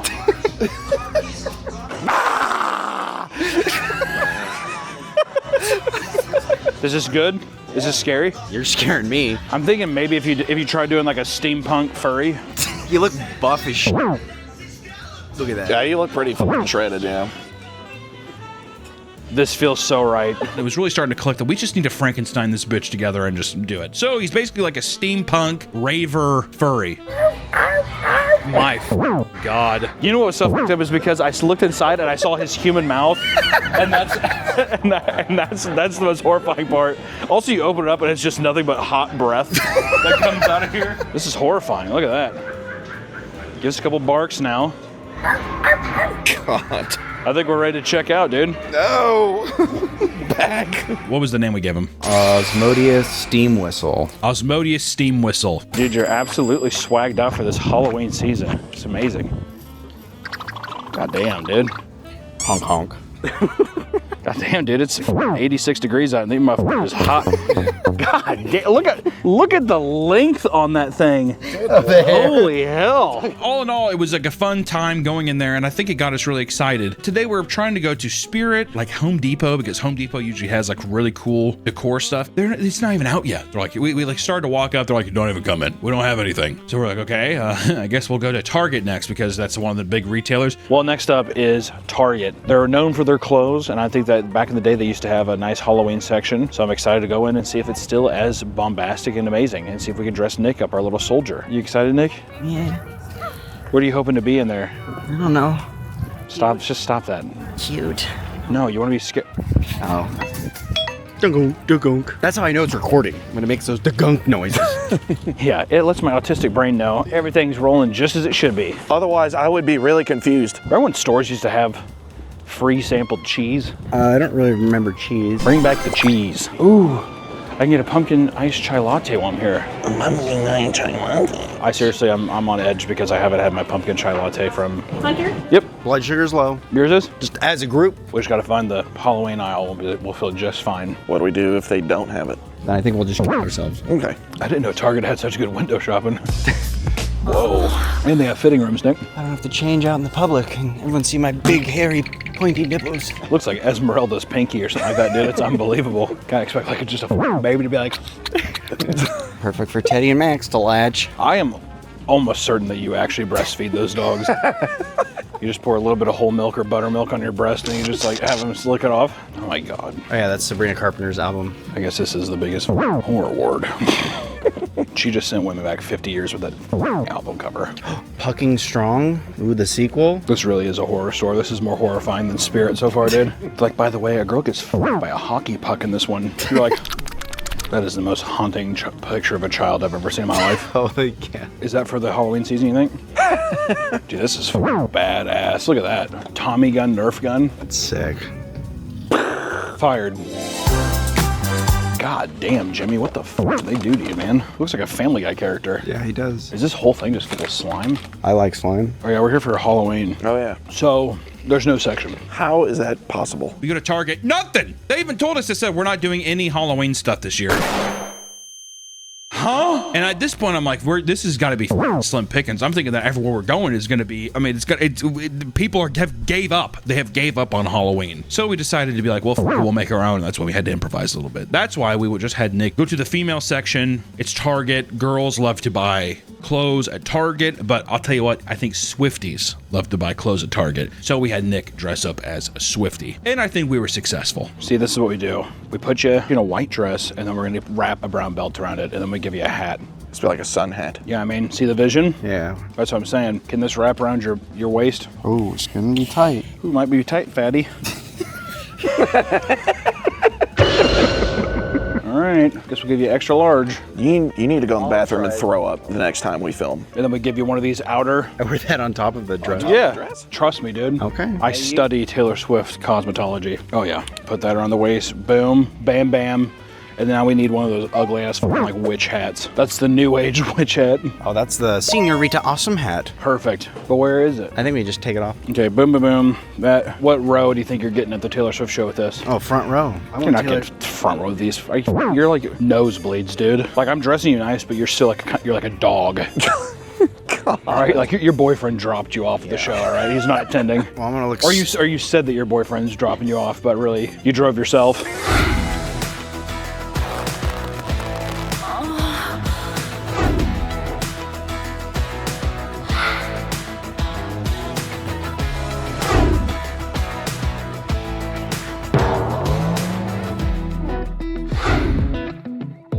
look like a girl from a Ghibli film. Okay, yeah, that does work. Yeah, but you wanna unbutton these. You wanna show something off. And then you need your belt. I forgot the belt.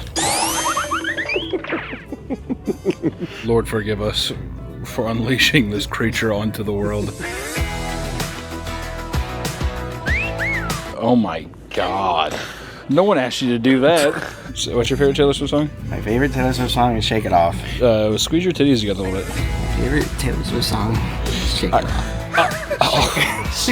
We have got to get out of here. This is becoming a legal issue at this point, dude. We named the target monster Gertrude Turnip. It was a good time. Also, to be fair, it was kind of fucking expensive buying clothes from Target. I was kind of surprised. Well, I guess it's not true. I think compared to our retail video, I mean, listen, compared to American Eagle and all that stuff, you're saving money at Target, but I'm just saying, a little more expensive. But we got him like a ghoulish outfit. It's kind of a mixture of, it's an homage to, I would say, Psycho, of Norman Bates dressing up as his mom, except it's a Swiftie. If Norman Bates' mom was a Swiftie, that's the outfit. But I had to go to Old Reliable because a lot of this, I mean, you know, back in the day, Kmart's gone, Sears is gone. There's not a lot of places just to go get costumes anymore. So we had to stop at one last place, which was Walmart, the bastion. It used to be the king of like kids' holiday shopping. Nick, what are you hoping to be in here? An Ewok. I think we might be able to make that happen. So some fun facts about Walmart. Sam Walton is a certified.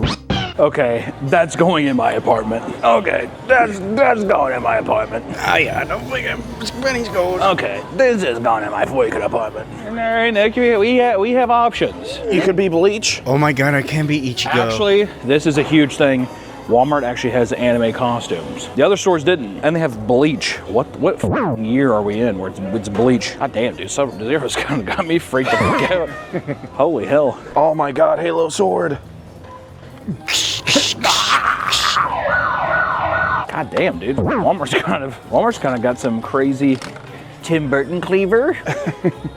Baby vampire's kind of fucked up though. It's just be a baby forever. Baby vampire versus baby pirate. On the vampire win. Talking about a supernatural being versus a regular human with scurvy. Okay, scurvy's still pretty intense. Oh, Taco, banana. You want to be a Onision? Actually, that would be that's a horror outfit right there. You want to do the? You can go outside this Walmart and do the I'm a banana song, and then that guy turns to be quite the character. Imagine that being your dad. We got all kinds of wigs. Oh, we have anime wigs, black anime wig, and pink anime wig. Yeah, this is Super Saiyan Rose. There's Super Saiyan Rose? Super Saiyan Rose. Toriyama did a lot of funny things before he died, man. These ones are sick. Welcome to the Bone Zone. Welcome to the Bone Zone. The fox is extremely uncanny, Nick. Does that have a movable jaw? Oh my God, it does. That's actually horrifying. You look like a taxidermied animal. We got a lot of shit, man. What the fuck? I would say these are unironically scarier than Spirit Halloween so far. This kind of white trash energy is not, you don't find that at, I mean, even this white trash, like, it's a pig sculpture with a disco ball. I feel at home when I look at it.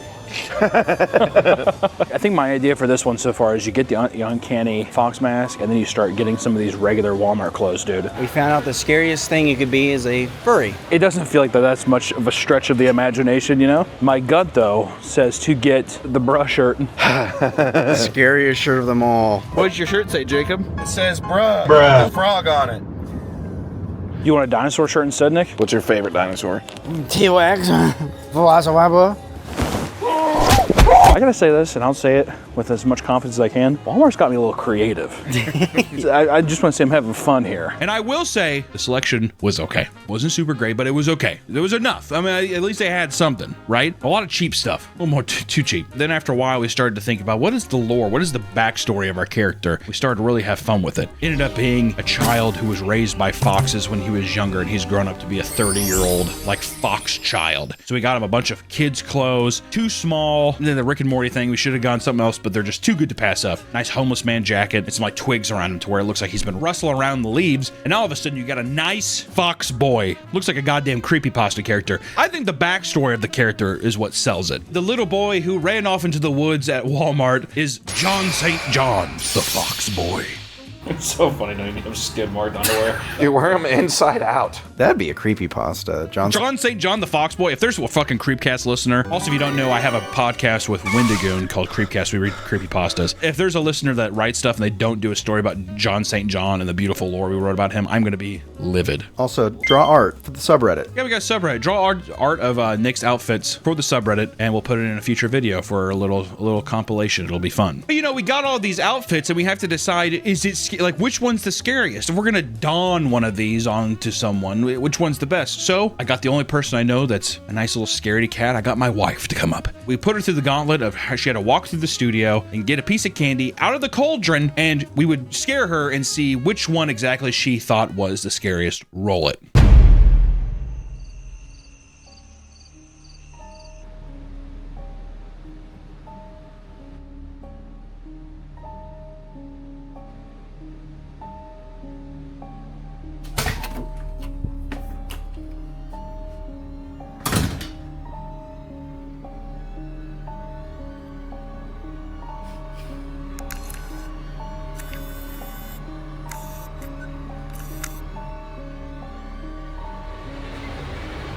Okay. But...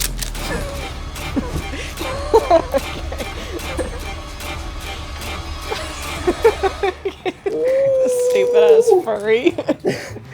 Are you just a sex slave furry? No. Did I scare you? You kind of startled me, yeah. On a scale of 1 Ow. 1 to 5, how scary would you say it is? Wait, hold on.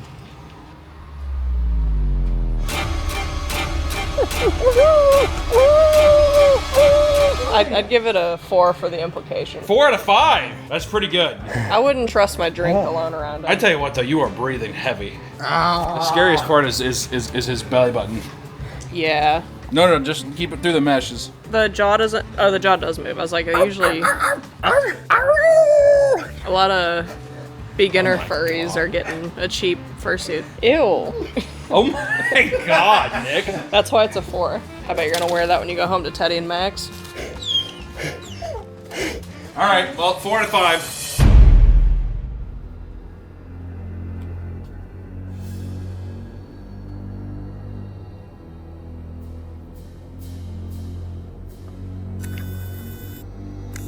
Hey, girls! Yeah!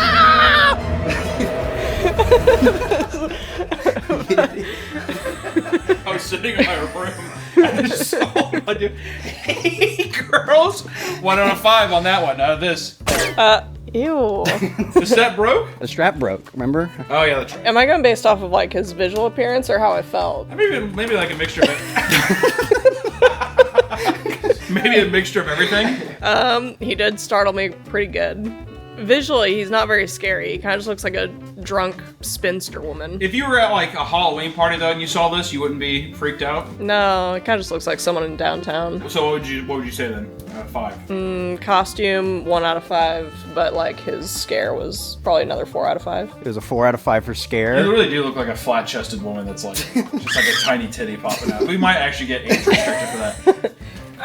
Well, he's a man, so it's fine. I don't think you can tell. 2.5 out of 5? 2.5 out of 5.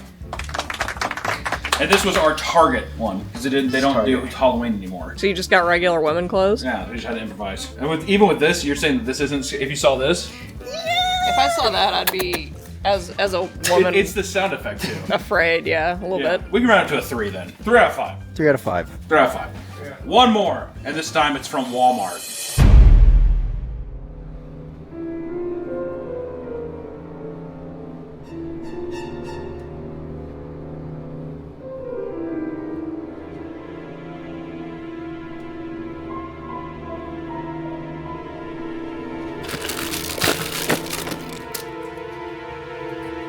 Alright.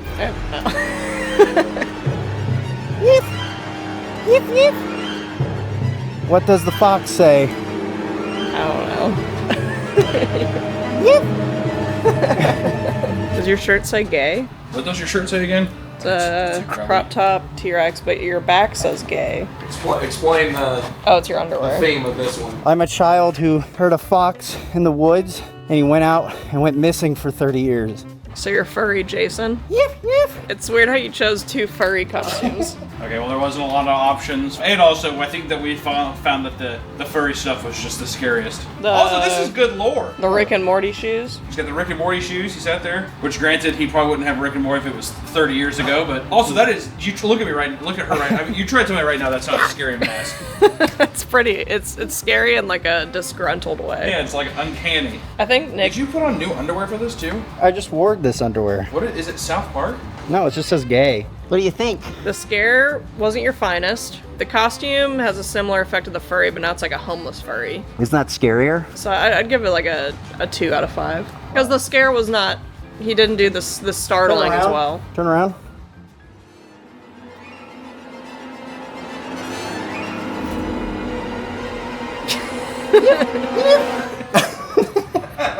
I legitimately didn't know what you were going to do with my wife right there. Alright, if you'd had a good scare, it'd have probably been another like 4 out of 5, just because it's like, now it's a homeless furry. The outfit itself, if you were standing around, you wouldn't be too frightened. I wouldn't want to talk to him. I would say out of all of them, this one would probably be this would be the creepiest for me. The jaw mechanic doesn't work as well on this one. That's what makes it uncanny.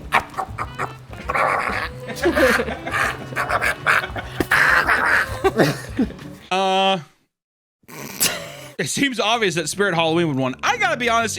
Personally, I think the Walmart Fox. That to me, that's the hero. Granted, I know, and people are gonna complain that we did 2 furry stuff. Furries are scary. What the fuck am I supposed to tell you? Uncanny, big, goofy-looking animal head mixed in with weird clothes. It's scary. We had to pick what was there. What did we legitimately believe would actually freak us out? Is it gonna be like a ghoul mask?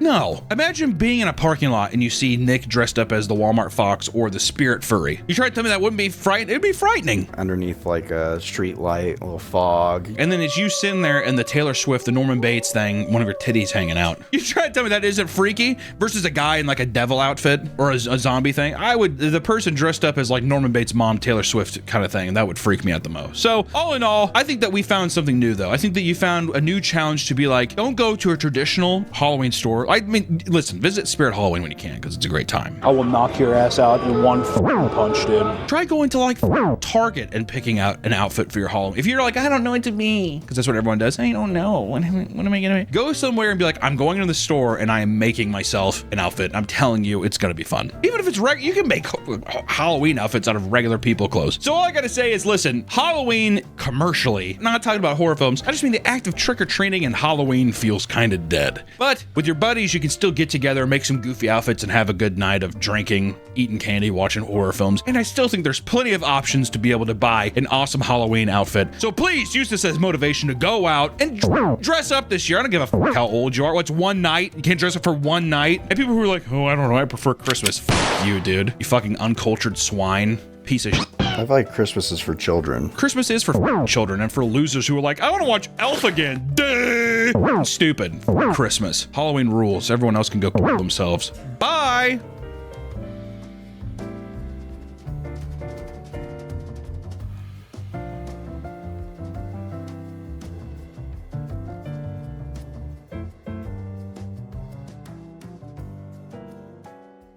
Welcome back to the Papa Meat channel. How you doing? How you doing? Come on and sit down, because today we're going to be talking about one of the most fascinating places in America, Buc-ee's. Consumerism is at an all-time high. Woo! Whether it's Taco Bell making limited edition clothing or Raising Cane's collectibles with Post Malone cups, we've been hardwired to obsess over merchandise like it's keeping us alive, baby. You gotta collect. And I am one of those suckers. I'm a big proponent for little collectibles and all that stuff. So yes, I do. When the Japanese McDonald's did the Evangelion drops, me thinks me bought it. You bought 2. I bought 2, one for me and then one for Nick. Thank you. This is taken to the extreme when you look at a store like Buc-ee's, the massive gas station and convenience store that sells more private label merchandise than you know what to do with. And people can't get enough. From the food to the costumes and clothing plastered with their iconic logo that looks like this. He's cute. Is he? It's adorable. Yeah. I don't know. I don't know if I like this fucking beaver. Why are you so happy? How much was the beaver? It was just like... You think he's getting like Roadhead, some truckers? Oh, wow! I'm beaving out! Eat my beef! leave. And the trucker's like, definitely, dude. This place has such a chokehold on people, but I just can't, I've always asked the question, why are people so obsessed? Because it is that of a religion. It is almost cult-like. People go up to the little Buc-ee's bronze statue and pay offerings online. They treat him as if he's a god. But I need to know why. What makes this gas station better than the rest? So today we're gonna trek through the doors of Buc-ee's and see what it's all about. Hop on in and sit on down. Come on into Buc-ee's.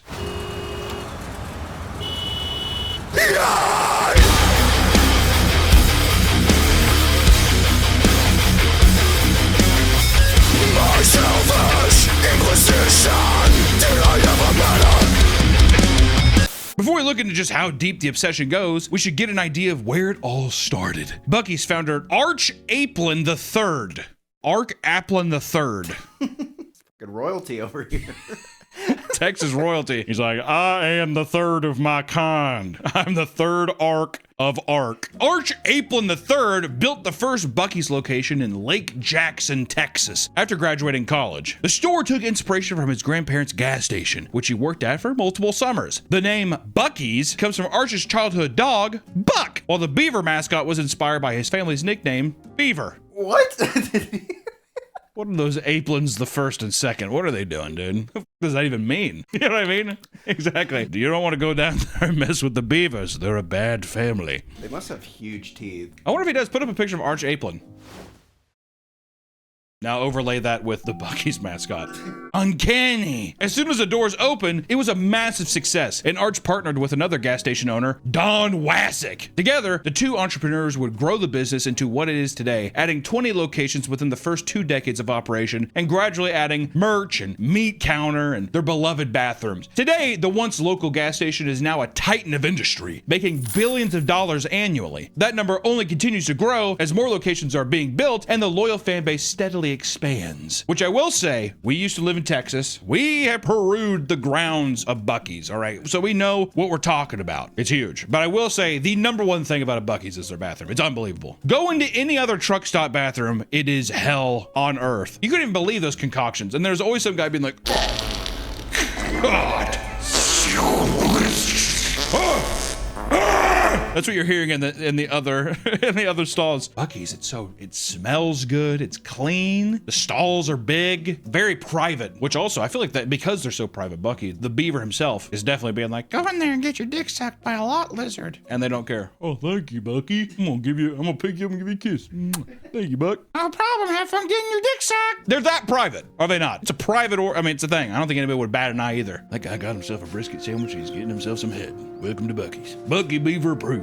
If you've ever been to Buc-ee's, then you know it is a very nice gas station. But that first initial experience has gotten so many people hooked now that millions of people are hyping it up online. And I will say, yes, it is a nice gas station, folks. I'm not dogging it, but I will say people will move mountains to express their love for Buc-ee's. They cannot. The fanatics, it is that of a Disney adult, all right? Or Costco fanatics. It's like Costco fanatics, it's like Disney adults. Buc-ee's are their own breed. What would you call it? Bucky Buds? We're Bucky Buds. We're Bucky Buds. We're Buc-ee's buddies. Yeah. Buc-ee's fans are like the Disney adults of gas station enjoyers because they make the brand their whole identity and consume every piece of merchandise or product they produce. And this is true. There are people who wear, it's just like, I gotta get the new Buc-ee's shirt. I've met several people who it's like, oh, there's a new Buc-ee's drop. Where you're like, who cares? What? I gotta get there. And there's gonna be people who watch this video who are like, you're goddamn right. I'll get any like Shamrock or fucking Christmas tree Buc-ee's shirt imaginable. And they grab their Buc-ee thermos. Yeah, they grab their giant Stanley Buc-ee's and drink their thing, eat their Buc-ee's candy, wait in line. There's also a guy too who's like, I'm not gonna name drop this person, but every time I went to Buc-ee's with this person, he had to take a picture. All right, a grown man had to take a picture with the mascot who walks around. Every time? Every time we went. Every time. And there'd be things where we drove past one because it's very convenient. I mean, people are like, I've never had to wait for a gas pump because there's like 700 of them. So it's very convenient. But yeah, every time he's like, let me snap a quick pic. obsessed. And I think he tried to mark it off like it was, you know, like, oh, it's ironic, but I'm like, motherfucker, just wanted to get a picture with Bucky Beaver. He's Bucky's bud. I'm Bucky's buddy. I gotta go. This video is sponsored by Helix Sleep. It's cold outside, so make sure you have a snuggle-worthy bed for deep winter. You can add the flannel sheets, you can add the extra blanket, but what you really need is a new supportive mattress. That's because well-lived life starts with rest, and nothing feels as good as waking up on a mattress that's made for you. With better sleep, you have more energy and more focus, helping you stay productive. So many of us are getting it wrong from the start. Good sleep starts with a better mattress. Helix has 20 unique mattresses, all set to serve a specific purpose. So how do you know which one's right for you? Helix has you fill out a quick sleep quiz to establish what kind of sleeper you are and your specific needs. Are you a side sleeper? Do you get hot at night? Each of these personal details allow them to find the right mattress for you. Every person is different, but no matter the need, Helix Sleep has the right mattress for you. The quiz they have you take is very quick, and your answers lead to your dream mattress. I'm getting my best sleep when it comes to the Dusk Luxe mattress. It serves my particular needs, and it provides deep, restful sleep each night. And it's amazing how much sleep can affect your mood and energy. I'm getting more work done, and all it took was a few minutes to find out what I was missing. Before I got Helix Sleep, I was ragged. I would toss and turn and get too hot. I had back pain. Now with the Luxe mattress, I still have scoliosis, but I can sleep through anything now. My neighbor screaming, dogs barking. It's perfect. Nothing can wake me up, and I feel so rejuvenated at the end of the day. Thanks, Helix. If you're not in the market for a new mattress right now, but you wish you could improve your old one, Helix offers the perfect solution with their range of mattress toppers. They can extend the life of your old mattress and upgrade the comfort while not having to worry about replacing it. Or maybe you've got a Helix Sleep mattress already, but you want to improve your guest bed. Grab a mattress topper and tell them we sent you.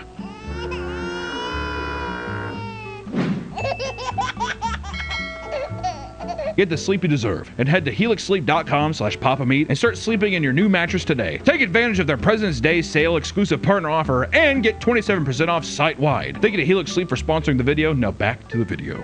One father explains how it's affected his 8-year-old child, saying, and I quote, "There's so much merchandise involved. Kids get a keepsake stuffed animal. They take a picture with a bronze beaver statue in the front. It's more of a Disney experience than a gas station experience," which is smart, Nick. You got to get Bucky Beaver out there. You got to make him is he as lovable as Mickey Mouse? I'd say he's probably more beloved than Mickey Mouse at this point. I was gonna say it is actually really smart because that's why Disney adults are Disney adults. It's because when they're kids, they have that emotional experience when they're younger, right? Exactly. So now they're gonna go back and it's become a tradition thing. I used to love coming here and getting a pic with Buck. I love you, Buck. Can I be his buddy? Yes, you can. Another person said that their neighbor only wears Bucky's merch and covered both family cars in Bucky's bumper stickers. They go on to say that each time they go to the gas station, they treat the short drive as if they were going to Disney. Once again, a bit obsessive and a bit over enthusiastic for moi, but at the same time, if you are taking the ordinary thing of going to the gas station and making it an adventure, is that a bad thing, Nick? I don't think so. Cheaper than Disneyland. It's cheaper than Disneyland, and also, what point to when do you think it starts turning negative? Because right now you're like, well, it's just a gas station. Do you think it's like when Bucky's is like, we're starting a movie studio? Or something crazy like that. We're starting a sweatshop. Bucky Sweatshop. Yeah, there has to be some unethical angle, right? There has to be some unethical angle to where it's like you're obsessing over a conglomerate. Because you kind of already are, right? I mean, they're making billions of dollars every year. One person even paid top dollar to have a custom one-of-one Bucky shoes made for his collection. The Nike Air Force had custom leather work with the Texas flag and Bucky's logo branded into it. The back of the heels had, quote, "You had me at howdy," stamped onto it right below Bucky's face. And the bag the shoes came in was printed with the food items from the gas station's menus. I mean, I'm not gonna lie. I'm not gonna sit here and say that these shoes don't go hard. At the same time, would I wear them? Probably not. I like them in picture form. I like looking at them on a picture. It's like art, yeah. If I saw somebody wearing them in public, though, I feel like I'd be like, oh. I think it's because it feels ironic or something. Yeah. Oh, that's funny. They're taking the piss out of this, but a guy being like, "What do you think of these?" He's like wearing them, like showing it to you. What do you think of those right there? It's too serious. Yeah. You're like, oh, Bucky. It becomes cool then, because then you're doing ironic. Say you like it. Okay, Jesus Christ, I like it. Thank you. The food at Bucky's is a big reason why so many people enjoy it. They have in-house butchers who scream, "Fresh brisket on the board!" Fresh brisket on the board!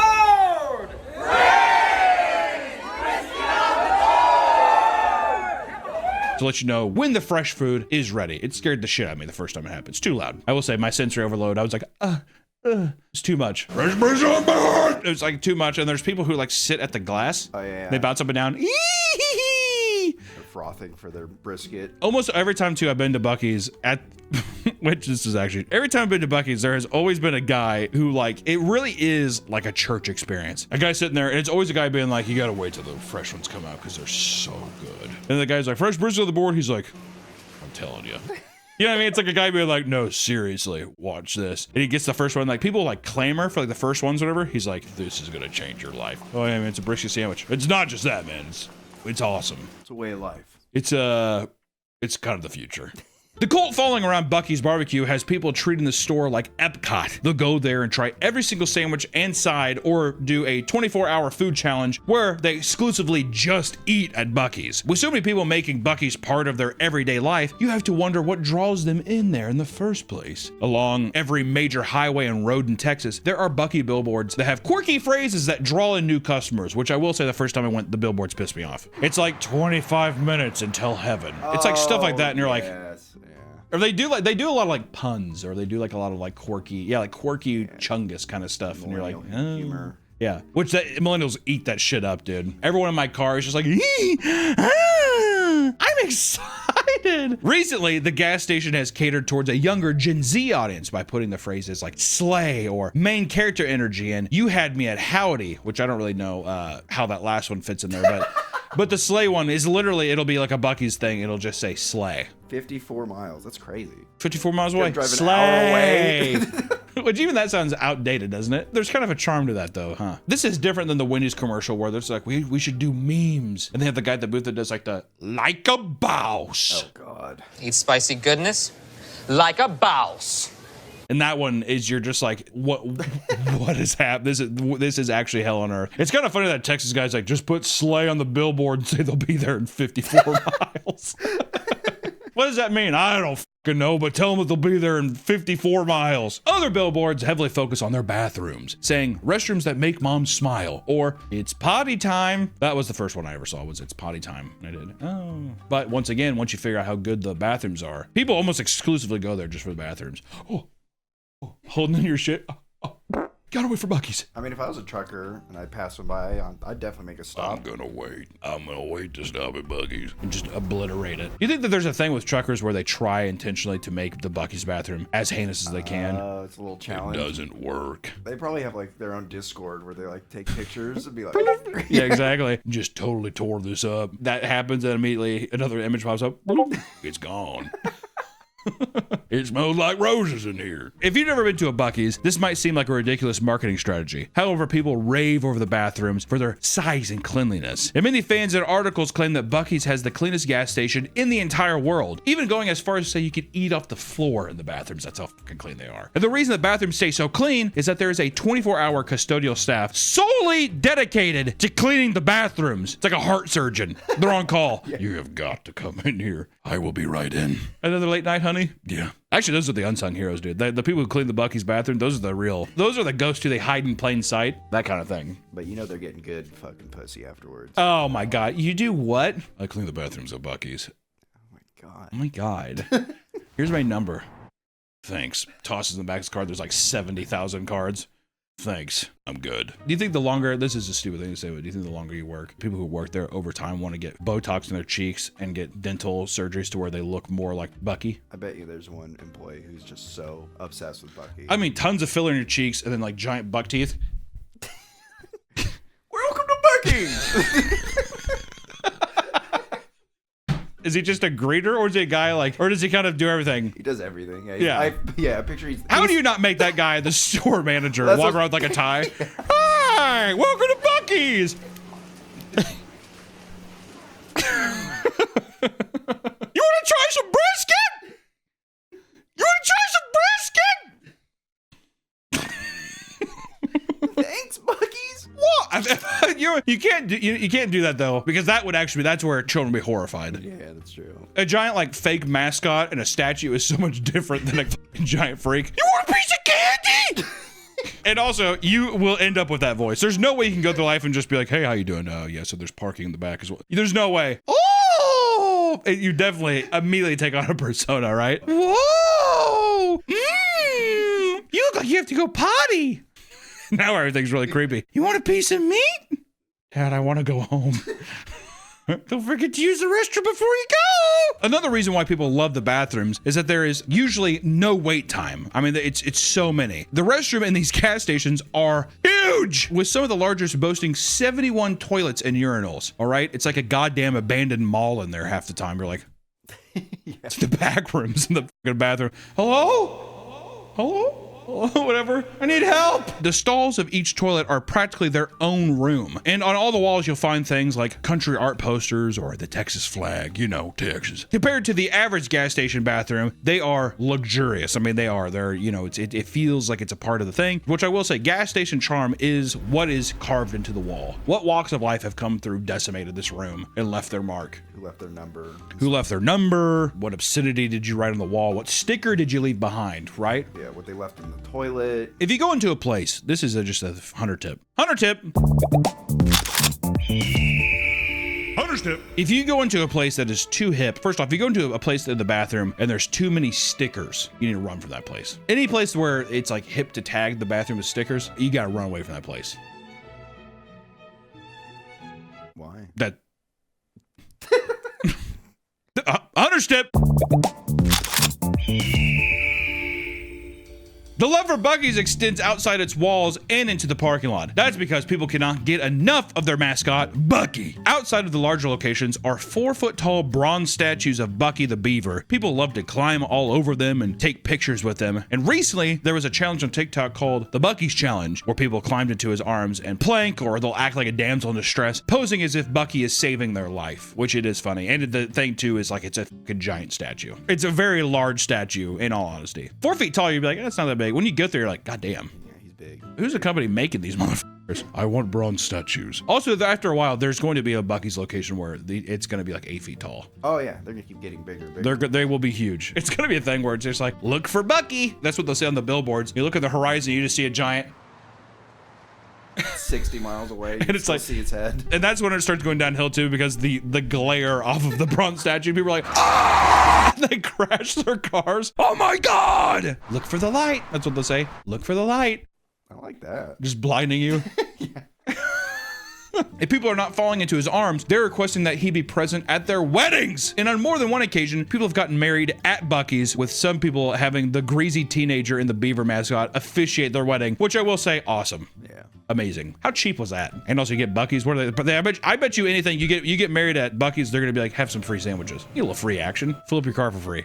Really, Buck? Oh. First one's on us, buddy. First one's on us. Hey, but honestly, let's just hope that this thing works out. Oh, thanks, Buck. No, seriously.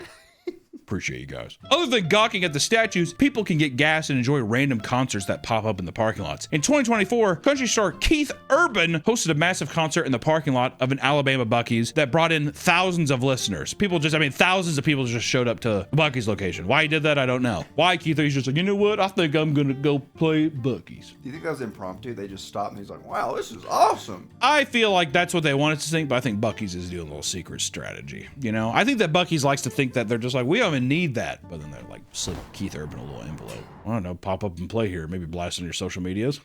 And then Keith Urban's like, can I get a specialty, like, you know, Post Malone has Posties meal or whatever. He's like, can I get at every station, Pump One is named after Keith Urban. They're like, let's fucking pump the brakes a bit there, Keith. Play in the parking lot. All right, that'll do. There were so many people there that the venue nearly blocked customers from getting gas or entering the station entirely. But not everyone is infatuated with the chain. No. In fact, some people are absolutely sick of the hype surrounding the Buc-ee's franchise. In fact, a lot of people, they're comparing it to mega churches based on the sheer scale, ridiculous amounts of merch, and of course, the customer's undying devotion. People are sick to their stomach that people would be obsessed with this consumerist culture, Nick. It is disgusting. These cheap shirts you guys are obsessed with, you're sheep in a flock. That's what they say. You'll be hard-pressed to find someone criticizing Buc-ee's without a couple staunch defenders jumping in to defend their almighty beaver god. One man voices his frustration online about how underwhelming the place was, despite seeing it described by others as an experience. A quote, an experience. Which also, it's just like, it's a gas station, dude. It's the same thing when people say like, oh, Waffle House, you gotta go for the experience. It's a place you serve breakfast, but it's a thing that's around here. Right? It's like going there, okay, well, so it's just a gas station, or? So overhype is killing it. Yes. Or just people being like, the mysticism online builds up and people are like, I went there and it was boring. Do you think there's like Paris syndrome with Buc-ee's syndrome? There's 100% thing where it's Buc-ee syndrome, where Americans go to a Buc-ee's for the first time. It's not as good as they expect and they kill themselves.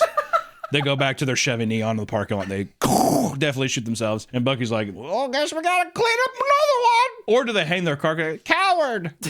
Yeah, they could hang their bodies up outside the store. And they put a little coward chain on his deal. Coward. Well, I was gonna say they strip him naked and spray paint coward on their chest. Take his clothes. Take his dockers. In response, the mod of the massive Reddit page used his mod privileges to stick a comment on the very top telling him to eat shit. If I'm a mod in Buc-ee's subreddit, I'm leaving an eat shit comment. Yeah. You see, but he didn't do KYS, which is what I think a lot of people would do. I think eat shit is a bit more appropriate, a bit more respectful. He held back. Coward. People often go on rants online complaining about how overcrowded and stressful it is, the bad smell, as well as how much they hate seeing the logo covering every single product on the shelves. The f does that even mean? Don't go. So it's like, where do you think you're at? You know what I mean? I'm in Walmart and everything's covered in No, you're in a fucking Buc-ee's gas station. Why is the beaver everywhere? What do you think, dude? Hello? Hi. Also, people, when they're like, it's a bad smell, I think they just don't like the smell of, like, barbecue. I'm not the biggest Buc-ee's fan, but I don't think I've ever been in one and been like, this smells like shit. Outside, it smells like gas. It's a gas station. One mother films and reviews her experience, overlaying shots of customers with her explaining how it's filled with NPCs and overweight Americans, ultimately dubbing it a nauseating and depressing snapshot of America. Okay, God forbid a fat ass wants to go and get a vibe at Buc-ee's. God forbid that I want to go take my cankles out and get a brisket sandwich and some Slim Jims at Buc-ee's, dude. I guess I can't be a person today. Look at the state of America. It's all Buc-ee's fault, by the way. All these people are overweight and disgusting because of Buc-ee's. So true. Yeah. Yeah, you guys are just rats in a fucking maze. While they're drinking their matcha tea at Starbucks. Yeah, well, but see, that's healthy, so that's fine. Doesn't matter. It's healthy. It's grass. There's more to the Buc-ee's hate. Many former employees have come out to admit that they've been treated poorly on the job. While the official number is kept private, the store has an incredible high turnover rate. Some employees claim that there is overt racial discrimination in some locations. Even just last year, the staff themselves were guilty of this, with a lawsuit last year claiming workers were straight up bragging about how they're allowed to discriminate against customers based on their race. Oh. Buc-ee? No Chinese! Yeah. Keep the Chinese out of Buc-ee's! Like, what? I mean, fresh brisket on the plate! Many have revealed their own personal stories about the lack of professionalism in the store, including one former employee who saw a coworker get fired because she had a stroke. Okay, don't make that noise, dude. The getting fired for having a stroke is a dirty pull, dude. As a manager, okay, well you have to be fired. Sorry, you're over your points. This is 0.7. Exactly. Yeah, you lost your points. You've already had too many sick days. It's like couldn't help having a stroke. Another former worker revealed that one of the coworkers was forced to finish their shift in the middle of having an active miscarriage. What? Which wow. Like, clean that up, Debbie. Well, you get drips all over the floor, Deb. God, it's all sticky. The emotional distress of that, also the physical distress. And I'm not blaming this on Buc-ee. This is the manager or it's the person's fault. How do you look at somebody like that and not have an ounce of sympathy or love in your heart? You just be like, oh my God. Well, I read there's something on Reddit. This is like 5 years ago now, but they're saying like Buc-ee's pays really well. You get like $18 an hour working there. But people were saying like, oh, it's hell working there because you literally get no breaks, not even a lunch. Yeah. Well, do you think it's a kind of thing where it's like people are like, I don't know, you should be lucky to work here because we do get paid so well, so they like the culture of working there is like you got to work hard for Buc-ee's, or whatever, and they're trying to make it cutesy, you know, which I think is like kind of any job. But I wonder if you're working at a quote unquote cool place or like a place where it's like people love this store, if they use that against you. Oh yeah, definitely. They'll use anything. You know what I mean? Same thing at Disneyland. They pay their like performers like shit because it's just like this is a dream. Well, yeah. job. Well, if you don't want to be an actor here, I mean, there's a line of actors right here. We could do whatever. Did you see what happened with the evil witch, the stepmother at Disney? Yeah, Disney. Basically, she was so good at her job, people came specifically for her her, so they fired her. Oh, dude, I've heard of that before. There was also a guy that, I don't know if it was Disney, but there was another performer who was like an elf in a parade or something. And like he blew up because people would take videos of him because he was like big, but I think that they fired him too. Like you're taking too much attention or spotlight on the thing. You're distracting people. Which once again feels like a person looking for any kind of power and they feel jealous that like, oh, you're getting the spotlight. I'm your boss, but I'm not getting the spotlight or something. People with these minutia little pockets of power in the world are like, that's the reason why the fucking world is fucking terrible. Am I wrong? No. I mean, a person sitting there and being like a manager being like, you're having a miscarriage, so you need to finish your shift, or you're having a stroke, and while you're stroking out on the floor, a person's like, you're getting fired. Yeah, they write you up as you're stroking out. The stroke thing though, that I feel like that was just like an excuse. Like we wanted him gone anyways. Yeah, just like just say that this is our time. Thank God he had the stroke. We were trying to get him out of here. With a store this big, it's only natural that they're going to get themselves into all sorts of controversies, right? I mean, if you get that big, you got some controversies. One of the most absurd ones being the time a monkey was let loose inside of a Buc-ee's. How are you going to let a monkey loose inside of a Buc-ee's? A gas station is not a place to be monkeying around. Where do you bring your monkey anywhere? Why are you bringing a monkey? Why do people have monkeys? Because they're cute. I mean, like, I guess. It's the power. You're controlling like a subhuman. You're a soul and I get to control you. I wanted a monkey as a kid. I did. I was fucking freaked out. I don't think I heard one positive monkey story. Ever since I was a child, people were like, yeah, they'll rip your fucking arms off. They'll eat you want to get your eyelids ripped off? They'll eat your eyelids. And you're like, that's what my grandma told me, because she owned a monkey. She's like, you don't want a monkey. Why did your grandma own a monkey? I don't know. This is like 100 years ago, but she's like... How old are you, Nick? Where you were talking to, she was able to get something 100 years ago. I mean, I was like 8, maybe. So she got a monkey in 1926. Okay, she's not that old. Or actually, if you're 8, so she got something in what? In 1899? Yeah. Oh, so 60, okay. But she got a monkey and she was like, oh, basically it was like when she started having kids, she's like, we can't have this thing. It's gonna kill the kid. They get jealous. Well, we should probably get rid of the monkey. It's gonna eat her baby. She was also a traveling musician, so I don't know how she had a monkey. Oh, well, that justifies it. I walk around with a guitar. Give me your monkey. In Terrell, Texas, a man who was looking after someone's monkey decided it would be a good idea to bring it with him inside of the store. It wasn't even his monkey. I think that's a guy just being like, oh my God, dude, not let Chim Chim come into the fucking store. I'm looking after him. Come on, Chim Chim. He's like walking in the store holding his hand. And as you would expect, young children were enamored with this and wanted to give it attention, one of which being a 13-year-old girl who was traveling with her church group. She asked to hold it, so the man gave it to her and let it climb up her shoulder, and a worker saw this and urged him that the monkey isn't allowed to be in the store. He then tried to take the monkey off the girl's shoulder, only for it to panic and bite her on the neck, which is also a thing too where the guy definitely had a power trip of being like, yeah, I got a monkey. And the only thing to do in Terrell, Texas is to go to the Buc-ee's and be like, is to peacock yourself with a monkey. That's totally what he did. Yep. If any large-titted women want to come up and hold the monkey, feel free. And the kid's like, oh, can I? And he's like, but that's how you get girls to come up though, because it's just like. Well, it's like taking a cute dog to a park. You think a guy actually wants to walk around his dog? Let me tell you. Here's a Hunter's tip. Hunter's tip. Hunter's tip.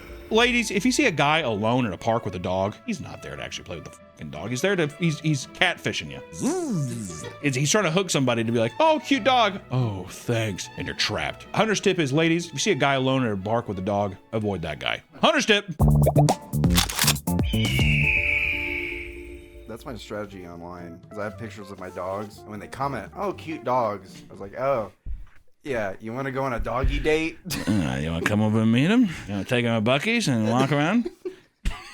Buc-ee's takes its branding very seriously, which is made evident by the fact that you can't look any direction without seeing the eyes of Buc-ee's staring right back at you.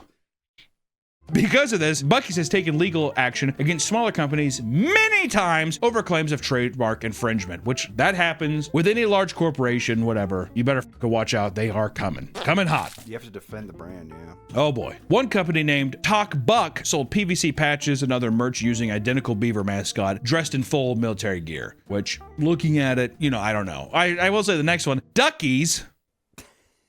Hey, come on now. The drive-through liquor store and food stop was put through a legal battle despite having a noticeably different logo. The same goes for Barky's, a coffee shop and dog park that had a similar spelling to Buc-ee's, and the most of the head smiling mascot was also infringement, which also it's just like, well, come on now. Can a dog not fucking smile on a goddamn deal? Do you own the E's at the end of a fucking word? In a way, you do. Kind of. Now, that being said, if I owned let's say I owned an underwear store, Wedgies, and it was like a cat pulling up something, it's like, it's wedging itself. To me, I'm like, Wedgies been around forever. You can't own Wedgies. That's bullshit. So I don't know. Very gray area, this legal stuff, huh? What do you think? Should you think that they should just let them run free with stuff, or do you like the iron grip that Buc-ee's has? Taking the logo and putting it on your own thing, I think that's fair to be like, take that down. But Duckies, I don't know. I see. I completely disagree. I think, don't insult me. Right? Buc-ee's, Duckies, I know what you're doing. Not only have a little respect for me, have a little respect for yourself and think of something different. You know what I would have called? Give me a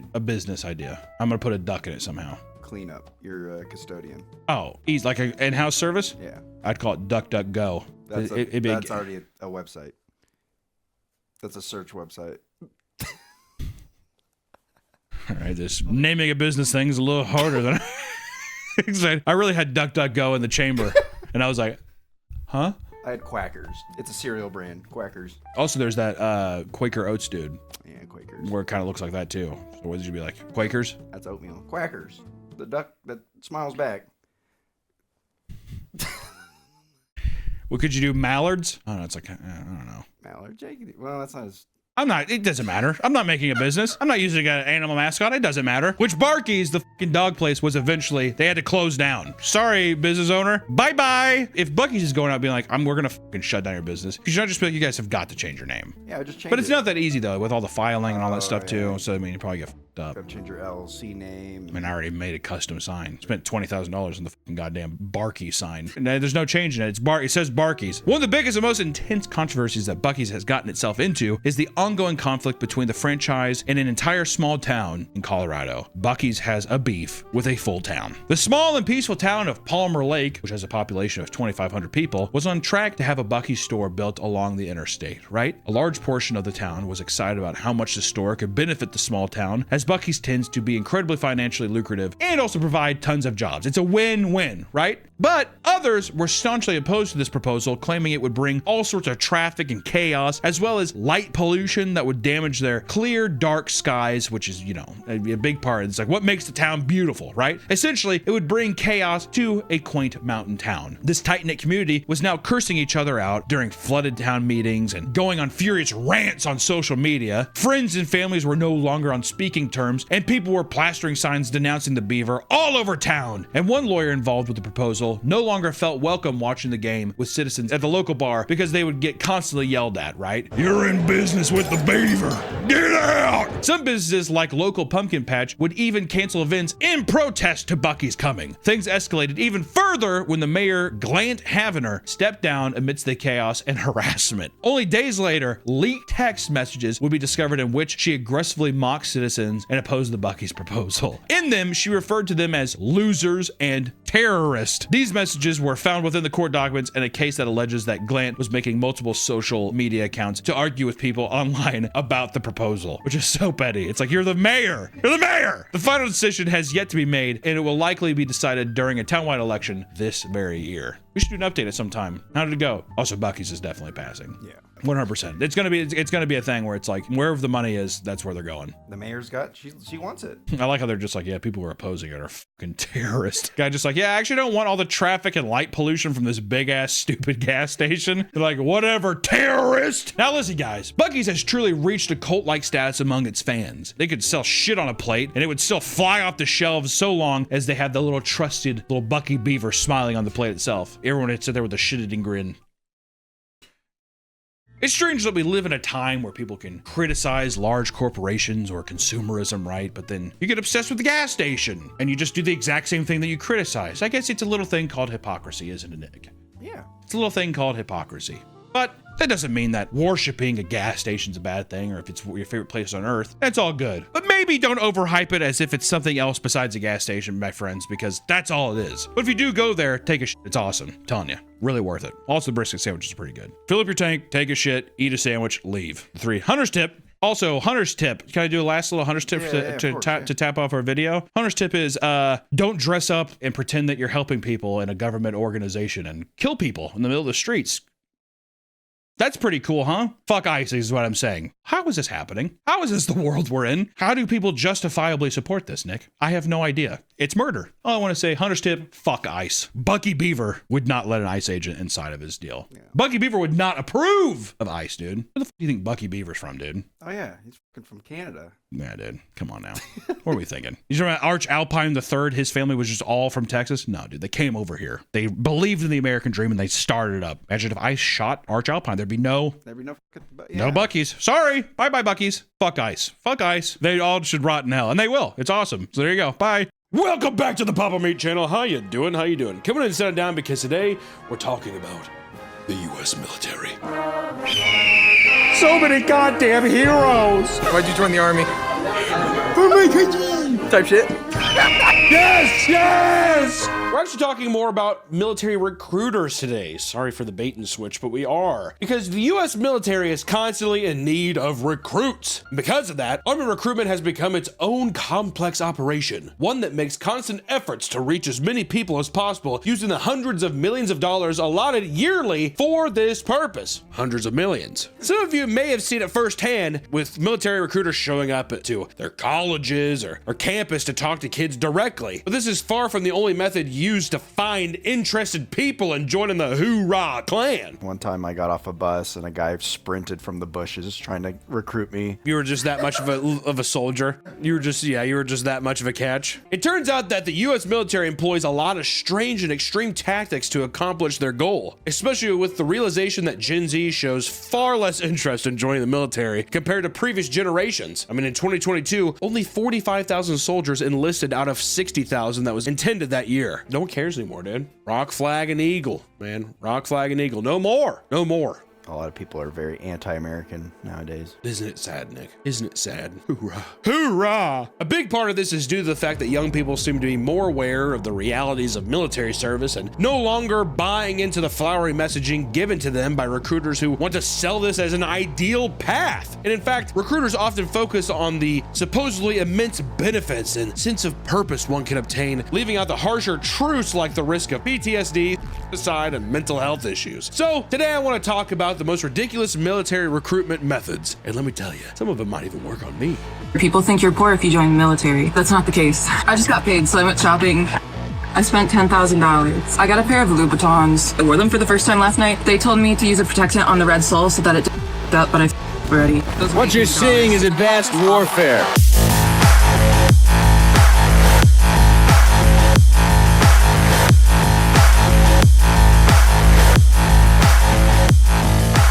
In the councils of government, we must guard against the acquisition of unwarranted influence, whether sought or unsought, by the military-industrial complex. Wake up. Wake up. It's propaganda. It's propaganda. It's an e-girl in military uniform. It's propaganda. Wake up. Wake up. We can't get into this topic without discussing one of the strangest and more recent examples, the e-girl soldier psyops. All across social media platforms like TikTok and Instagram, videos are making waves showcasing what can only be described as e-girls cosplaying as members of the United States Army. Many are convinced that it's all part of a massive psyop, and that the US is enlisting the help of attractive women to make videos that convince people to join the Army, aka the literal most effective way to put men into any position. And it works hand over fist. This is referred to as the simp to soldier pipeline. One of the most well-known influencers in this genre of content is a woman online named Luhan that has almost 1 million followers on TikTok. Dressed in full army getup, she posts videos of her lip-syncing to trendy songs, doing dances, and vlogging her experience. While some posts seem innocent enough and realistic, occasionally things would become way less subtle, like a post where she directly tells people, quote, "If you feel unwanted, you know the Army wants you bad." I love that, dude. I want you bad, so if I was an Army man, she'd probably love me. That's how men's minds work nowadays, too. Similar theories are even being made in other countries for people like Natalia Fadiz, also known as the gun waifu, a member of the IDF that posts pro-Israel propaganda on her Instagram and her OnlyFans. There's definitely a guy who's just doing something and then he's just, that OnlyFans comment really perked him up. Say what now? Her content ranges from cringy e-girl trends to Overwatch cosplays, mixed with thirst trap photos on her Instagram as well as her OnlyFans, popping her showing tits. It's, you know, what else is new? People believe that this is done as a recruitment method as well and have successfully gotten many young men to obsess over her. I would never reject you. In fact, I would like to be with you. I love you. Could you be my girlfriend? Heart, heart, heart. Please love me. But of course, this isn't the first time the US Army has tried tactics like these to gain interest of young people. Throughout history, they have employed various methods that glorify military life, often in a way that feels inappropriate or deceptive, like with military ad campaigns. Which, listen, here's the thing, guys. They're awesome. They're really cool. I remember, even when I was younger, I would see them and I'd be like, damn, that's kind of sick. Yeah, it worked on me. I could get free college? Free college? And I'm like failing algebra. Free college? I'm gonna be a doc! Can you sign up with flat feet? Or is that, you can't be drafted with flat feet? If you have flat feet, they're not gonna allow you into the military? Is it that big of a deal? I thought it was if you're like colorblind. Well, that maybe that too. If you have flat feet, you can't be drafted. So I'm safe from the draft. You're also like 40. You're not gonna get drafted, Nick. Like, you're like, I'm really young and extremely in shape. I hope they don't draft me. Hunter, I have something to tell you. What is it, Mom? You may want to put that energy drink down. I don't think your heart can take it. Well, Mom, I appreciate your concern, but I've actually been drinking Gamer Supps raw meat blend that's non-caffeinated. While they do have a caffeinated option, both are equally delicious, so I think it should be okay. Hunter, you're not my son.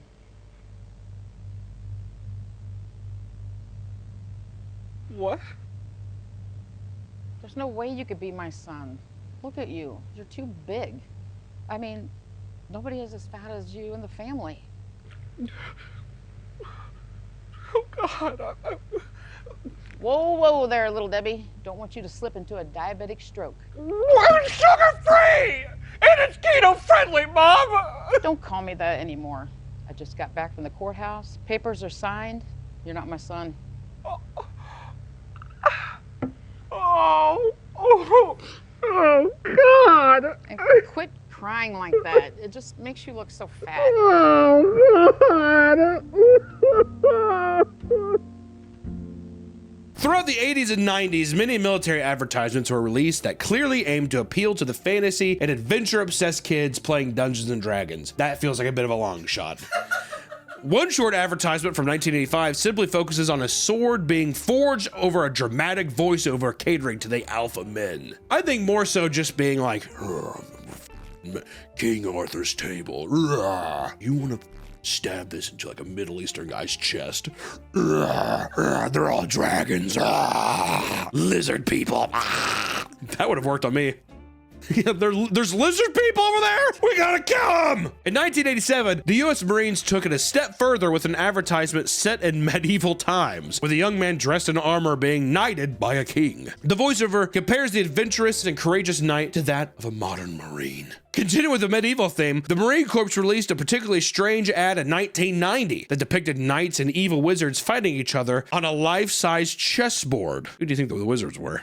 You know who the enemy is. Join the Marines. One of the most bizarre ads released in 1998, a man enters a strange CGI video game-esque coliseum where he must traverse a deadly obstacle course in order to retrieve a sword themed after a bald eagle. It's awesome. Especially that time too when you're just like, I just got my Nintendo 64, you're like, oh my god, I've been playing it here on my TV, but I could be in the game. That kind of thing. Also a bald eagle sword. You kidding me?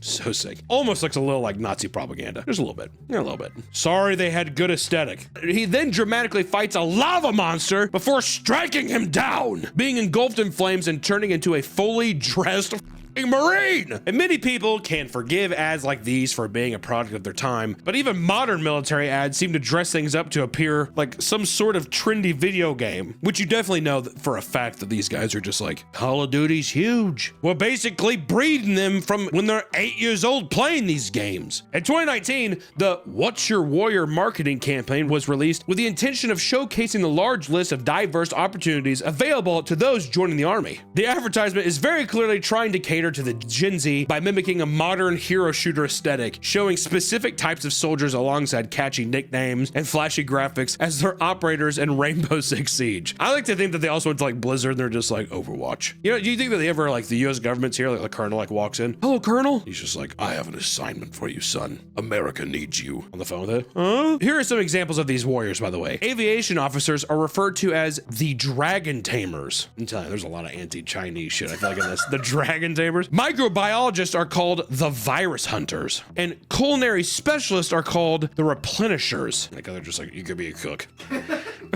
Many people across social media agreed that it was an incredibly predatory method of attracting the attention of young people. And appealing to gamers through advertisements is one thing, but what about actual video games? Let's talk about the military-funded video games. Because in 1999, U.S. Army Colonel Casey Wojcinski came up with a unique idea to manage the lack of recruitments. And by 2002, he helped develop a video game called America's Army, which was released with the purpose of convincing people to recruit in real life. And this was the first instance of the Army using the medium as a marketing tactic. The game acted as a team-based tactical shooter similar to Counter-Strike that was praised for being one of the most realistic portrayals in military combat in gaming for its time. I wonder who you're killing. Apparently in 2007, a man used his knowledge for the game to save 2 people that were stuck in a car after an accident. And the game was getting a lot of great press to the point where multiple games were released, both spin-offs and sequels. I like how some guys just like, thank you, America Army. I wouldn't have been able to save that wife and child from their burning car. That's kind of an impressive feat though, huh? Do you think they set that scenario up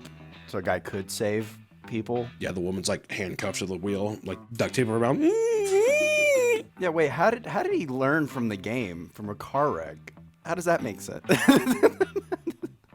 America's Army led to a more positive view on the U.S. military and successfully raised recruitment numbers more than any previous advertising attempt. And 20 years later, the game had shut down entirely after showcasing increasingly dwindling player numbers. Well, yeah, dude. One of the most popular military-based video games is undoubtedly Call of Duty, which first released in October of 2003, and this game has been widely speculated to be a military-funded psyop.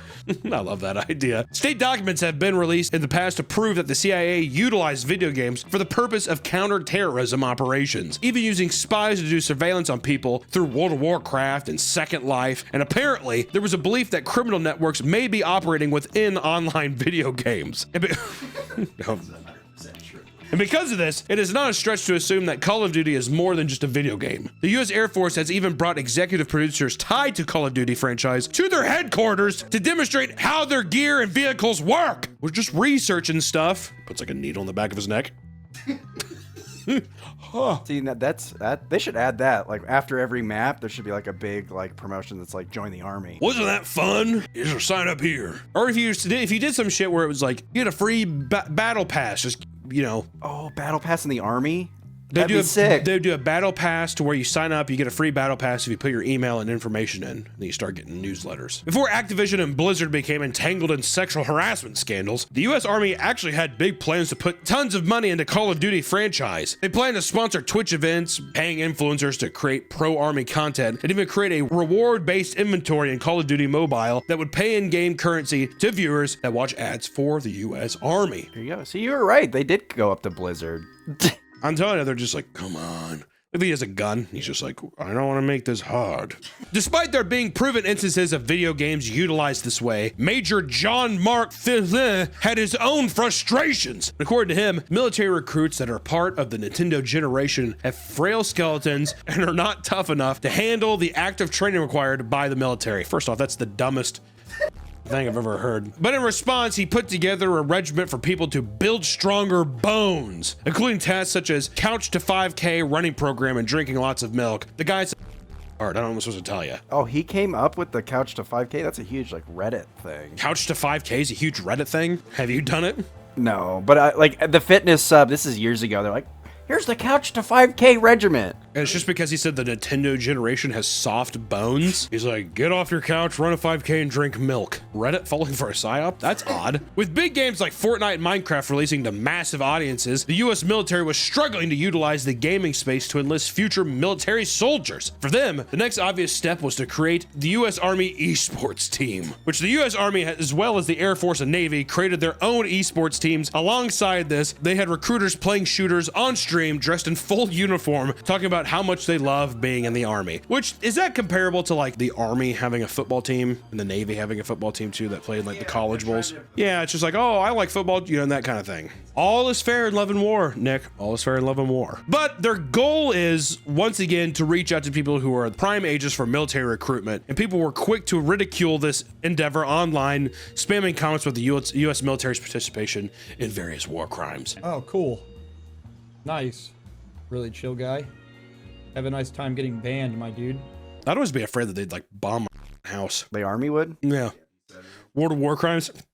And then all of a sudden, or you just see like a drone flying outside my window. I'm like, that was actually a big thing during Obama, when he started the Obama era, when he started using drones. People were like, he's going to use it on U.S. citizens. I always thought that the big thing they're going to do with drones is they were going to start delivering packages. Whatever the happened with that? I've never had one package delivered by drone. It upsets me. Because that was the whole thing I thought was cool with Amazon, was they were like, oh yeah, you just drop the box off at your doorstep and he flies away. It's like, idiot. I was sitting there, I had to order like, I don't know, a pair of socks. Look at my window. I'm pretty sure there was a guy who like, he ordered from Amazon and someone with a shotgun shot it down and took the package. That's awesome. At some point today, did a drone fly over your house and you shoot at it? I'm gonna be real blunt with you and ask. Yeah. You did? Yeah. That's so stupid. I guess the Fruit of Loom socks runs off. Speaking of psyops, they think that's a psyops. What isn't a psyop? The amount of times I see the word psyop online, there's psyops everywhere. Subway has a psyop. McDonald's, Walmart has a psyop. Who doesn't have a psyop? What's name a company that doesn't have a psyop? No, this isn't a Papa Meat. No, we have a psyop. I don't know what it is yet, but we definitely, if we don't have one, we're making one. What would our psyop be? Join the Patreon by using cute e-girls. That's what we need to do, dude. Do you think we'd get in trouble if we started getting like big titted women, fat ass, or like buff guys with like chiseled bodies just be like, I don't know, my life's just been, I look like this because I'm on the Patreon. You think that'd get people to go? Oh yeah. Really? I think so. That's gonna be our psyop then. The U.S. Army Esports Twitter account started to get made fun of online as well for using cringe e-girl phrases. We'll ask the merch store boss lady. They were responding with ooh. And it's like, these are the people that are supposed to protect this country. Why can't it just be, why do they, I mean, it's an idea, I get it, of we're trying to be hip with the kids so they want to join in or whatever, but can it not just be a thing where online is where you are your cringy self and you do all your shit that you do, and then if you join the army, can there not just be things where it's like we just don't joke? This is just we're the army. The army does not need to be making joke accounts, you know what I mean? They're trying to appeal to Gen Z. I get it, but I'm saying, can nothing be sacred anymore? Am I wrong? Why can't it just be a bunch of old guys who are just like, I don't know, are you a in life? Kind of. Cool, help me give you purpose again. That's been the biggest thing. I've had like multiple friends who are like real ups, and they're like, honestly, like ups. They joined the army though, and they like actually found like discipline and all kinds of stuff. Like the system I think works for people. It's just a matter of, but it's hard work, you know? I don't know. And you could die. Yeah. After being told that banning people for bringing up historic events in this matter was violating the First Amendment, the U.S. Army decided to take a break from streaming, and when they returned, they reinstated a ton of accounts that they had banned previously. Like, okay, well, I guess they can't just state facts. We can't just ban people for saying shit. This wasn't their only controversy, however, because it turns out that they were also participating in potentially unlawful fake giveaways in order to push higher recruitment rates. Links would be posted on their Twitch claiming that you could win an Xbox Elite Series 2 controller worth up to $200, only for most people to click and be sent to a recruitment page with zero mention of the giveaway. Perhaps they hope people would just forget about it and just be like, oh, okay, well, I guess the giveaway's not real. I guess I'll just sign up instead, which had to work, by the way. And according to their Twitch page, they stopped streaming about 3 years ago.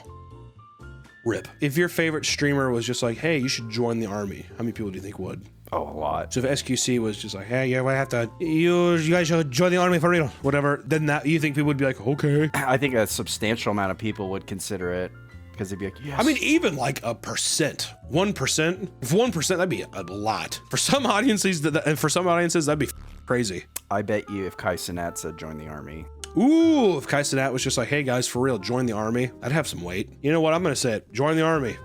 I don't give a shit, do whatever the f you want. Would you rather work at an Amazon factory or would you rather join the army? Join the army. I'd probably join the army over working at Amazon. I'd be in the Air Force. No, you wouldn't. You have glasses. They wouldn't let your blind ass be in an airplane. No, I wouldn't be a pilot. Then why would you want to be in the Air Force? I'd be in the cockpit. What cockpit? What are you talking about? Control room. So you just want to be a desk jockey in the Army? You want to be in the Air Force? You don't want to fly a plane? I feel like you're very easy to please. You know that? You don't reach for anything, do you? You just said that you want to be a desk jockey in the Air Force. The f are you talking about? The command tower would be like, all right, Bluebird, you're safe to land. So you're just saying that you want to work in an airport? Okay. If I was in the Army. Yeah. Well, you said the Air Force, but you're just saying, like, you're basically just wanting to, like, bring in Delta and American Airline. I mean, more power to you. I don't know. One time, my buddy, he told me in high school, he's like, hey, we're going to go work out with our Marine buddies. But I thought we were going to lift weight, but we actually went and did like Marine PT. And on the very first exercise, we just had to sprint down the street and come back. After that, I immediately threw up. Oh my God. Honestly, same. Well, actually, I would show up and be like, we're doing what? PT? No. My fat ass? Hell no. In the military's attempt to reach Gen Z audience, they began moving towards more cringe behavior, like the Army rap, which could have really been at any place or time, but rap always seems to come back in terms of like doing a hip hop thing. And you see it with the training videos and McDonald's and all that stuff. So it always kind of circles back a bit. 2019, the Giving All I Got music video released on YouTube to a minuscule audience. The rap was ridiculed for its incredibly cringy lyrics and amateurish production, and the song features moving lyrics such as going out like an acrobat. I'm flipping the script like flipping through pictures on Flickr.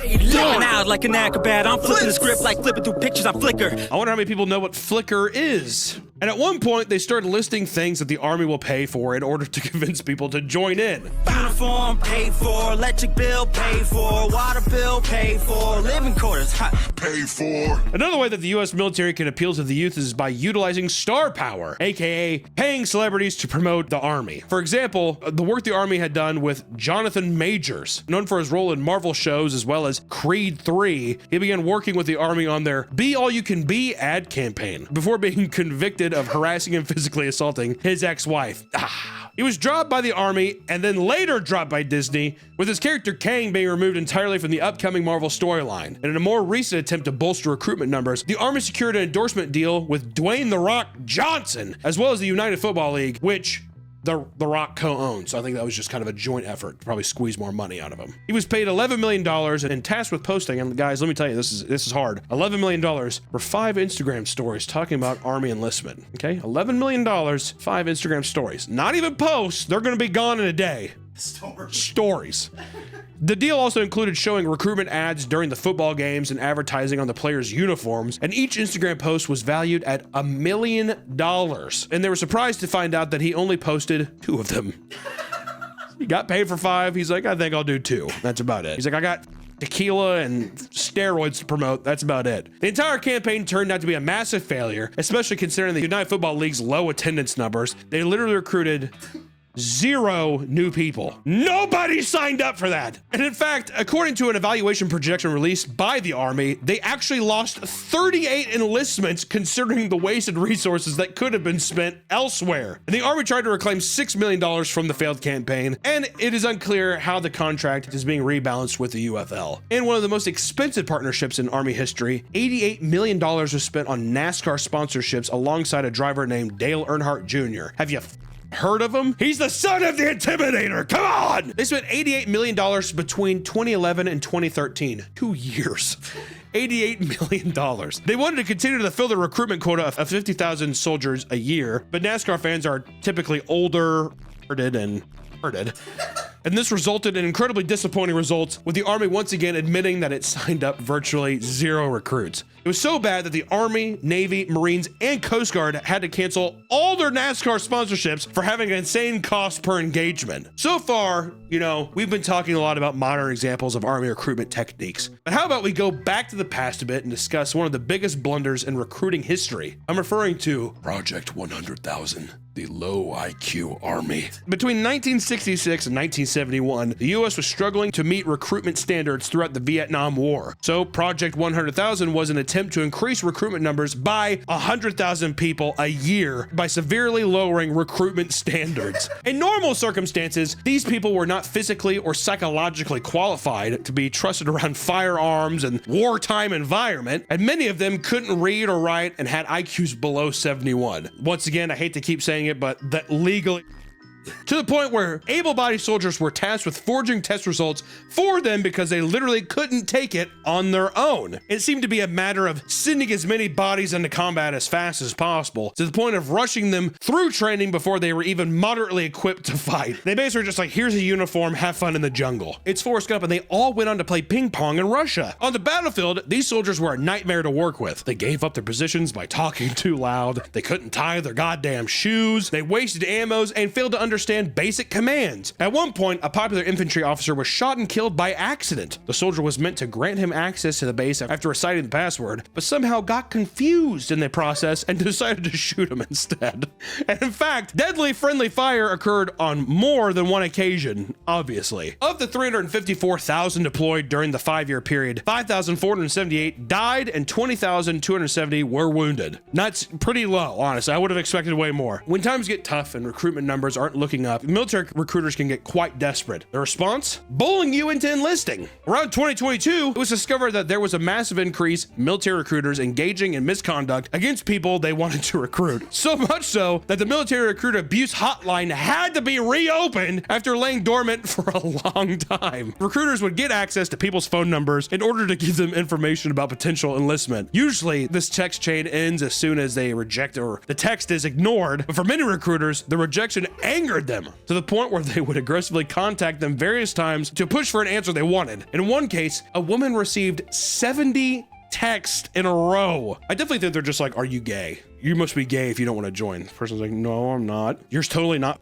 cool. You're gay. Hey, hard answer. Oh, come on, leave me alone. You're gonna join. What are you gonna? Okay, fine. All right, cool, man. One man admits that he was called old and fat by an army recruiter. There's got to be so much worse. There's got to be all kinds of that is the tip of the iceberg. There's got to be racial slurs, all kinds of shit happening, dude. When all else fails, they would get into full text arguments with people, sometimes posting civilians' address and threatening to show up and hurt them. Awesome. Listen, here's the thing, guys. Going into combat is a life-altering decision. It can lead to some of the worst moments in a young person's life, and the idea that the powers that be try to sneakily convince you to join them in video games and influencers is incredibly weird and bizarre. If you have any interest in doing something like that, maybe do your own research. Talk to someone who actually knows you or cares about your well-being, rather than leaving that job to a hot chick doing an Ahigo face on top of a tank, okay? And also to join the, I mean, it's with anything in life, case by case, dude.